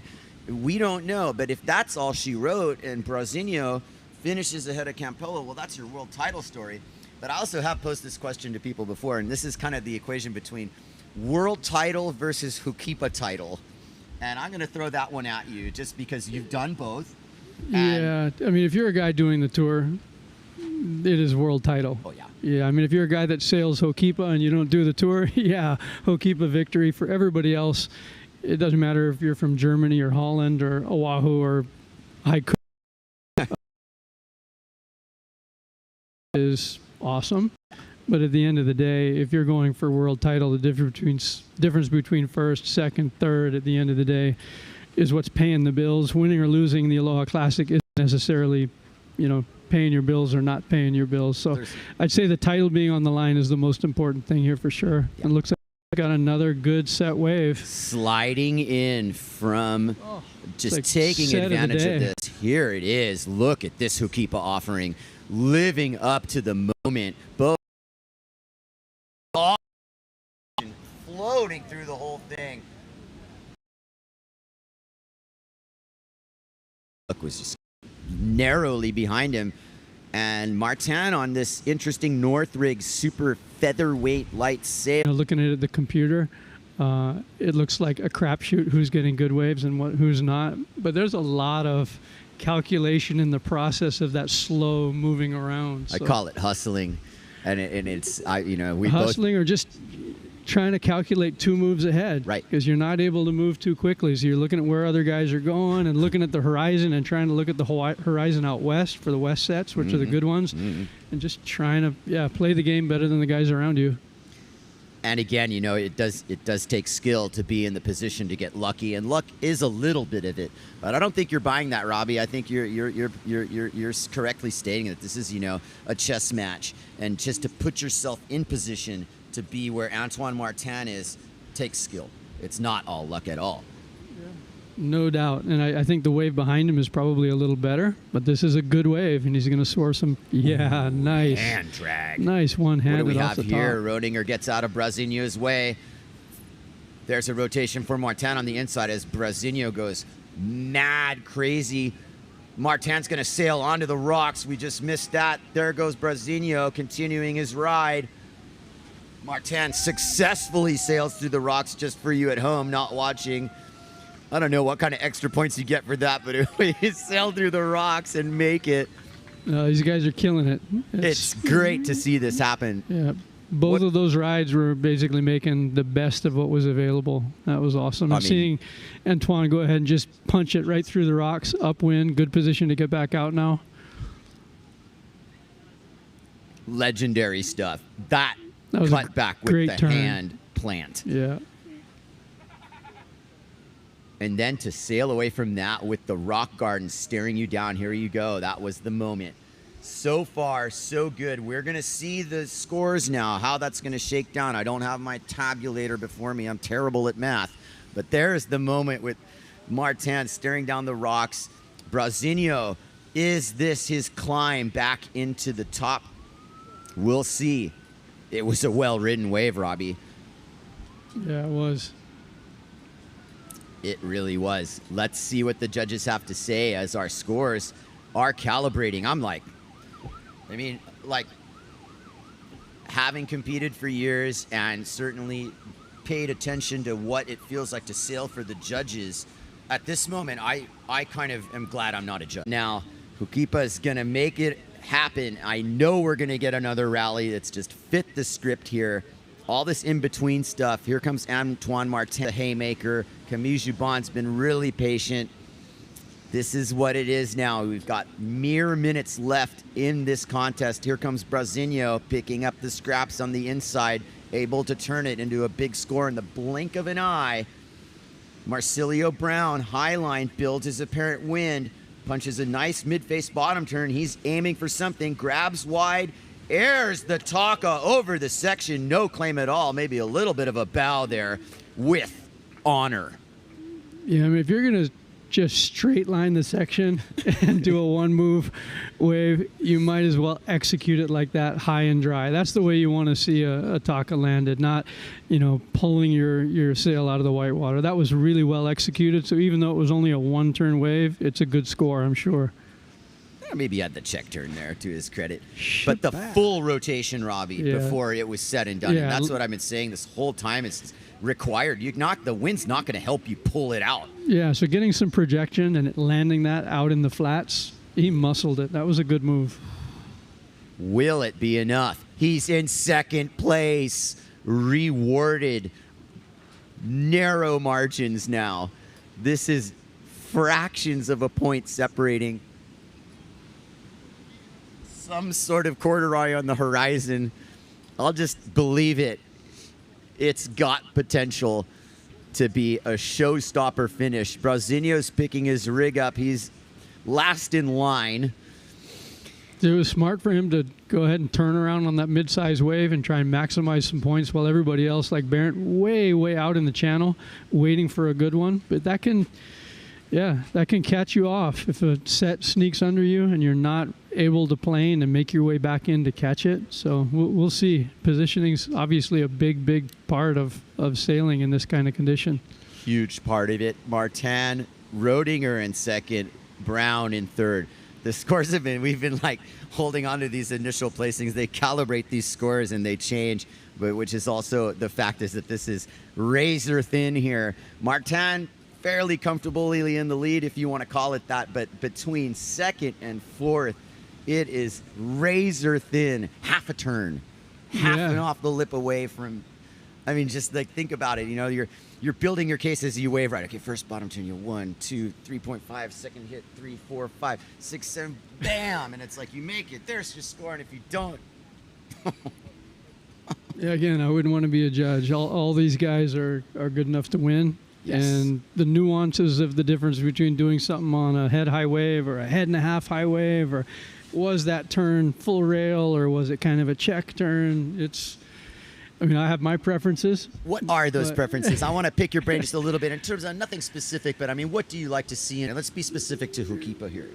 Well, right. So you have to say there's a bit of old school there. I like speed and projection, and I want to see use of full rail. Mm-hmm. I don't love flicking. Yeah. Even if it's a few flicks into a big air move, it's spectacular, and I have total respect for it.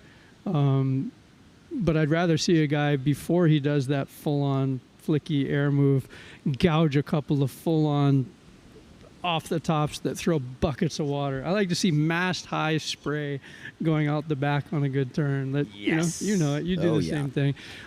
We have the similar values, Robbie. Yeah, but conditions mandate what you do, and judging mandates what you do. There's been contests that I've been in the past where I completely changed my style because I want to ride the way the judges are judging. And so you have to be, as a competitor, aware of that as well. If they want to see air moves, do air moves. If they're kind of judging heavy on size and rail, surf size and rail. So it depends. You can't just say, oh, this is my style and that's it if you want to win heats.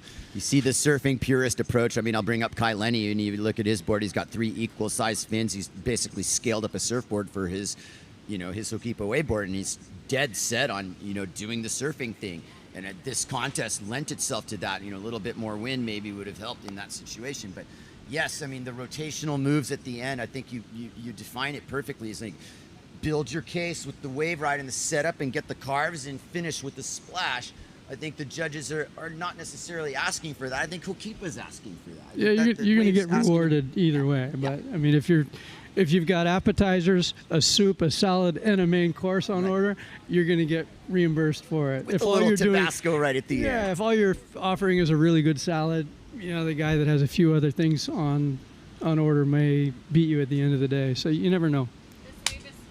This wave is scoring, and this heat is over otherwise. So Rodinger has a chance to go like that and make a taco. This is going to be pretty interesting because he's got one more little check turn and he's going to hit the lip. Oh, my God.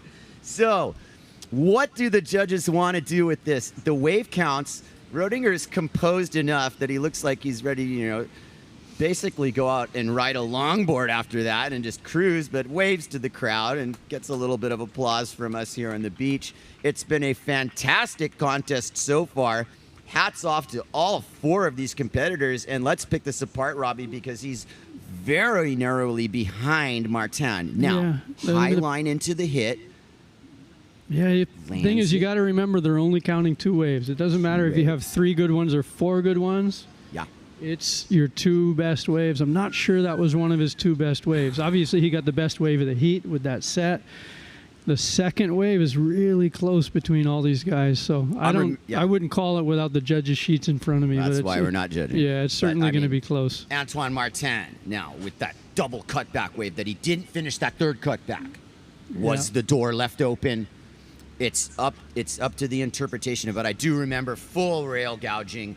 I remember the entire redirect into the critical part of the wave twice. If you blinked, you missed it. And then Martin missed that third turn. Yeah, well, like a friend of mine said this morning, he's like, it's a wave contest, not a freestyle contest. Yes. So just doing freestyle on the waves, it's like, well, did you really ride the wave, execute it? So I'm sure the judges are looking at that as well as, who's doing everything. All of these guys are doing everything, no question. Every one of the guys in the final, every one of the guys in the semi, every one of the guys in the quarter has the full entourage, the full gamut of... And we are, fans of surfing, and we are at a reef break in Hawaii that lends itself to, I don't know, Robbie, 1,000 different looks here at Hokipa on any given day. I mean, but it is windsurfing too. That's what I always tell people. This isn't surfing. We're not trying to pretend to be surfing. This is windsurfing, and it's its own thing, and it encompasses everything, and the styles come in from everywhere. And I love the fact that the sport has evolved and it's gone through, nuances of change over the decades, and that's what keeps it interesting and fun. Absolutely, and I must say that, in the recent years, as we watch the camaraderie on the beach, and it looks like Antoine Martin seems to have locked it in. We won't, high fives and whatnot. There's his girlfriend, Julie DeFrischaud, and the whole Guadeloupe crew there, which have come on strong recently. But back to just where windsurfing sits in this, and in terms of like the other water sports, what we have here, as Martin seems to be lifted on the shoulders, is at least the single elimination winner here, and congratulations to him. This is his 2nd time in this position. Robbie, I mean, really, you are in touch with a lot of the water sports athletes. You're a waterman yourself. I mean, a windsurfer at heart, maybe, but I mean, the reality is I watched you winging at lanes yesterday. I was having a great time watching you. I'm going back right now, I actually. bet you were. It's like a little onshore thing there, and the cameras are on you, you looked great, and you were doing these concise little turns. But where windsurfing sits, I think, in the big picture right now is one of those core water sports that branches off from a lot of other sports. But I mean, if I think about, if you said you're right, you're packing for 3 sports on the daily. You're gonna go out and see how it is. Windsurfing is that thing, to me at least, where you'll base it off if you can sail. But if it's not the best thing to do, then you have your alternatives, right? And I mean, we live on Maui.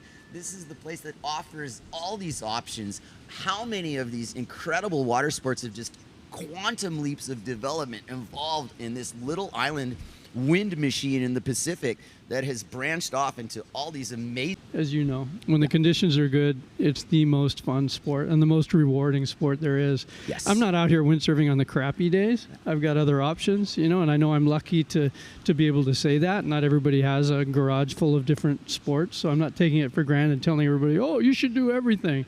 You know, not everybody has that opportunity, which I respect. Right.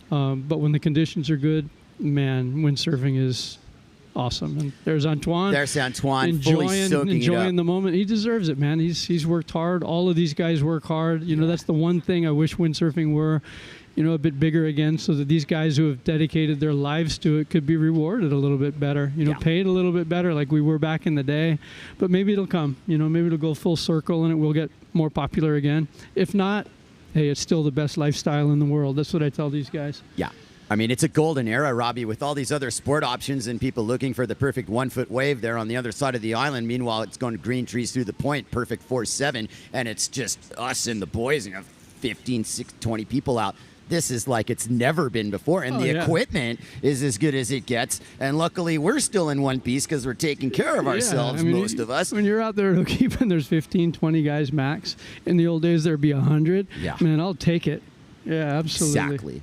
That's what it's all about. And, you know, as we wrap up here, I just, you know, reflect very positively on the body of work that was produced here.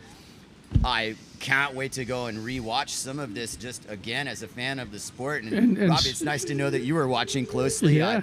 I got the feeling you were. And cross our fingers that we, you know, get a little turnaround in the weather and we get a second elimination. Right. You know, it's possible. It's not looking great for the rest of the week, but you never know. It's this time Maui. of year, you don't know. They say it's going to be 10 knots. It can be 20. So That's the Maui effect for you right there. And, you know, there it is. You know, you're either going surfing or windsurfing, and here comes the wrap up. I don't hear any major decisions from Duncan. I think we probably are done and dusted for the day here. So your plan is a little winging now. Yeah, I'm going to go wing. So it's I might be right back out there with you. We've got plenty of options. That's what it's all about these days in the world of water sport.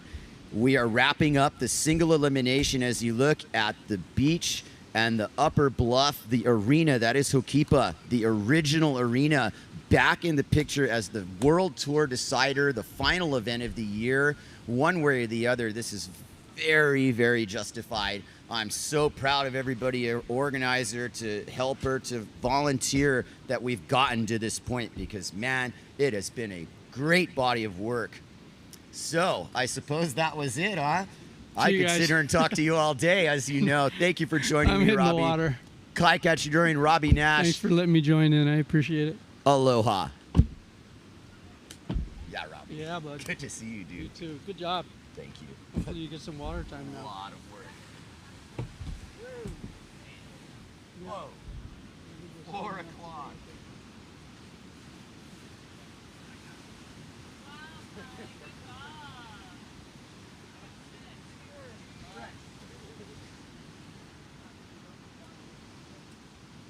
Yeah, I mean, Rodinger's wave was like, oh, this is just following the script.